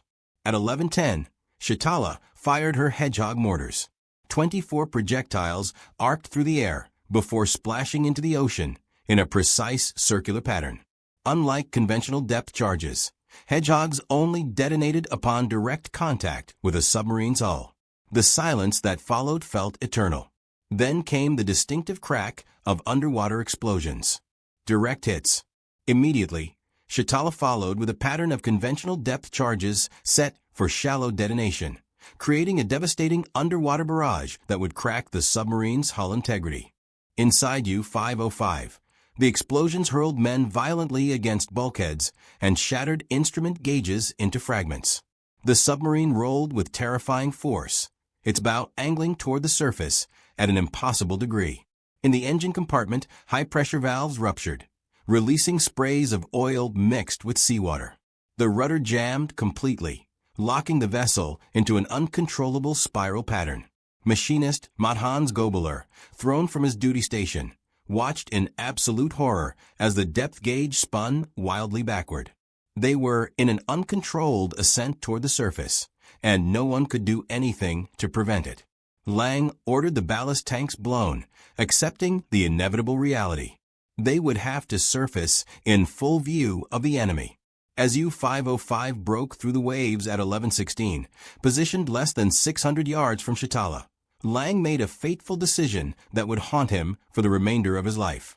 Convinced his submarine was mortally wounded, with water flooding the aft compartments rapidly, he ordered his entire crew to abandon ship immediately. "Set the scuttling charges," he commanded urgently. "Open all sea valves. Destroy the code books completely." But everything happened too quickly. As the crew scrambled up the conning tower ladder in panic, American gunfire erupted from 3 destroyers simultaneously. Wildcat fighters from Guadalcanal dove from the sky, their .50 caliber machine guns stitching lines across the water surrounding the submarine. Lang, wounded in the leg by shrapnel fragments, was assisted over the side by his executive officer. In the chaos and terror of abandonment, with bullets cracking overhead and aircraft roaring past at low altitude, the demolition procedures were only partially completed. Some charges were set, but not properly armed. Sea valves were opened, but not locked in position. Code books were thrown overboard, but the most secret materials remained below in their storage compartments. This was precisely the moment Gallery had prepared for relentlessly. From Guadalcanal's bridge, he grabbed the talk-between-ships radio and spoke words that hadn't been uttered by an American naval commander in over a century. "Away, all boarding parties. I say again, away, all boarding parties. Board and take that submarine." On the destroyer escort Pillsbury, Lieutenant Junior Grade Albert Leroy David assembled his 8-man boarding team rapidly. David was no ordinary officer. At 42, he had served in the Navy since 1919, rising from enlisted ranks through sheer determination and exceptional competence. He understood completely that this mission was likely suicide. German submarine doctrine mandated multiple scuttling charges distributed throughout the boat.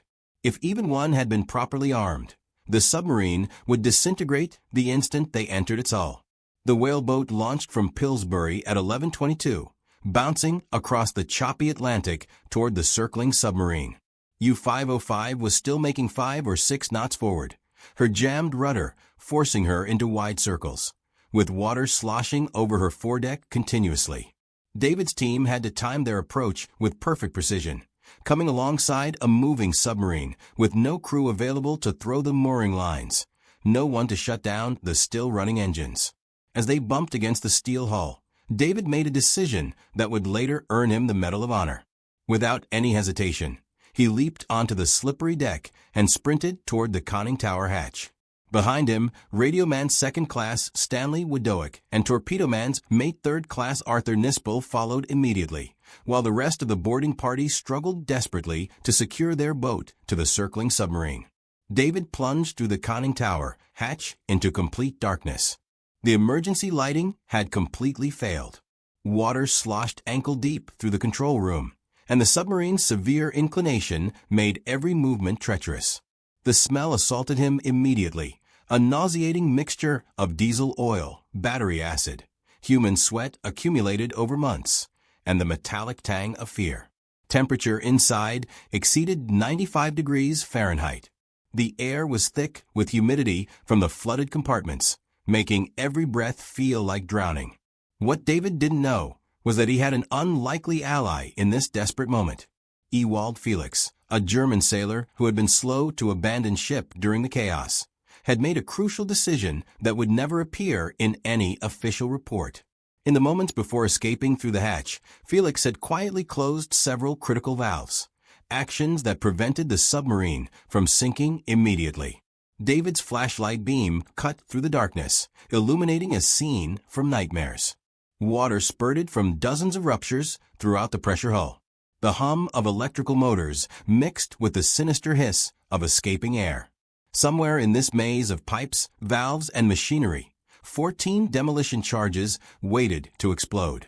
David had absolutely no way of knowing that only one charge remained properly armed, or that it would be discovered days later still live, its timer mechanism having mysteriously failed to detonate. Behind David, torpedoman Arthur Nispel squeezed through the narrow hatch, immediately slipping on the oil-slick deck plates. The submarine lurched violently as it continued its circular path, throwing both men hard against the periscope housing. Through the open hatch above them, they could hear their boat crew shouting desperately that they were drifting away, unable to maintain position alongside the moving submarine. David faced an impossible choice: return to safety or continue deeper into what might become a death trap. He chose to go deeper into the unknown. Moving forward through the control room carefully, David encountered his first major obstacle. The watertight door leading to the forward compartments was sealed shut. If the compartments beyond were completely flooded, opening this door would sink the submarine instantly. David pressed his ear against the cold steel, listening intently for any sound of rushing water. Nothing. Silence. He spun the wheel mechanism, muscles straining against the significant pressure differential. The door opened with a metallic groan that echoed through the submarine, revealing the officers' quarters beyond. The first priority was stopping the flooding immediately. David located the main sea strainer, an 8-inch valve that was allowing thousands of gallons per minute to flood the engine compartments. With Nispel's assistance, he managed to close it completely, watching the flow of water slow to a manageable stream. But this was merely the beginning of their task. Throughout the entire submarine, dozens of smaller valves remained open, each steadily contributing to the slow drowning of U-505. Widowick had found the radio room, and what he discovered there would fundamentally change the course of the entire war. The room was an intelligence treasure trove that German security protocols explicitly demanded should have been destroyed within 30 seconds of the abandoned ship order. But in the absolute chaos of the attack, with the submarine rolling violently and water flooding in rapidly, the radio operator had fled without completing destruction procedures. The Germans had abandoned ship so quickly that they left everything behind intact. The Enigma machine sat on the radio operator's table, its rotors still properly in place, its daily settings completely unchanged. This wasn't just any Enigma cipher machine, but the latest 4-rotor naval version, the M4, which the Allies had struggled desperately to decrypt consistently throughout the war. Around the machine lay code books, some still open to the current date. Complete June 1944 cipher materials, including the special coordinate code that revealed exact locations of U-boat patrol areas across the Atlantic. The officer cipher settings, the short weather code book, the short signal book, and most incredibly, big RAM tables not scheduled to come into effect until July and August, materials that would give Allied codebreakers a window into future German communications. Widowick carefully gathered each document, his hands trembling as he realized what he held. A single water-soaked page could contain information worth thousands of Allied lives. He wrapped the materials meticulously in waterproof canvas bags that Gallery had insisted each boarding party carry, despite considerable skepticism from his officers about their necessity. That seemingly paranoid foresight would preserve documents that would help decisively win the Battle of the Atlantic. Meanwhile, gunners Mate First Class Chester Makarsky and motor machinists, Mate First Class Zenon Lukosius, had made their way to the engine room. The scene they encountered was absolutely catastrophic.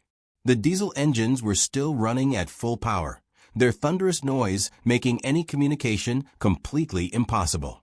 Water sprayed from ruptured cooling lines, creating a scalding mist that burned any exposed skin.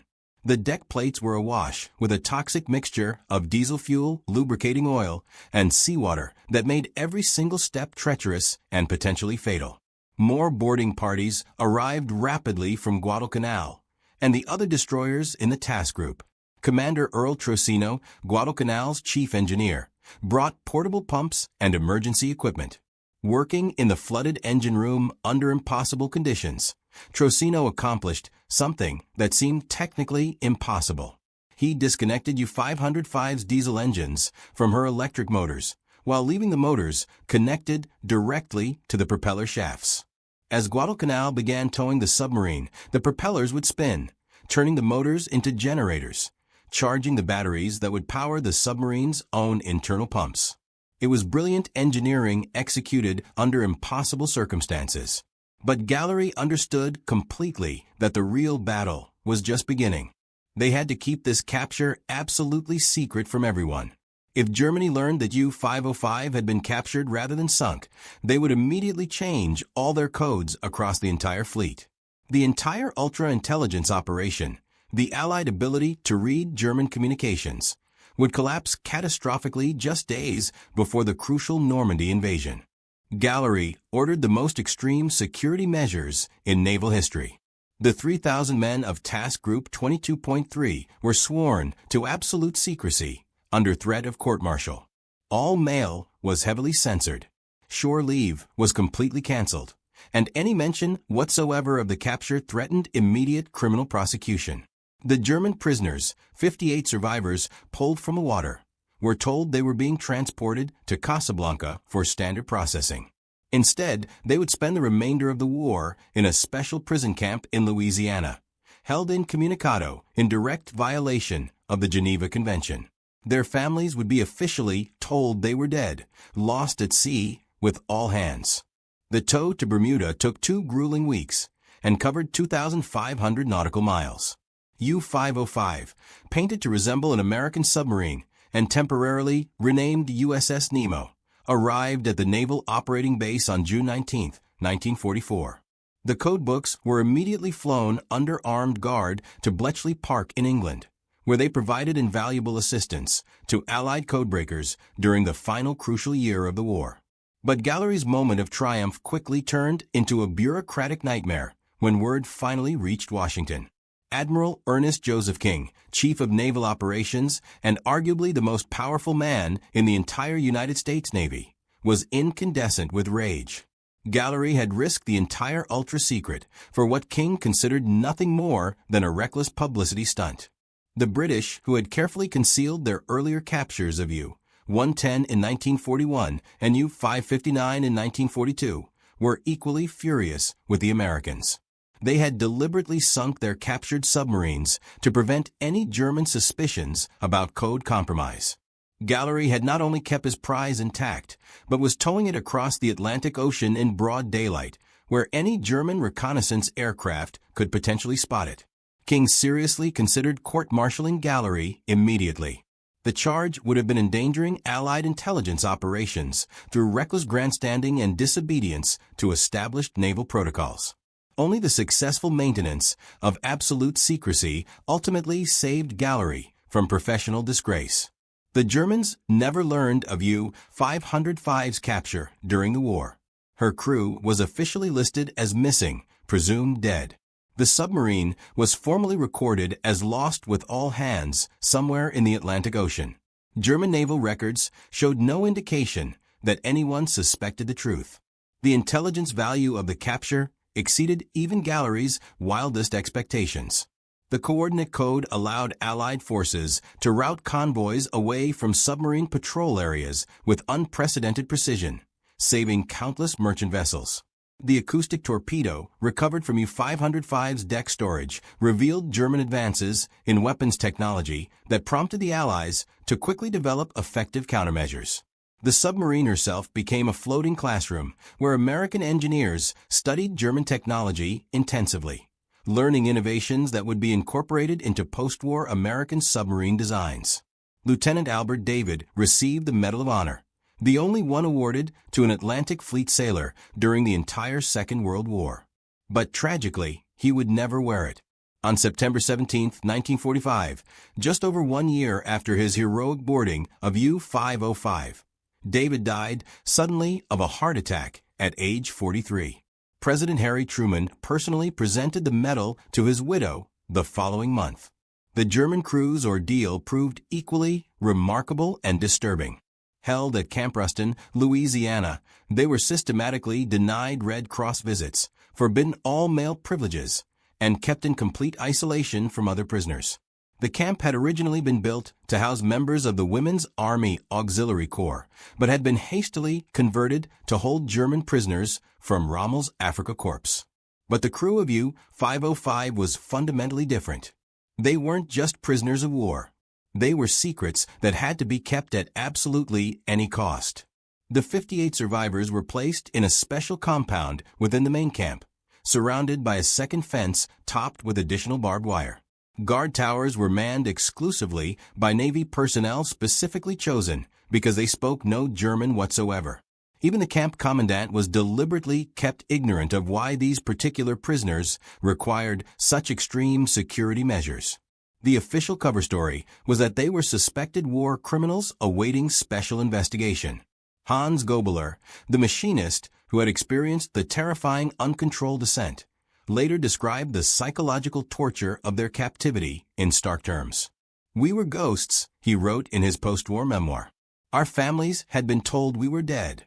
We could hear other German prisoners in the main camp receiving mail, Red Cross packages, even occasional visits from clergy. We received nothing. We existed in a void, neither properly dead nor truly alive." The prisoners were interrogated repeatedly and intensively, though they couldn't understand why their captors seemed so obsessively interested in technical details about their boat rather than standard military operations. American intelligence officers, posing as fellow prisoners, were deliberately placed among them to gather casual conversation that might reveal important technical details. Every word spoken was secretly recorded and meticulously analyzed. The prisoners' notebooks were regularly confiscated and studied. Even their chess games were carefully monitored for possible coded communications. Oberleutnant Harold Lang spent his captivity in even greater isolation than his crew. Initially held in the base hospital for treatment of his leg wound, he was kept under 24-hour armed guard. No medical personnel were permitted to speak to him beyond essential medical communications. For 6 long months, he genuinely believed he was the sole survivor of his entire crew. The psychological impact was absolutely devastating. In letters written after the war, Lang described seriously contemplating suicide, convinced he had failed catastrophically in his duty by surviving when he believed his men had all perished. The truth was far more complex and manipulative. American intelligence officers were deliberately using Lang's isolation as a psychological tool. By carefully controlling what information he received, they could verify intelligence gathered from other sources.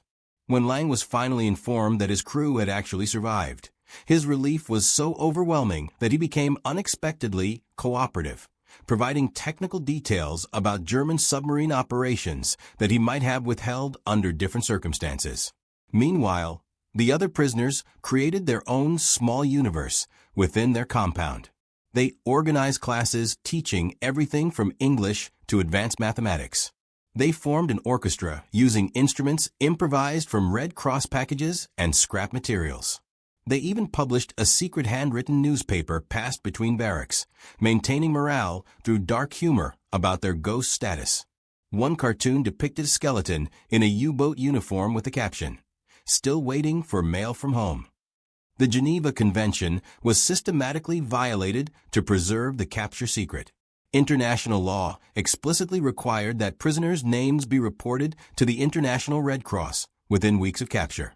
The Red Cross would then notify families and arrange for mail and package delivery. For the crew of U-505, this never happened. Their names appeared on no official lists. Their families received no notification of any kind. In Germany, memorial services were solemnly held for the lost crew. Wives became widows without knowing their husbands lived. Children grew up genuinely believing their fathers had died heroically at sea fighting for their country. The prolonged isolation took a severe psychological toll. 3 prisoners attempted suicide during their captivity. Several developed what camp psychiatrists clinically termed acute depressive episodes.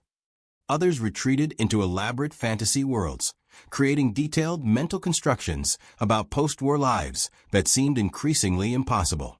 One young sailor spent hours each day writing love letters to his girlfriend that could never be sent, filling notebook after notebook with declarations of love and descriptions of the future they would share together. The story took an extraordinary and unexpected turn 20 years later. In 1964, Gallery, now a rear admiral, personally invited Lang to Chicago for the 20th anniversary commemoration of the capture. The 2 former enemies met at the Museum of Science and Industry, where U-505 had been permanently installed as a public exhibit. The meeting had been carefully orchestrated by Gallery, who had tracked down Lang through German naval veterans organizations. Lang, now working as a harbor pilot in Hamburg, had initially refused the invitation outright. The memories were too painful, the shame of losing his boat too deep and personal. But Gallery persisted, writing thoughtful personal letters, but survival, not shame, but honor under impossible circumstances. When Lang finally agreed to come, he brought with him something remarkable, a detailed account he had written, but never published about the final moments aboard U-505. His narrative revealed crucial details that American investigators had never fully understood. The suicide of his predecessor, Peter Czech, had traumatized the crew so profoundly that many had officially requested transfers. Those requests were all systematically denied. The crew genuinely believed their boat was cursed, that death was ultimately inevitable. Some had completely stopped writing letters home, convinced they would never return to Germany. Lang's account described the moment of the attack with vivid, haunting clarity. We were at lunch. Potato soup. The same meal we had eaten for 3 consecutive days because our refrigeration unit had failed completely. The first explosion threw the soup pot across the compartment, scalding the cook severely. Men were hurled against equipment with such tremendous force that 3 suffered broken ribs. The boat stood on its nose at a 70-degree angle that sent everything not properly secured flying forward. I watched our spare torpedoes break loose from their restraining chains, 6,000 pounds of steel and high explosives sliding toward the forward bulkhead. The depth charge attack had inflicted far more damage than the Americans initially realized. The main ballast tank vents were jammed permanently open, making it impossible to maintain any depth control. The stern planes were frozen at maximum dive angle. The compass was spinning uselessly. Most critically, the pressure hull had developed a hairline fracture near frame 50, a structural weakness that was allowing water to enter at increasing pressure with each passing second.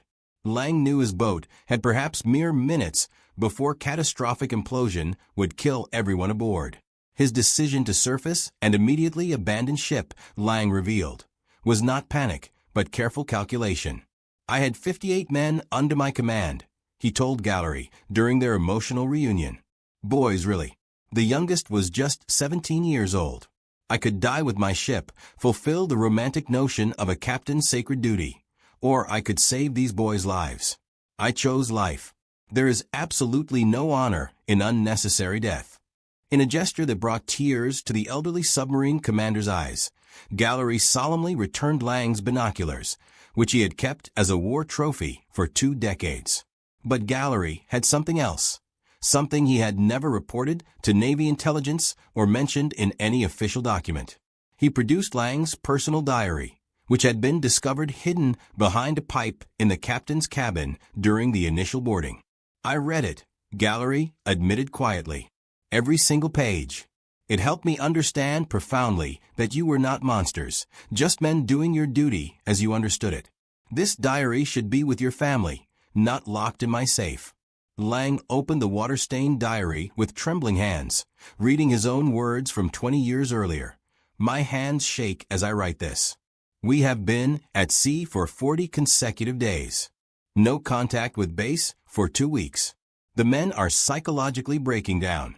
Yesterday, I discovered Seaman Krause crying alone in the torpedo room. He had received no mail from home in 6 months. He believes his family thinks him dead. Perhaps they are correct. Perhaps we are all dead already, just waiting for the ocean to finally claim us.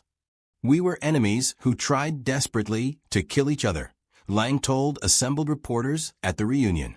Now we are friends.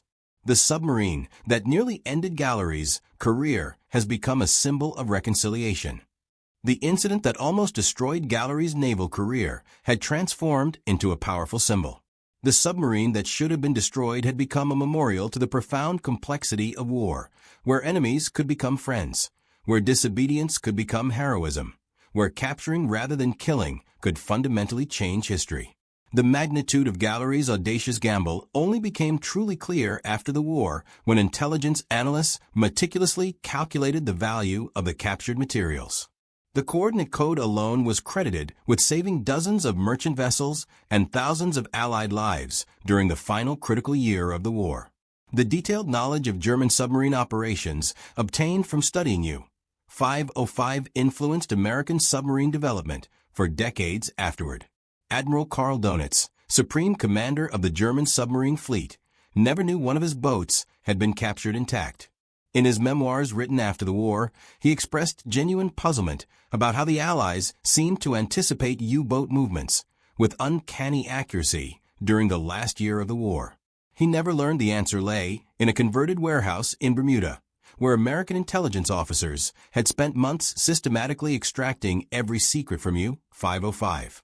The 58 German sailors who survived the capture experienced a remarkable transformation that mirrored their boat's journey from deadly weapon to educational museum piece.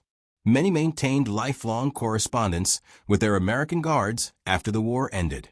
Several eventually immigrated to the United States during the 1950s. Hans Gobler, the machinist who had watched his submarine's terrifying uncontrolled descent toward the surface, wrote a best-selling book about his experiences that became widely read in Germany. He dedicated it simply to the American sailors who saved my life. The boarding party members became celebrated figures within the Navy, though the public wouldn't learn their dramatic story until after the war concluded. Arthur Nispel and Stanley Widowick both received Navy Crosses.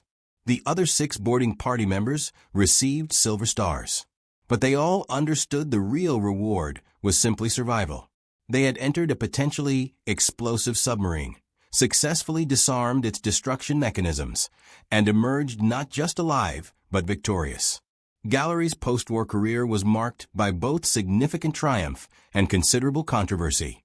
His decision to capture rather than sink U-505 had placed him fundamentally at odds with naval orthodoxy, a pattern that would define the remainder of his military service. He wrote several books about the capture, each revelation carefully cleared by protective Navy censors to safeguard still classified intelligence methods. His first book, Clear the Decks, published in 1951, became a national bestseller, but absolutely infuriated Admiral King, who had never forgiven Gallery for risking the ultra-secret. Gallery's real vindication came from an unexpected source decades later. In 1974, when British intelligence finally declassified portions of the Ultra program, historians discovered that Gallery's capture had actually enhanced, rather than endangered, Allied code-breaking efforts. The materials from U-505 had provided crucial verification of decrypts that British intelligence had been uncertain about for months. Several German naval codes that Bletchley Park had only partially broken were fully understood thanks to U-505's complete code library. Alan Turing himself, the brilliant genius behind much of Britain's code-breaking success, had written in a still classified 1944 memo, "The American capture, while initially quite alarming, has provided invaluable verification of our theoretical work. We now have absolute confirmation of German encoding procedures we had only guessed at through mathematical analysis. The coordinate cipher, particularly, has yielded patterns we would have needed many additional months to discern through cryptanalysis alone." Gallery became a passionate advocate for naval aviation and an outspoken critic of post-war defense cuts, positions that earned him powerful enemies in Washington. His involvement in the Revolt of the Admirals, a bitter political battle over naval aviation's future, ultimately cost him promotion to Vice Admiral. When the Secretary of Defense proposed completely eliminating aircraft carriers in favor of long-range strategic bombers, Gallery leaked classified information to journalists proving the vulnerability of bomber formations to submarine-launched guided missiles, technology discovered aboard captured German vessels, including U-505 itself. The leak definitively ended Gallery's career advancement, but ultimately saved naval aviation. President Truman himself acknowledged privately that Gallery's calculated insubordination had prevented a strategic disaster. "You're absolutely right, Dan," Truman told him candidly at a White House reception. "But being right and being promoted are two entirely different things in this town." Yet Gallery never expressed even the slightest regret about capturing U-505. In his autobiography, 8 Bells and All's Well, he revealed the full, remarkable extent of his preparation for the capture. "I had meticulously studied every after-action report from British submarine captures. I knew the British had captured U-110 in 1941, but had kept it secret even from us, their closest allies. I suspected they had obtained code materials that gave them intelligence advantages they weren't sharing with American forces. I wanted America to have its own intelligence coup, independent of British control." Gallery had actually begun detailed planning for a submarine capture months before the June 4th encounter. He had requisitioned specialized equipment under deliberately false pretenses. Portable pumps were officially for damage control training exercises. Waterproof document bags were ostensibly for preserving ship's logs during abandoned ship drills. Canvas patches and wooden plugs were standard damage control supplies that just happened to match German submarine hull specifications perfectly. The final chapter of U-505's extraordinary story was written in Chicago, where it became the Museum of Science and Industry's most popular permanent exhibit. But the journey from captured enemy vessel to beloved museum centerpiece was itself an epic worthy of recognition.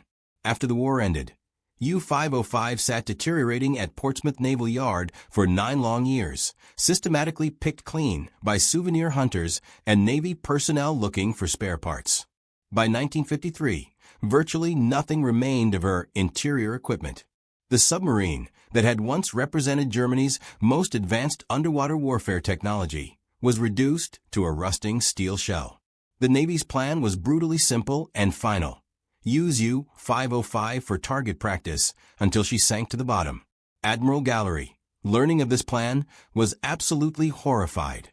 He immediately contacted his brother, Father John Ireland Gallery, a Catholic priest who had become a prominent and influential figure in Chicago civic affairs. Father Gallery reached out to Lennox Lohr, president of the Museum of Science and Industry, with an audacious proposal. Why not save the submarine as a permanent memorial to American naval achievement? Lohr was intrigued, but deeply skeptical. Moving a submarine from Portsmouth, New Hampshire to Chicago would require passage through the St. Lawrence Seaway, which couldn't possibly accommodate a vessel of U-505's substantial dimensions. The submarine would have to be towed down the Atlantic coast, through the Caribbean, up the Mississippi River to the Great Lakes, a journey of thousands of miles. The cost was estimated at $250,000 in 1954 money, equivalent to over $2 million in today's currency. Chicago responded with unprecedented public enthusiasm. School children donated their nickels and dimes. Labor unions offered free skilled work. Corporate sponsors competed aggressively to fund specific restoration projects. The city that had sent thousands of sailors to fight in the Atlantic desperately wanted to preserve this tangible piece of the victory they had helped achieve. The complex towing operation began in May 1954. Coast Guard vessels escorted U-505 on a journey that attracted massive crowds at every port. In Detroit alone, over 100,000 people came to see the captured submarine. Veterans brought their children and grandchildren. Former Rosie the Riveters, who had built Liberty ships, touched the hull of the enemy vessel their wartime work had helped defeat. German-American communities sent official delegations, viewing the submarine with profoundly complex emotions.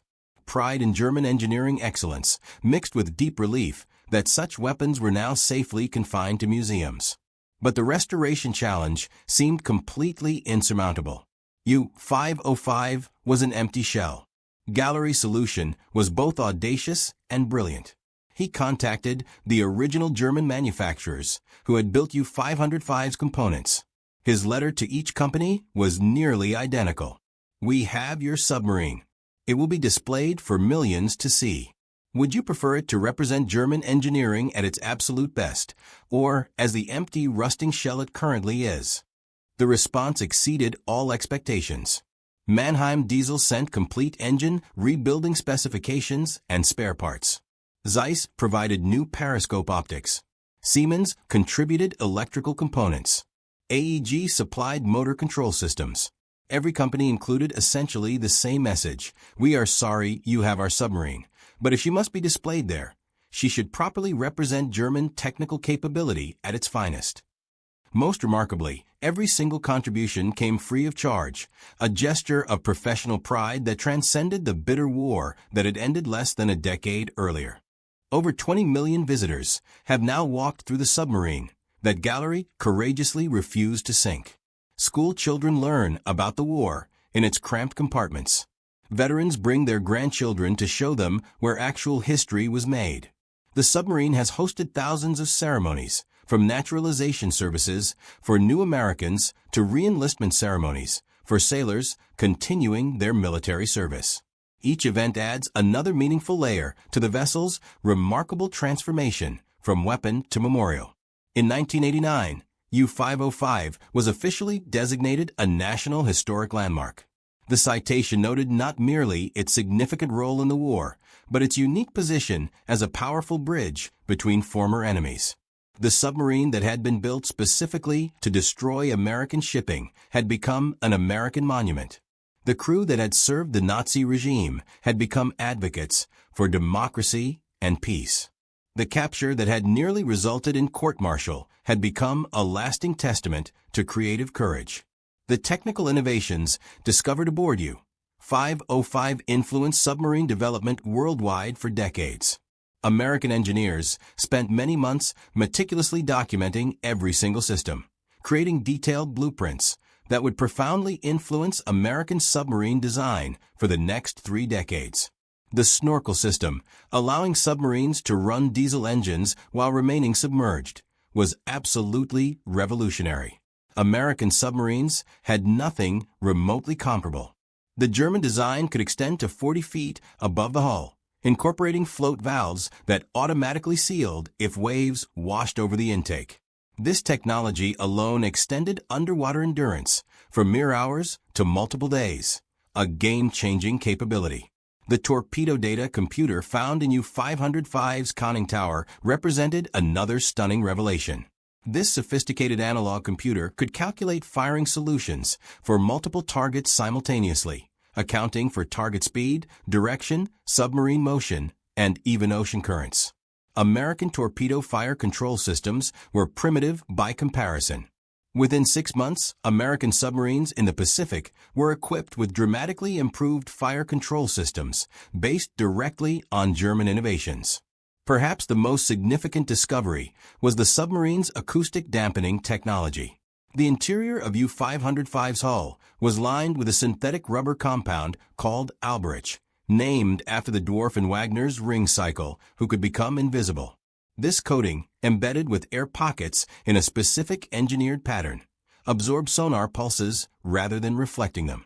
Extensive tests at the Naval Research Laboratory demonstrated it could reduce sonar detection range by an astonishing 60%. The hydraulic torpedo loading systems were meticulously copied and refined. German engineers had developed a system that could reload all 4 forward tubes in less than 10 minutes, exactly half the time required by American systems. The mechanism used a revolutionary hydraulic ram that could function at any depth without the pressure equalization problems that plagued American designs. This single innovation would save countless hours of tactical vulnerability during combat operations. The submarine's battery technology provided equally valuable insights. U-505 carried two complete sets of 62 cells each, providing 2,700 horsepower when running submerged. But it was the sophisticated battery maintenance and ventilation systems that truly impressed American engineers. The Germans had developed highly sophisticated hydrogen detection and ventilation systems that prevented the explosive gas buildup that had catastrophically destroyed several American submarines. Every American submarine built after 1945 incorporated German battery safety innovations as standard equipment. The acoustic torpedo retrieved from U-505's deck storage represented a capability America didn't know Germany possessed. The T-5 Zonkenig, or Wren, could home in on the distinctive sound of ship propellers from over 6 miles away.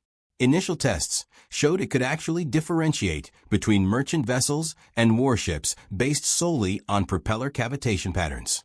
The Americans had been working on similar technology, but were years behind German development.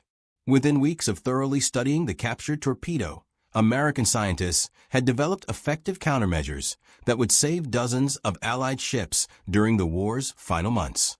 Intelligence officers discovered that U-505 carried equipment they didn't even recognize initially. A device labeled Courier turned out to be a burst radio transmission system that could compress a lengthy operational message into a transmission lasting less than half a second, too brief for Allied direction-finding equipment to locate successfully. Another mysterious box proved to be an early form of radar detector that could identify specific Allied radar frequencies and warn when the submarine was being actively tracked.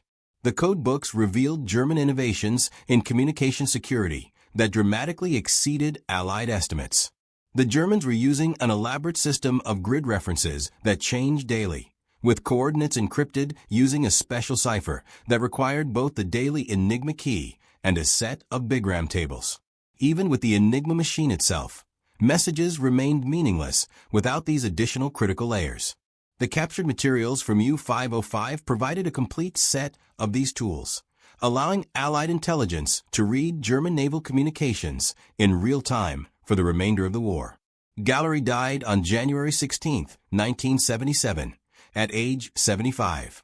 His funeral was attended by former enemies and allies alike, including several of U-505's former crew members who traveled from Germany specifically to pay their respects. Harold Lang sent a wreath with a simple but profound message: to the captain who spared our lives and showed us honor in defeat. The capture of U-505 stands as one of the most extraordinary episodes of the entire Second World War. Not because it represented a great military victory in the traditional sense, but because it embodied a fundamentally different kind of victory. In a war universally characterized by total destruction, Gallery had deliberately chosen capture over annihilation. In a conflict that demanded unquestioning hatred of the enemy, he had demonstrated genuine respect for defeated foes. In a battle where following established orders meant certain tactical success, he had risked absolutely everything on an unprecedented gamble. The 800 tons of steel that comprise U-505 rest now in climate-controlled comfort, meticulously preserved for future generations. Every rivet, valve, and gauge tells a profound story of transformation. Built for destruction, captured through calculated disobedience, preserved through unwavering determination. It stands as living proof that sometimes the greatest victories come not from destroying the enemy, but from genuinely understanding them. Not from blindly following orders, but from recognizing when orders must be courageously challenged. The story of U-505 is ultimately about the pivotal moment when one captain made the audacious decision that intelligence was worth more than simple destruction, that capturing could achieve what killing could not, that disobedience in service of a greater good could transform a routine combat patrol into genuine history. Gallery's gamble, David's extraordinary courage, and 58 German sailors' survival created a legacy that profoundly transcends war itself. They proved conclusively that enemies can become friends, that intelligence can triumph over brute force, and that sometimes the boldest possible action is not to destroy, but to preserve. The influence of U-505's capture extended far beyond World War II. During the Cold War, American submarine doctrine systematically incorporated crucial lessons learned from the German vessel. The ability to capture enemy technology intact became a strategic priority that fundamentally shaped special operations development. Navy SEAL teams trained specifically for submarine boarding operations using detailed knowledge gained from David's comprehensive after-action reports. Every submarine capture attempted by any Navy since 1944 has meticulously studied the U-505 operation as foundational doctrine.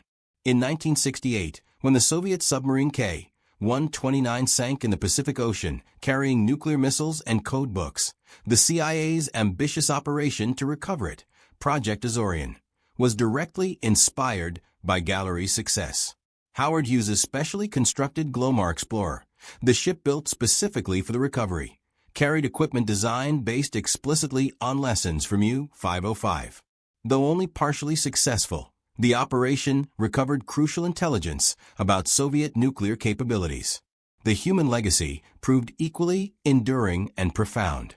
Dozens of U-505's crew members maintained lifelong correspondence with their American captors, transforming enemies into friends. Hans Gobeler, who had closed crucial valves during the submarine's death throes, immigrated to America in 1956. He worked at the Museum of Science and Industry, serving as a volunteer guide aboard his former vessel. Visitors were consistently amazed to meet an actual crew member who could describe life aboard the submarine from direct personal experience.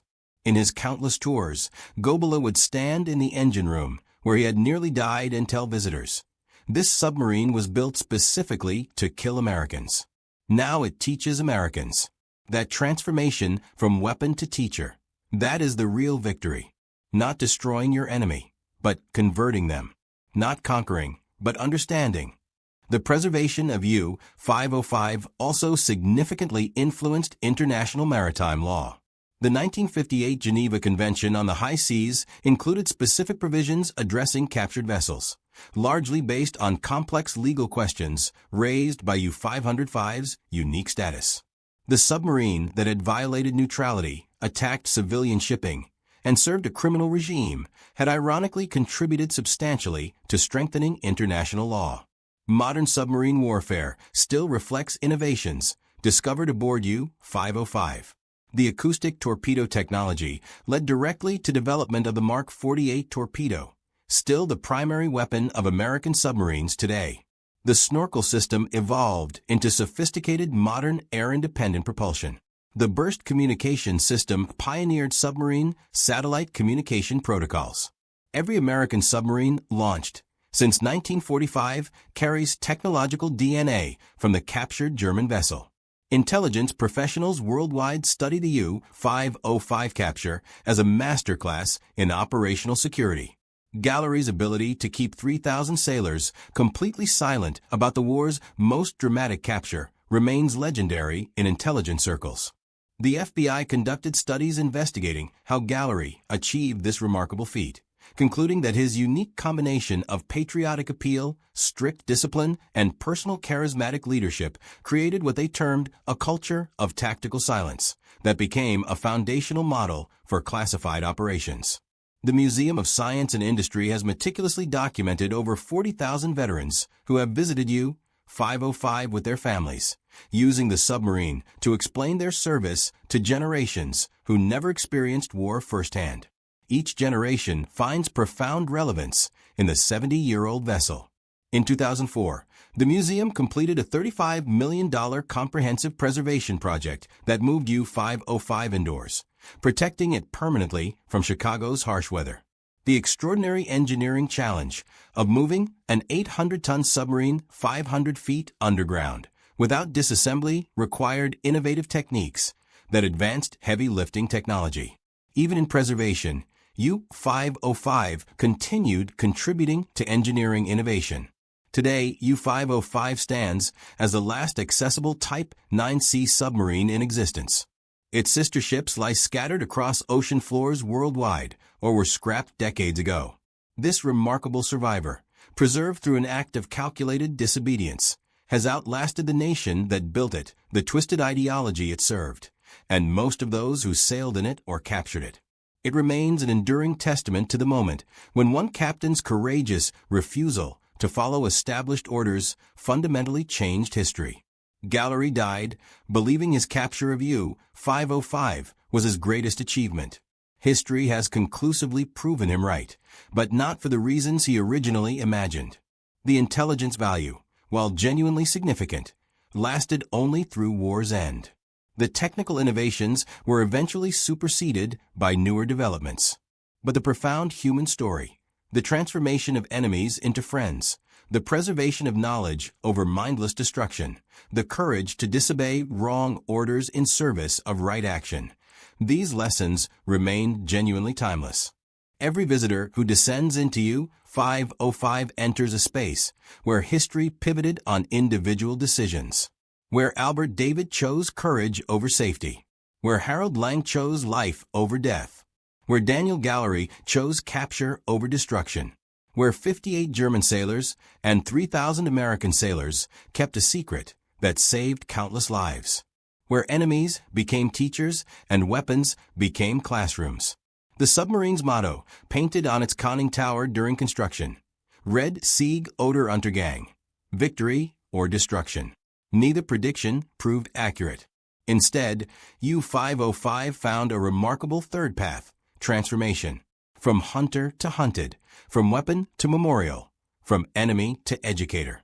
In that profound transformation lies a message more powerful than any torpedo it ever carried, that understanding conquers hatred, that preservation defeats destruction, and that sometimes the greatest victory is courageously refusing to destroy what others demand you sink. December 7, 1941, 7:55 a.m. Mess Attendant Second Class Doris Miller stood in the laundry room of USS West Virginia, folding white officer uniforms 3 decks below the morning sunlight. Then came an explosion that would change his life and eventually help transform the United States Navy forever. Miller was 22 years old, from Waco, Texas. He joined the Navy in September 1939 because the pay was steady and his family needed money. The Navy offered him exactly one job: mess attendant, cook, dishwasher, laundry worker. Black sailors in 1941 weren't allowed to serve in combat roles. They weren't trained on weapons. They weren't assigned to battle stations involving guns. Navy regulations were clear. Mess attendants served food, cleaned officers' quarters, and stayed out of the way during combat. Miller had been on the West Virginia for 16 months. He knew the ship inside and out. He knew where every officer's bunk was located. He knew which ones wanted coffee at 6 a.m. and which ones slept until 7. He knew the laundry schedule by heart. He collected dirty uniforms every Sunday morning at 7:30. That Sunday morning, December 7th, he was right on schedule.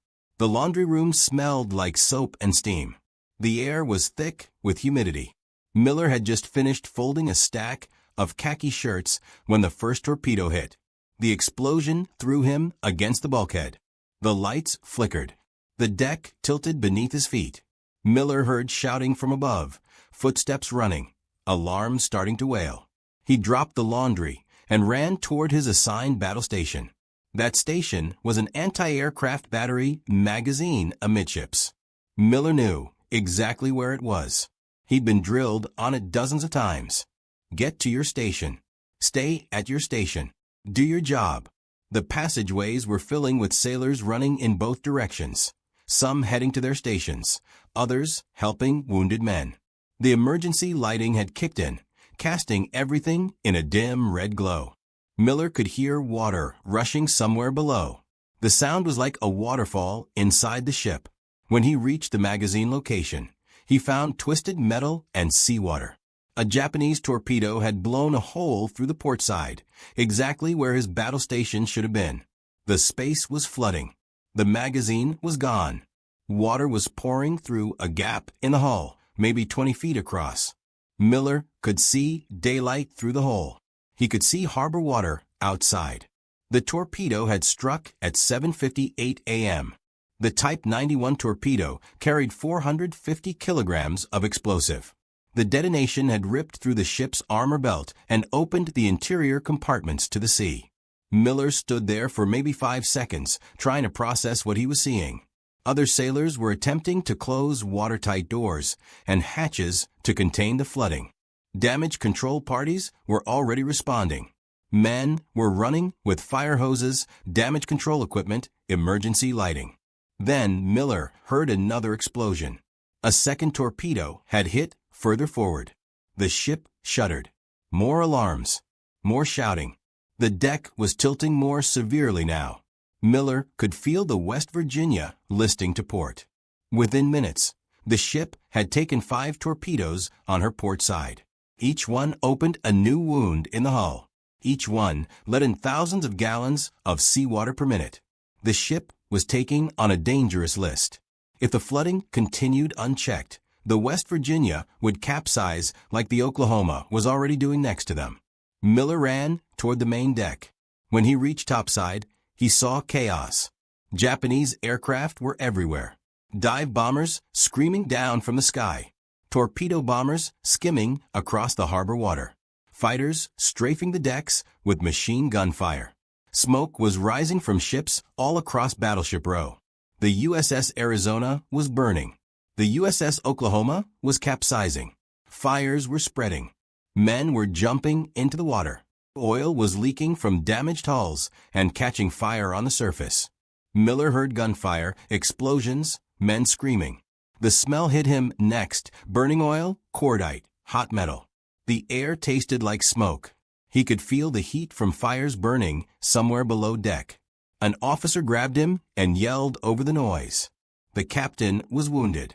They needed help moving him. Miller followed the officer to the bridge. Captain Mervyn Benyon was 54 years old. He'd graduated from the Naval Academy in 1910, third in his class. He'd commanded the West Virginia since June 1941, only 6 months. He was a careful officer, experienced, respected by his crew. When Miller reached the bridge, Benyon was lying on the deck near the starboard side. A bomb had hit USS Tennessee, moored directly alongside the West Virginia. The bomb was actually a 16-inch armor-piercing naval shell that had been modified with fins to be dropped from aircraft. The Japanese had taken shells designed for battleship guns and converted them into bombs. When the bomb struck Tennessee, it penetrated her armor and exploded. The blast sent shrapnel flying in all directions. The two ships were moored so closely together that debris from Tennessee's hit reached West Virginia's bridge. A piece of that shrapnel, probably 6 inches long and irregularly shaped, had torn through Benyon's abdomen. The fragment had ripped across his midsection and apparently struck his spine. The wound was catastrophic. His intestines were exposed. His internal organs were visible through the torn flesh. Blood was pooling on the deck beneath him. The blood was dark red, almost black, mixing with seawater and oil that had splashed onto the bridge. A pharmacist's mate had applied a field dressing, but everyone on the bridge could see the captain was dying. The bandage was already soaked through. More blood was seeping around the edges. Benyon was conscious. He was giving orders.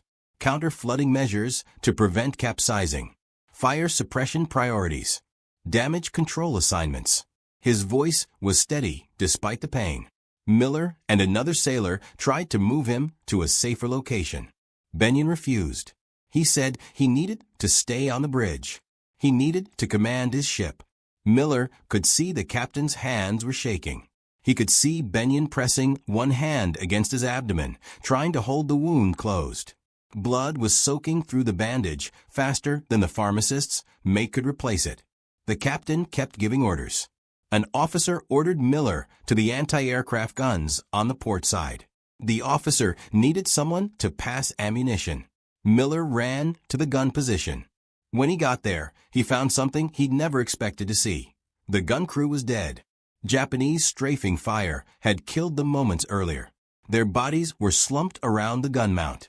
The weapon itself was still operational. A Browning .50 caliber machine gun, water-cooled, belt-fed, mounted on a pedestal. Miller had never been trained on this weapon. Navy regulations said mess attendants did not operate guns. But the gun was there. It was loaded. Japanese planes were diving toward the ship. Nobody else was available to man it. Miller made a decision that violated every regulation in the Navy manual. He grabbed the gun handles and started firing. The Browning .50 caliber weighed 121 pounds without its mount. It fired 550 rounds per minute. The ammunition came in belts stored in metal boxes. The gun had twin water hoses running to the barrel jacket to keep it cool during sustained fire. Each belt held 200 rounds. The ammunition was a mix of armor-piercing, incendiary, and tracer rounds. Every fifth round was a tracer, leaving a visible streak so the gunner could see where his fire was going. Miller had watched gun crews during training exercises. He'd seen them load, aim, and fire. He understood the basic mechanics. Point at the target, pull the trigger, keep the barrel on the aircraft, compensate for lead. The gun kicked hard when he fired. The recoil pulsed through the mount into the deck. The noise was deafening, even with the sounds of explosions and aircraft engines all around. The Browning's rapid fire dominated his immediate soundscape. Spent cartridges ejected to the right side, clattering onto the deck. Brass casings bounced and rolled with each burst. The smell of burned powder filled his nose. Cordite and gun oil mixed with the smoke from fires burning across the harbor. Miller could feel the vibration through his hands and arms. The gun was alive, bucking and roaring under his control. He aimed at a Japanese dive bomber that was pulling up after releasing its bombs. The aircraft was an Aichi D-3A, what the Allies would later call a VAL. It had just dropped its payload on the Tennessee and was climbing away at about 200 miles per hour. Miller pressed the trigger and held it down. Tracers reached out toward the aircraft in a stream of fire. Some rounds missed, arcing past the bomber into the sky. Some hit. He saw sparks along the bomber's fuselage where armor-piercing rounds struck metal. The plane kept flying. The damage wasn't enough to bring it down. He shifted his aim to another aircraft. A torpedo bomber was coming in low over the water, heading straight for Battleship Row. It was a Nakajima B-5N, a Kate in Allied designation. The bomber was maybe 50 feet above the harbor surface, its torpedo visible beneath the fuselage. Miller led the target, aiming ahead of the aircraft's nose. He needed to put his bullets where the plane was going to be, not where it was now. He fired another burst. This time he saw pieces fly off the aircraft's wing. Control surface fragments tumbled away. The bomber wavered, its flight path disrupted, but the pilot maintained control and continued the attack run. The torpedo dropped. Miller lost sight of it in the chaos. He didn't know if it hit anything. There was too much happening too fast to track individual attacks. Miller kept firing for approximately 15 minutes. He fired at every Japanese aircraft that came within range. He went through multiple ammunition belts. The water in the cooling jacket started to steam. The gun handles grew hot despite the water cooling. His shoulders ached from the recoil. His ears were ringing from the noise.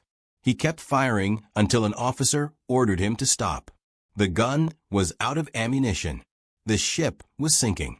Everyone needed to abandon ship. Miller ran to help move wounded sailors to the main deck. The West Virginia was settling deeper into the harbor. Water was rising through the lower decks. Fires were spreading despite the counter-flooding. The list to port had stabilized, but the ship was clearly going down. Miller helped carry injured men up ladders, through passageways filled with smoke, past fires, and flooded compartments. The deck was slick with oil and blood. His hands were burned from touching hot metal. His uniform was soaked with seawater and other men's blood. He could barely hear anything except a constant ringing in his ears. Captain Benyon was still on the bridge when Miller passed by. The captain was still giving orders. His voice was weaker now. Miller could see the blood loss was taking its toll. Benyon died on the bridge sometime before 9 a.m. He refused to leave his post. He commanded his ship until he physically couldn't speak anymore. The Navy would later award him the Medal of Honor, posthumously. Miller was one of the last men to leave the West Virginia.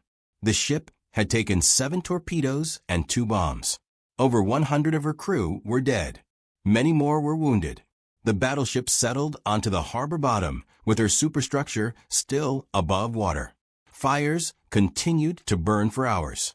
Some men were trapped below deck in sealed compartments. They would die there over the next several days as their air ran out.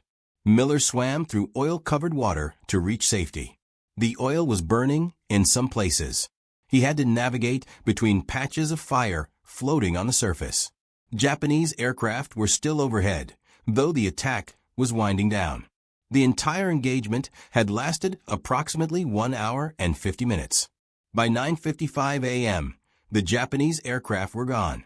What remained was destruction on a scale Miller had never imagined possible. 8 battleships damaged or sunk. 3 cruisers damaged. 3 destroyers damaged. 188 aircraft destroyed. 2,403 Americans dead. Another 1,178 wounded. The United States Pacific Fleet had been crippled in a single morning. Miller went to sick bay. Medics checked him for injuries. He had burns on his hands from the gun handles and hot metal. His hearing was damaged from the sustained gunfire without ear protection. He had bruises and cuts from being thrown around during the explosions. Nothing life-threatening. He was sent to a temporary barracks facility while the Navy sorted out what to do with survivors from the damaged ships. Nobody asked Miller what he'd done during the attack. Mess attendants weren't expected to do anything except survive. The official reports from the West Virginia mentioned unnamed sailors who had manned guns during the attack, but no names were recorded. The Navy was focused on damage assessment, casualty counts, and preparing for war. Individual acts of heroism by enlisted men, especially black enlisted men, were not a priority for documentation. Miller returned to regular duty assignments. He was reassigned to USS Indianapolis in December 1941. He went back to working as a mess attendant, serving food, cleaning quarters, doing laundry. The war continued. The Navy needed cooks more than it needed heroes. What neither Miller nor the Navy fully understood at the time was that the story of what happened on the West Virginia's bridge was spreading through unofficial channels. Sailors talk. Men who survived the attack told other sailors what they'd seen. Someone had manned a machine gun on the West Virginia.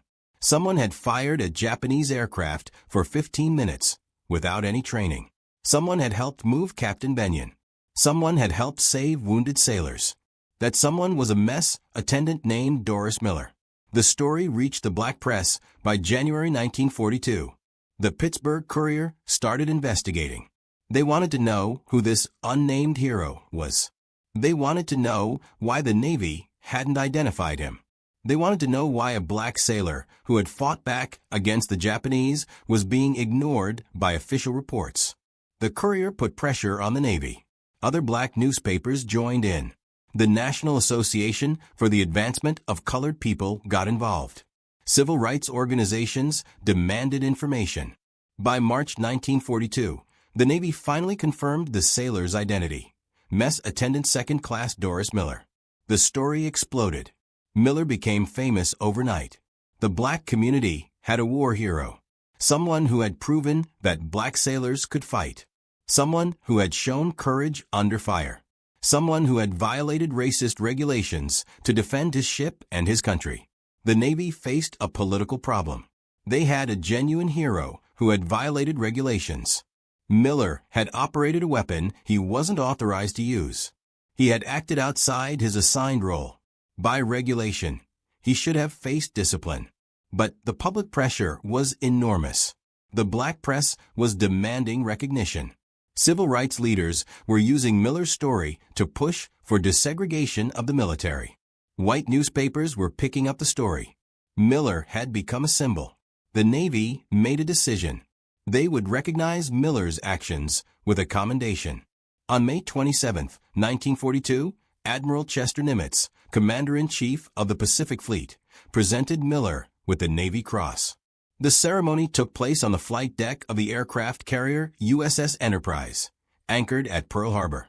The Enterprise had been at sea during the Pearl Harbor attack, sparing her from the devastation.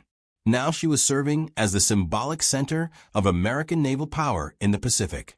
Nimitz pinned the medal on Miller's uniform and said this marked the first time in this conflict that such high tribute has been made in the Pacific Fleet to a member of his race. The statement was both recognition and reminder. Recognition that Miller had earned the honor. Reminder that his race still mattered, still set him apart, still defined how the Navy saw him. The Navy Cross was the third highest decoration for combat valor. Only the Medal of Honor and the Navy Distinguished Service Medal ranked higher. At that time in 1942, the Navy Cross was actually the second highest award because Congress hadn't yet reorganized the precedence of decorations. That reorganization would come later in August 1942. Miller was the first black sailor to receive the Navy Cross. The honor was genuine. The courage it recognized was real. But it also served the Navy's political needs. By honoring Miller publicly, the Navy could respond to pressure from civil rights organizations and the black press while still maintaining the segregated structure of naval service. Miller got his medal. He got promoted to mess attendant first class. But he was still a mess attendant. He was still restricted to non-combat ratings. The medal recognized what he'd done. It didn't change what he was allowed to do going forward. The ceremony was photographed. The images were distributed to newspapers across the country. Miller stood at attention in his dress uniform, the Navy Cross ribbon bright against the white fabric. His posture was perfect, military bearing impeccable. He looked uncomfortable with the attention. His face showed none of the satisfaction or pride that might be expected. He looked like a man doing his duty while being photographed doing it. He hadn't joined the Navy to become famous. He'd joined to earn money for his family. This fame, this attention, this ceremony, none of it was what he wanted. But it was what the moment required. The Navy promoted Miller to mess attendant first class on June 1, 1942. Better pay, but still the same job. Cooking, serving, cleaning. The Navy wasn't ready to integrate combat roles. Not yet. But Miller had forced them to acknowledge that black sailors could fight. That acknowledgement was significant. It created pressure for change. In April 1942, even before Miller officially received the Navy Cross, Secretary of the Navy William Franklin Knox announced the opening of an all-black naval training facility in Illinois. The Navy was beginning to crack open the door to integration. It was a small crack, but it existed. Miller's actions on December 7th had helped create that opening. In November 1942, Miller was ordered back to the United States for a war bonds tour. The Navy wanted to use his story to sell bonds and encourage enlistment. Miller traveled to Oakland, California. He visited his hometown of Waco, Texas. He spoke in Dallas. He addressed the first graduating class of black sailors from Great Lakes Naval Training Station. He appeared on a 1943 Navy recruiting poster with the words "Above and Beyond the Call of Duty" printed below his photograph. The poster artist was David Stone Martin. The image showed Miller in his dress uniform looking directly at the viewer. It was used across the country to recruit black sailors into the Navy. Miller gave speeches at war bond rallies. He shook hands with civilians. He posed for photographs. He answered the same questions over and over. What was it like? Were you scared? How did you know how to fire the gun? Miller's responses were typically brief. He said it wasn't hard. He just pulled the trigger and the gun worked fine. He'd watched other sailors with the guns during training. He thought he got one of the Japanese planes. They were diving pretty close. Miller didn't elaborate much beyond those basic facts. He wasn't comfortable being a public speaker. He was a cook who had done what needed to be done. He didn't see himself as special. But the Navy and the country needed him to be special. They needed a symbol. Miller filled that role even though he would have preferred to avoid it. In February 1943, the Navy changed the mess attendant rating title to steward's mate, a cosmetic change, but it indicated some movement toward recognizing the dignity of black sailors. The job was still the same. The segregation was still in place, but the language was shifting. Miller completed his war bonds tour and requested assignment back to a combat vessel. The Navy sent him to Puget Sound Navy Yard in Bremerton, Washington in May 1943. He was assigned to the newly constructed escort carrier USS Liscum Bay, designated CV-56. The ship was 512 feet long with a beam of 65 feet. She displaced 7,800 tons. Twin reciprocating steam engines gave her a top speed of 19 knots. The flight deck was 477 feet long. The hangar deck could hold approximately 28 aircraft, depending on configuration. Liscum Bay was one of 50 Casablanca-class escort carriers being built rapidly to support the Pacific Campaign. These ships weren't meant to engage in fleet actions like the big fleet carriers. They provided air support for amphibious landings, convoy escort, and aircraft ferry service. The crew numbered 960 men. Miller was promoted to cook third class on June 1, 1943. Better pay again, still cooking. He worked in the galley preparing meals for officers and crew. The Liscum Bay completed shakedown exercises and departed for Pearl Harbor on October 22, 1943. The ship trained in Hawaiian waters for several weeks, then left Pearl Harbor on November 10, 1943, to join Task Force 52. The target was the Gilbert Islands, specifically Macon Atoll and Tarawa Atoll. The invasion, codenamed Operation Galvanic, began on November 20, 1943. It was the first major American offensive in the Central Pacific. The Liscum Bay provided air support for ground forces attacking Macon Island. The carrier launched aircraft to provide close air support, conduct reconnaissance, and attack Japanese positions. The operation was going well. American forces were securing the islands. The Japanese garrison on Macon was nearly eliminated. The invasion was succeeding, but the Japanese submarine I-175 was prowling the waters near Macon.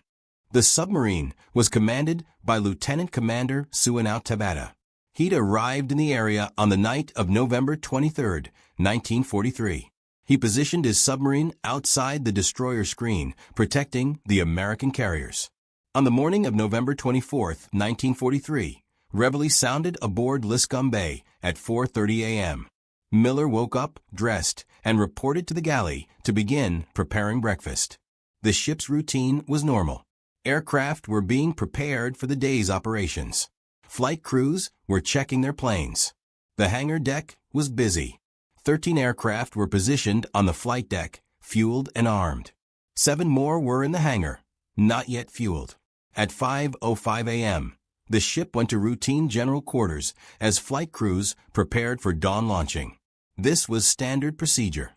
Miller was likely at his battle station. Navy records suggest he was assigned to a 20 mm anti-aircraft gun on the starboard side, somewhere between frames 155 and 145. The carrier was steaming northeast at about 15 knots. Liscum Bay was positioned in a way that presented her broadside to the area where I-175 was lurking. At 5:10 a.m., a lookout on Liscum Bay spotted a torpedo wake heading toward the ship. He shouted a warning. The white trail of bubbles in the water was unmistakable. Torpedo inbound. Starboard side. But the torpedo was too close and moving too fast. There was no time to maneuver, no time to change course, no time to do anything except brace for impact. It was too late. The torpedo struck Liscum Bay just after the engine room on the starboard side at 5:13 a.m. The impact felt like the ship had hit a wall at full speed. Then came the explosion. The Type 95 torpedo carried 490 kilograms of high explosive. The blast opened a hole in the carrier's hull and sent a shockwave through the entire ship. But that was just the beginning. The torpedo had struck directly adjacent to the aviation bomb storage magazine. The bombs stored there were armed and ready for the day's operations, 500-pound bombs, 1,000-pound bombs, all packed with high explosive. The torpedo detonation triggered a sympathetic explosion in the bomb magazine. The secondary explosion was catastrophic. It was exponentially more powerful than the torpedo itself. The blast ripped through the carrier from bottom to top. The force blew out entire sections of the hull. The flight deck bulged upward and then tore open. A massive fireball erupted through the opening, shooting flames and debris hundreds of feet into the air. The explosion was visible from ships 10 miles away. Shrapnel was thrown outward in all directions, some pieces traveling more than 5,000 yards.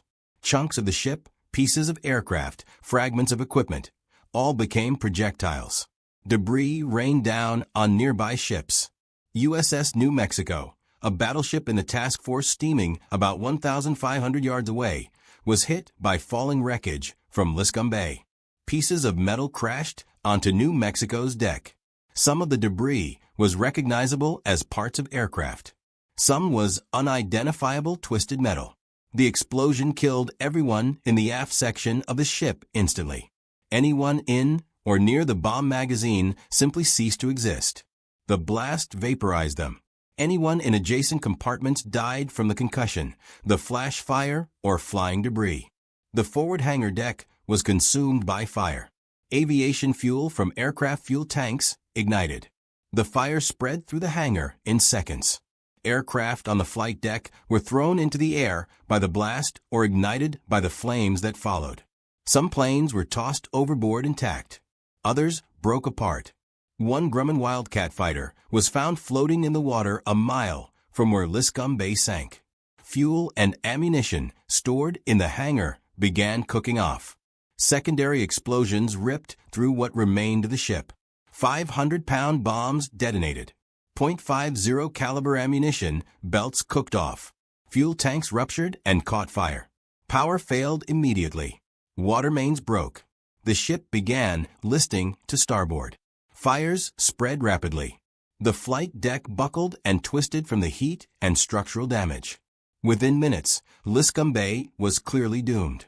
Men who survived the initial explosion tried to reach the main deck. Many were trapped by fire and flooding. Others were injured and couldn't move. The surviving crew began abandoning ship. Men jumped into the water from the tilted deck. The ocean was covered with burning fuel oil. Swimmers had to navigate between patches of fire. Some men had life jackets, others didn't. At 5:33 a.m., exactly 23 minutes after the torpedo hit, Liscum Bay rolled to starboard and sank. She went down stern first. The bow lifted out of the water briefly. Then the entire ship disappeared beneath the surface. 642 men died in the explosion and sinking. That included Captain Irving Wiltsey, Rear Admiral Henry Malinix, who commanded Carrier Division 24, and Cook Third Class Doris Miller. Destroyers from the task force rushed to the site to pick up survivors. USS Morris, USS Hughes, USS Hull, USS Franks. They pulled men from the water. Many were already dead from burns, drowning, or injuries. Others died despite rescue efforts. The destroyers recovered 272 survivors total. The rescue operations were dangerous. Japanese submarine I-175 was still in the area.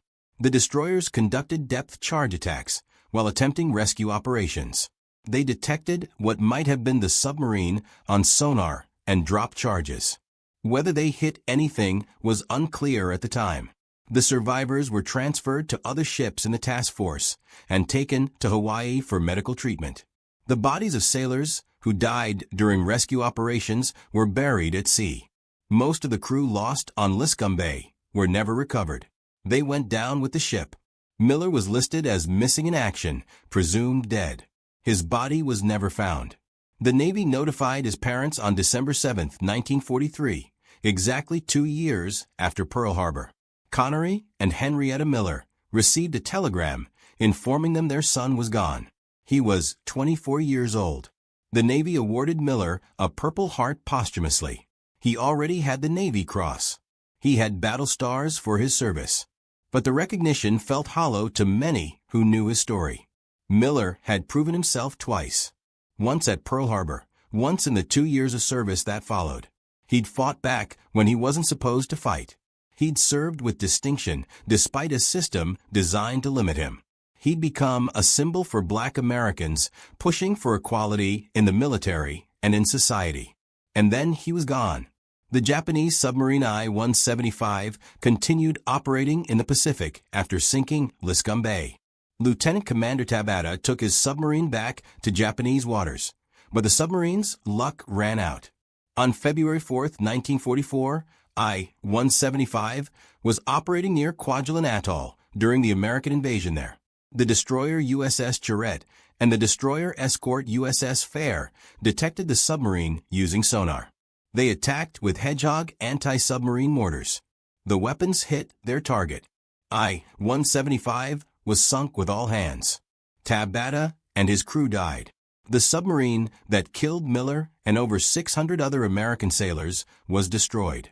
Miller's story didn't end with his death. In many ways, it was just beginning to have its full impact. The Navy had reluctantly recognized Miller during his life. After his death, his story became even more powerful as a symbol of the need for change. The black press continued to write about Miller. They used his story to push for full desegregation of the military. Civil rights organizations pointed to Miller as proof that segregation was both immoral and impractical. If a black cook could man an anti-aircraft gun effectively with no training, what did that say about the Navy's claims that black sailors weren't capable of combat roles? Miller had demolished that argument simply by doing what needed to be done. His actions raised uncomfortable questions for military leadership. How many other capable men were being wasted in mess halls when they could be fighting? How much combat effectiveness was the military sacrificing to maintain racial segregation? How could the United States claim to be fighting for freedom abroad while denying it to its own citizens at home? The Navy slowly began to change. In 1944, the Navy started accepting black sailors for general service ratings, not just steward positions. This was a significant shift. Black sailors could now train as gunner's mates, radio men, quartermasters, and other technical ratings. They were still segregated in many ways, still faced discrimination and barriers, but the absolute prohibition on combat training had been breached. In 1945, the Navy commissioned its first black officers. 12 men became ensigns after graduating from Officer Candidate School. This was another crack in the wall of segregation. Black men were now leading other sailors, including white sailors in some cases. The changes were slow. They were insufficient. They were often undermined by officers who opposed integration. But they were happening. Miller's sacrifice and the sacrifices of thousands of other black servicemen created pressure that couldn't be ignored.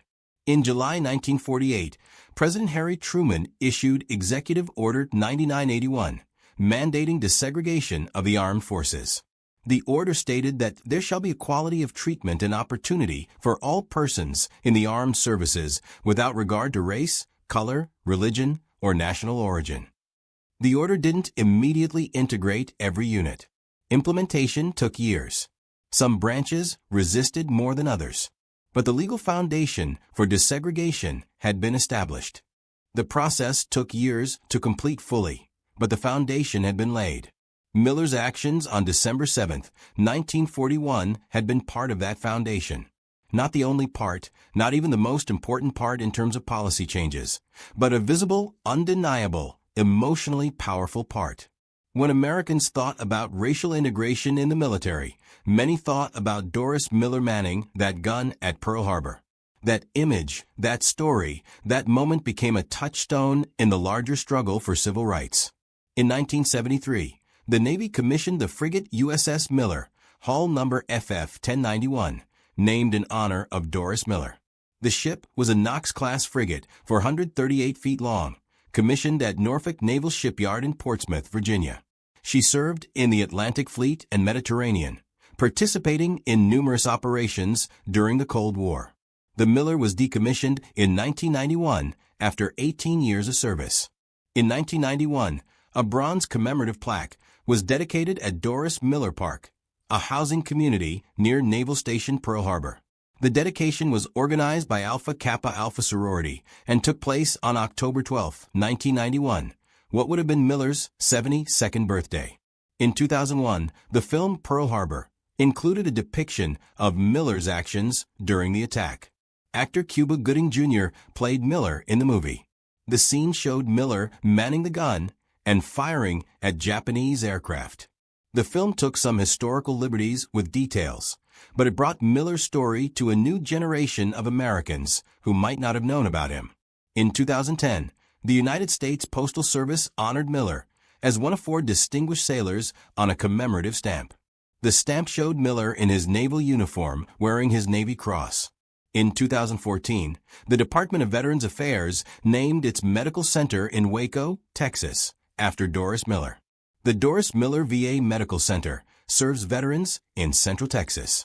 The facility includes inpatient and outpatient services, representing a permanent tribute to Miller in his hometown. In 2017, a 9-foot bronze statue of Miller was unveiled in Waco on December 7th, the 76th anniversary of Pearl Harbor. The statue stands on the banks of the Brazos River.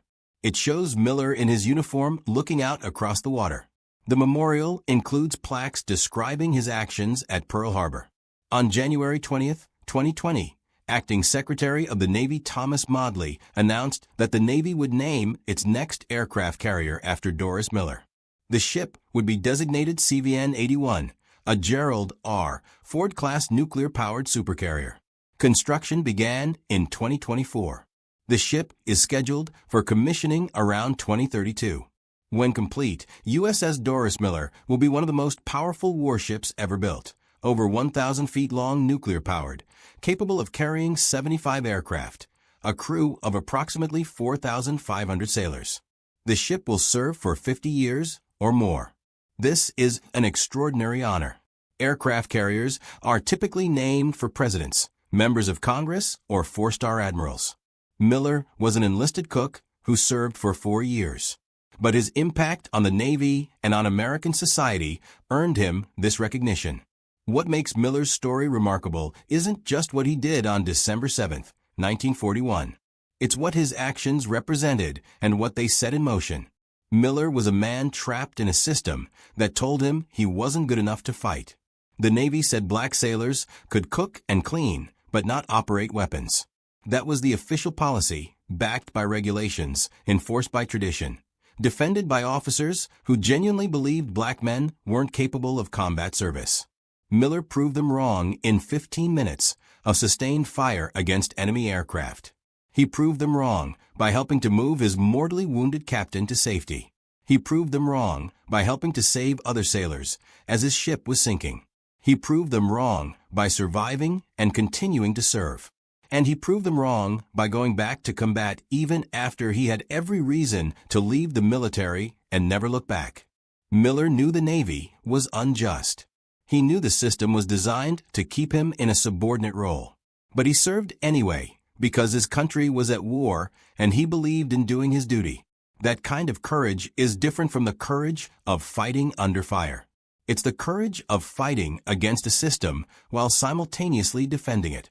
Miller fought the Japanese, and he fought against American racism. He won some battles and lost others, but he never stopped fighting.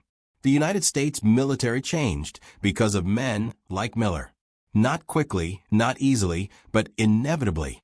When you have a cook who can man an anti-aircraft gun with no training and engage enemy aircraft effectively, you cannot maintain the fiction that combat roles should be segregated by race. When you have a sailor who earns the Navy Cross and then goes back to his regular duties without complaint, you cannot maintain the fiction that recognition and promotion should be limited by skin color. When you have a man who becomes a national hero and uses that platform to push for equal treatment, you cannot maintain the fiction that separate can be equal. Miller did all of those things. He did them without asking for permission. He did them because they needed to be done. And in doing them, he helped dismantle a system that had stood for generations. The Navy that commissioned USS Doris Miller in 2020 is not the Navy that told Miller he could only be a cook in 1939. That change happened because of countless individuals who fought for it. Miller was one of those individuals. His 15 minutes manning a gun on December 7th, 1941 resonated for decades afterward. Miller's parents, Connery and Henrietta, lived the rest of their lives knowing their son had died serving his country. They kept his medals and photographs. They attended memorial services.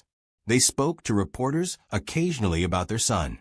They were proud of what he'd accomplished. They were heartbroken that he was gone. Miller's siblings carried his legacy. His brothers served in World War II. The Miller family remained in Texas. They watched as their son's name became known across the country. They saw his image on recruiting posters. They read newspaper articles about him.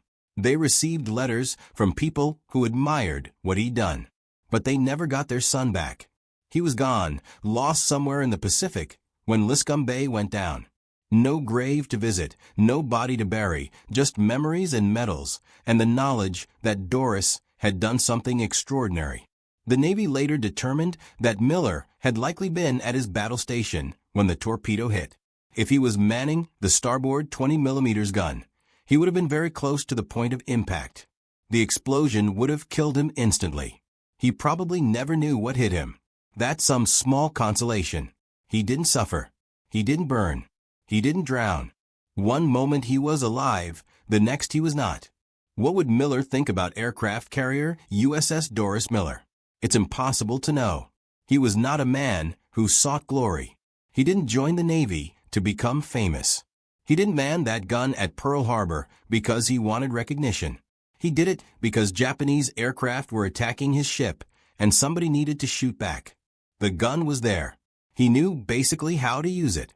So he used it. That was Miller's approach to everything. See what needs to be done. Do it. Don't wait for permission. Don't worry about regulations. Just do the work. That approach got him the Navy Cross. That approach helped change the United States Navy. That approach made him a symbol for civil rights. And that approach is why, decades after his death, the Navy decided to name a supercarrier after a cook from Waco, Texas, who had the courage to fight back when he was told he shouldn't fight at all. If you found this story compelling, please take a moment to like this video. It helps us share more stories about individuals whose courage changed history. Subscribe to stay connected. These stories matter. They show us that heroism often comes from unexpected places, and that one person's actions can ripple through time in ways they never imagined. Leave a comment telling us where you're watching from. Our community spans the globe, from veterans to students to history enthusiasts. You're all part of keeping these memories alive. Thank you for watching. Thank you for remembering. And thank you for understanding that Miller's fight is not over. The battle for equality, for recognition, for justice continues. Miller would probably tell us to stop talking about him and get to work. So let's honor him by doing exactly that. August 18, 1944. 2,210 hours. 320 feet beneath the South China Sea. Lieutenant Commander Henry Munson adjusted the periscope, watching through the darkness with radar as the massive convoy approached. 13 ships, the largest troop convoy he had seen in months. What Munson did not know was that his submarine USS Rasher was about to trigger the most catastrophic single night in Japanese naval transport history. A slaughter so complete that it would send shockwaves through every Japanese officer commanding shipping lanes across the Pacific. Aboard the escort carrier Teo, Captain Shuichi Sugiura stood on the bridge, scanning the dark horizon with growing unease. Convoy HI-71 carried 4,795 soldiers of the Imperial Japanese Army, desperately needed reinforcements for the Philippines. Since January 1944, convoys like his had been bleeding. Ships disappeared into the depths with terrifying regularity. The Americans called them submarines. The Japanese had another name for them, the Silent Death.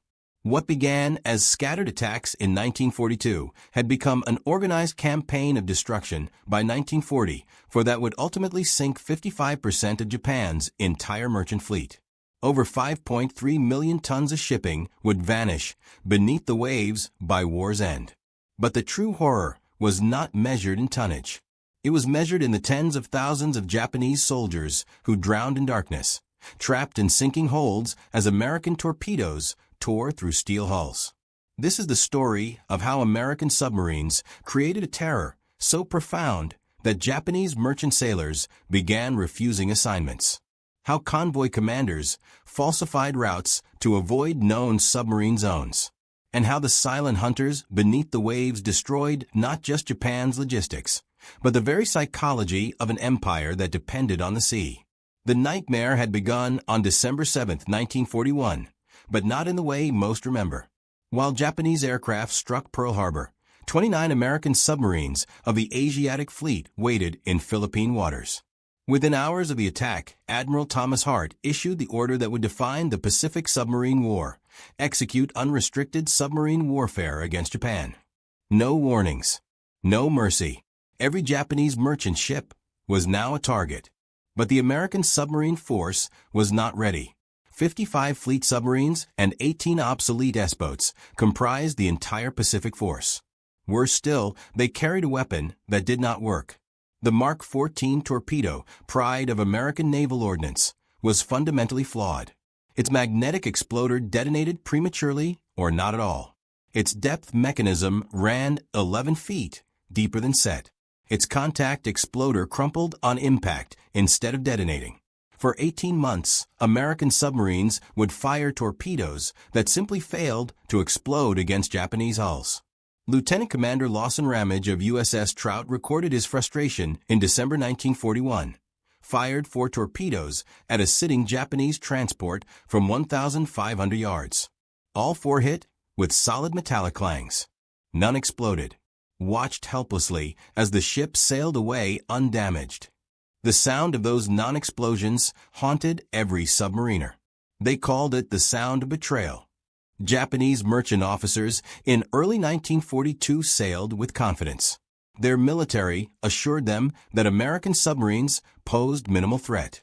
Japanese anti-submarine doctrine, developed in the 1920s and early 1930s, assumed submarines would be used against warships in fleet actions, not against merchant vessels. Japan had never seriously prepared for a war against commerce raiders.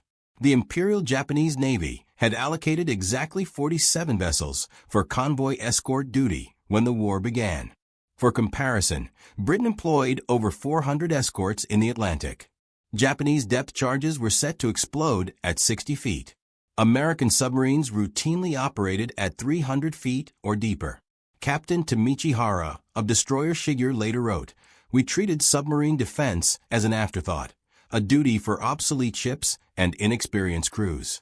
The elite destroyer force was reserved for fleet actions against American carriers and battleships.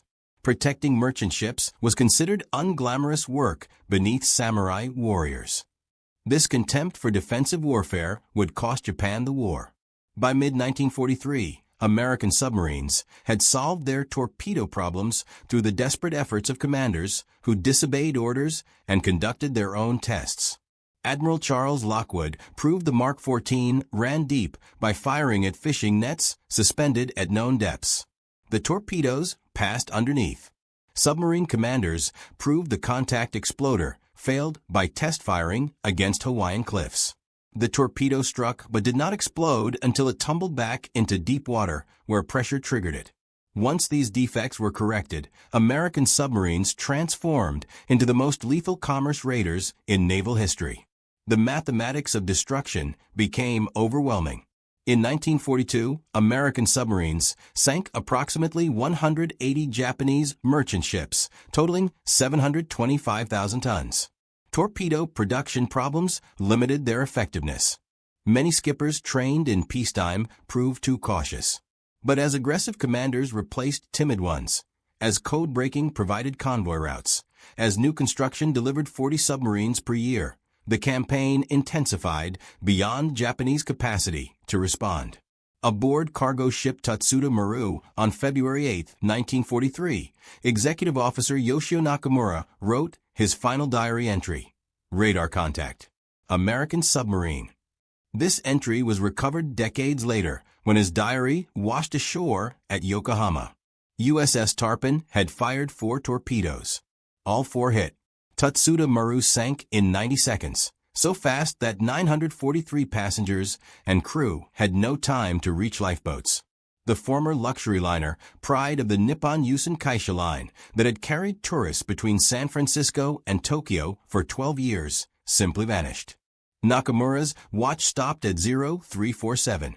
The sinking of Tutsuta Maru marked a turning point in Japanese merchant marine psychology. Officers who had sailed fearlessly now requested transfers to shore duty. Crews began demanding double pay for voyages through the Luzon Strait, called by Japanese sailors Torpedo Alley. The Japanese merchant fleet, which required 6 million tons of operational shipping to sustain the empire's war economy and supply lines, was bleeding ships faster than shipyards could replace them. Warrant Officer Kazuo Sakamaki, a convoy escort commander aboard destroyer Hamikes, filed a report in April 1943 that was classified by Japanese naval intelligence, but later captured by American forces.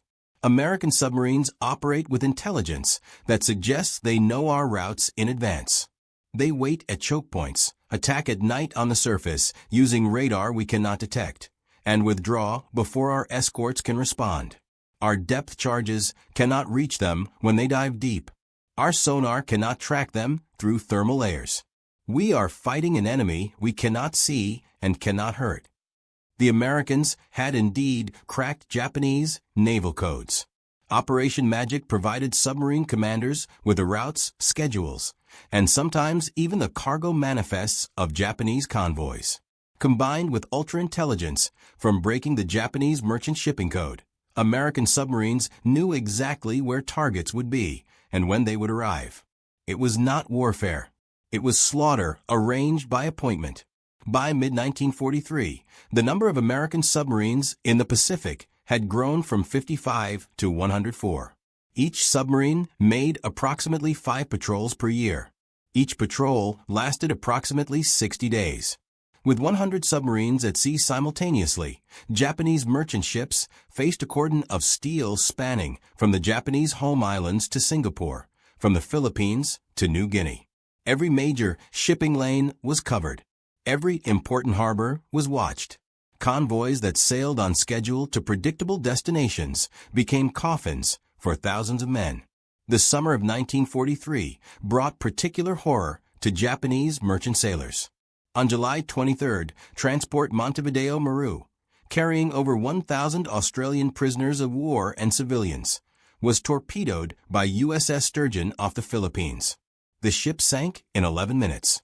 There were no survivors among the prisoners, though Japanese crew members abandoned ship successfully. The incident would become Australia's worst maritime disaster, though it remained unknown until after the war. American submarines had no way to distinguish prisoner transports from troop transports. Lieutenant Takeshi Nato, a Japanese escort officer aboard destroyer Urikes, kept a private journal that survived the war. August 1943. Lost 3 ships this week to American submarines. The convoys are becoming suicide runs. Merchant captains argue with my orders, insisting on routes that add days to voyages but avoid known submarine zones. I cannot blame them. Last month, we lost 7 transports in the Makassar Strait. The Americans are everywhere and nowhere. We see their periscopes for seconds before torpedoes strike. By the time depth charges are ready, they have vanished into the deep. Our escorts spend hours dropping charges at empty water while survivors drown because we cannot stop to rescue them. The death toll was not limited to sailors and soldiers. Japanese transports carried hundreds of thousands of forced laborers, called Ramusha, conscripted from occupied territories. When transports sank, these laborers, locked in holds, drowned without any chance of escape. Additionally, Allied prisoners of war were being transported on unmarked ships, called Hell ships, by survivors. When American submarines torpedoed these vessels, thousands of Allied prisoners died.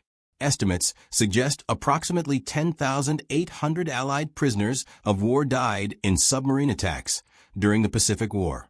The Americans had no way to know prisoners were aboard. Japanese vessels were not marked according to Geneva Convention protocols.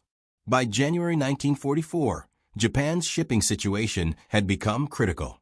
The empire required 5.9 million tons of merchant shipping to maintain both the domestic economy and military operations.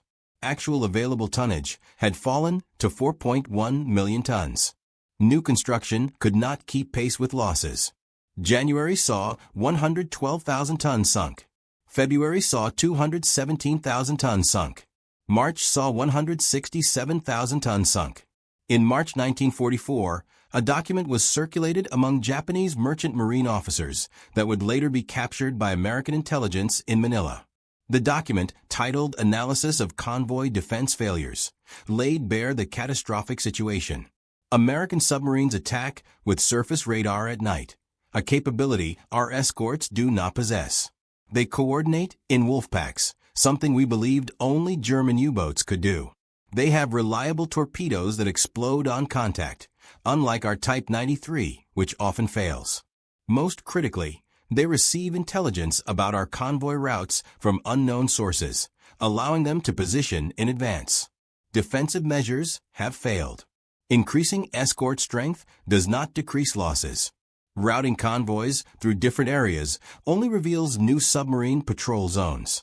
The American submarine force is too large, too skilled, and too well-informed for our countermeasures to succeed. Captain Yasumi, Grand Escort Force Headquarters, wrote in his diary in April 1944, "We are losing this war one transport at a time. The Army demands reinforcements for the Philippines, for New Guinea, for the Marianas. Every convoy we send loses ships. Last week, the Takechi convoy lost 4 transports to submarine attacks, killing over 4,000 soldiers. These were veteran troops from China, impossible to replace. The Americans do not need to invade if they can starve our garrisons and sink our reinforcements." The Takechi convoy disaster of April 1944 demonstrated how thoroughly American submarines dominated Pacific waters. The convoy carried the 32nd Division bound for Mindanao and the 35th Division bound for Western New Guinea. On April 26, USS Jack torpedoed transport Yoshida Maru, killing 1,544 soldiers. On May 6, USS Gurnard sank transport Aden Maru, killing 350 troops. Later that day, USS Angler torpedoed Taijin Maru, killing 600 troops. Finally, USS Gurnard returned to sink Tenshin Maru, killing 1,500 soldiers. The surviving ships of Takechi convoy diverted to Halmahera, where the decimated divisions were unloaded far from their intended destination. Douglas MacArthur's forces invaded Hollandia days later, bypassing the positions these divisions were meant to defend. The failure of Takechi convoy forced Japanese imperial headquarters to acknowledge that Western New Guinea could no longer be reinforced or defended. But nothing prepared the Japanese for the night of August 18, 1944, when convoy HI-71 sailed into the waiting guns of an American submarine wolf pack. Commander Henry Munson aboard USS Rasher had been tracking the convoy since afternoon, when his radar operator counted 9 separate aircraft patrols to the north. Large patrols meant a valuable convoy. As darkness fell and heavy weather moved in, Munson maneuvered Rasher to attack position. At 2,210 hours, he fired 2 stern torpedoes at tanker Shioya Maru. Both struck. The tanker, loaded with gasoline, exploded into a column of flame 300 meters high. Pieces of the ship blew 150 meters from the burning hulk. The escorts fired wildly, dropping depth charges far behind Rasher's position.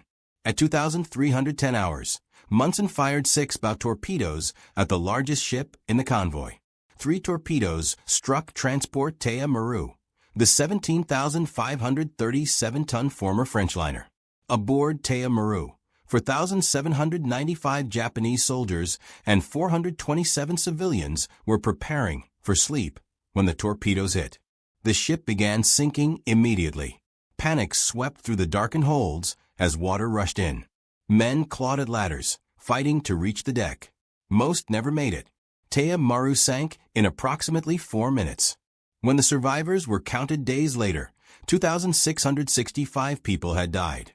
Only about 2,100 survived the initial sinking to float in the storm-tossed water. Aboard escort carrier Teo, Captain Sugiura ordered his aircraft to search for the attacking submarine. Before the aircraft could launch, USS Hato fired 4 torpedoes at Teo. 2 struck home. The escort carrier's aviation fuel ignited. Fire spread through the hangar deck. Teo sank at approximately 2,230 hours, with 850 crew members. Shortly after midnight, Rasher fired for more torpedoes at cargo transport CO Maru. 3 hit. The ship was carrying ammunition. The resulting detonation swept a pressure wave over Rasher's bridge 2,000 meters away, stunning the crew. Munson swung Rasher hard right and fired 2 stern torpedoes at armed merchant cruiser Shojin Maru. Both torpedoes hit. The ship slowed to 5 knots, then began sinking. At 0333 hours, USS Spadefish, under Lieutenant Commander Gordon Underwood, fired 6 torpedoes at landing craft depot ship Matsu Maru. 2 torpedoes struck. The massive 460-foot vessel rolled over and sank within minutes. 4,755 troops and 135 merchant seamen went down with the ship. That afternoon, rescue vessels found Matsu Maru's debris field. Approximately 2,000 bodies floated in the water. Heavy seas from the typhoon that had scattered the convoy prevented effective rescue operations. Most survivors in the water drowned over the following hours, as storms made recovery impossible. In less than 5 hours, convoy HI-71 had been destroyed. 7 ships sunk or crippled. Over 8,500 Japanese personnel killed. Not a single American casualty. The submarines withdrew without damage, except minor hull cracks on Spadefish from a depth charge that detonated far overhead. The psychological impact of convoy HI-71's destruction rippled through the entire Japanese merchant marine and naval command. Rear Admiral Tatsuka Michitaro, who would later command convoy HI-81, wrote in a confidential report to the Grand Escort Force, "The Americans have perfected submarine warfare to a degree we cannot match. They attack in coordinated groups using radar to track us while remaining invisible. They fire accurate torpedoes from positions we cannot detect. Our escorts are helpless. We drop depth charges randomly, hoping for lucky hits. The submarines dive deep beneath our charges and escape. Meanwhile, thousands of soldiers drown. This cannot continue. We need radar. We need better sonar. We need more escorts. And we need them immediately. Without these tools, every convoy is a massacre waiting to happen." Japan did not have radar, better sonar, or more escorts to spare. Destroyer production consumed resources needed for aircraft and tanks. The best destroyers were assigned to the fleet for offensive operations against American carriers. Only obsolete destroyers and converted civilian vessels served as convoy escorts. Japanese radar development lagged American technology by 3 to 4 years. The first shipboard radar units did not appear until late 1943, and installation proceeded slowly. By contrast, every American submarine carried multiple radar systems for surface search and aircraft warning by mid-1943. Captain Kazushige Matsumura, merchant marine officer who survived the sinking of Nichiren Maru in September 1944, provided testimony during post-war interviews that captures the terror Japanese sailors felt. "We knew the Americans were waiting for us. The question was not if we would be attacked, but when. Sailing through the Luzon Strait at night, every man aboard was awake, staring into the darkness, listening for the sound we all dreaded, the churning wake of incoming torpedoes. When you heard that sound, you had perhaps 20 seconds to decide whether to jump overboard or run for the lifeboats. Usually there was no time for either. The torpedo struck, the ship shuddered, and water rushed in. If you were below decks, you drowned. If you were on deck, you might survive, but only if the ship sank slowly enough for the lifeboats to launch. Most ships sank in minutes. The Americans used patterns of torpedoes, ensuring multiple hits. We called them the silent death because you never saw them coming. Just the sound of torpedoes in the water, then the explosion, then screaming and darkness. By late 1944, the situation had deteriorated beyond anything Japanese planners had anticipated. In November 1944, Convoy HI-81 attempted to transport the 23rd Division from Manchuria to the Philippines. The convoy included escort carriers Shinyo and Akitsu Maru, destroyer Kashi, multiple escort vessels, and 3 landing craft depot ships. Shinchmaru, Kokusimaru, and Myasen-maru. The landing craft depot ships alone carried 4,500 soldiers.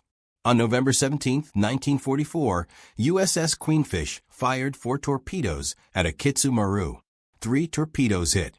The escort carrier sank in 3 minutes. 2,150 men died, mostly soldiers of the 23rd Division who were trapped below decks. Hours later, USS Pakuta torpedoed Myasen-maru. The landing ship exploded and sank with 3,437 men killed. The following night, USS Spadefish attacked the convoy again, torpedoing escort carrier Shinyo. 4 torpedoes hit. The carrier caught fire and sank with 1,130 Japanese sailors. Also lost was submarine chaser number 156, destroyed with all hands. Over 4 days, convoy HI-81 lost 4 major vessels, and nearly 7,000 Japanese killed. The convoy turned back to Shanghai, reformed with replacement escorts, then split into 2 groups. One group eventually reached Manila on December 2nd. The other reached Singapore on December 4th. But the 23rd Division, already decimated by sinkings, arrived without most of its heavy equipment, artillery, and supplies. The division would fight in the Philippines as light infantry, lacking the weapons needed for effective combat. Japanese military leadership could no longer deny the catastrophic effectiveness of American submarines. In December 1944, Army General Yoshijiro Yamazu submitted a report to the Imperial War Council that concluded, "Submarine attacks have rendered seaborne reinforcement of our defensive positions impossible. The Philippines cannot be adequately reinforced. The oil fields of the Dutch East Indies cannot supply fuel to the homeland because tankers are sunk faster than they can be replaced. Strategic raw materials from Southeast Asia accumulate in warehouses because transport ships no longer arrive. The American submarine campaign has strangled our war economy. Without imported oil, our aircraft cannot fly. Our warships cannot sail. Our industries cannot produce.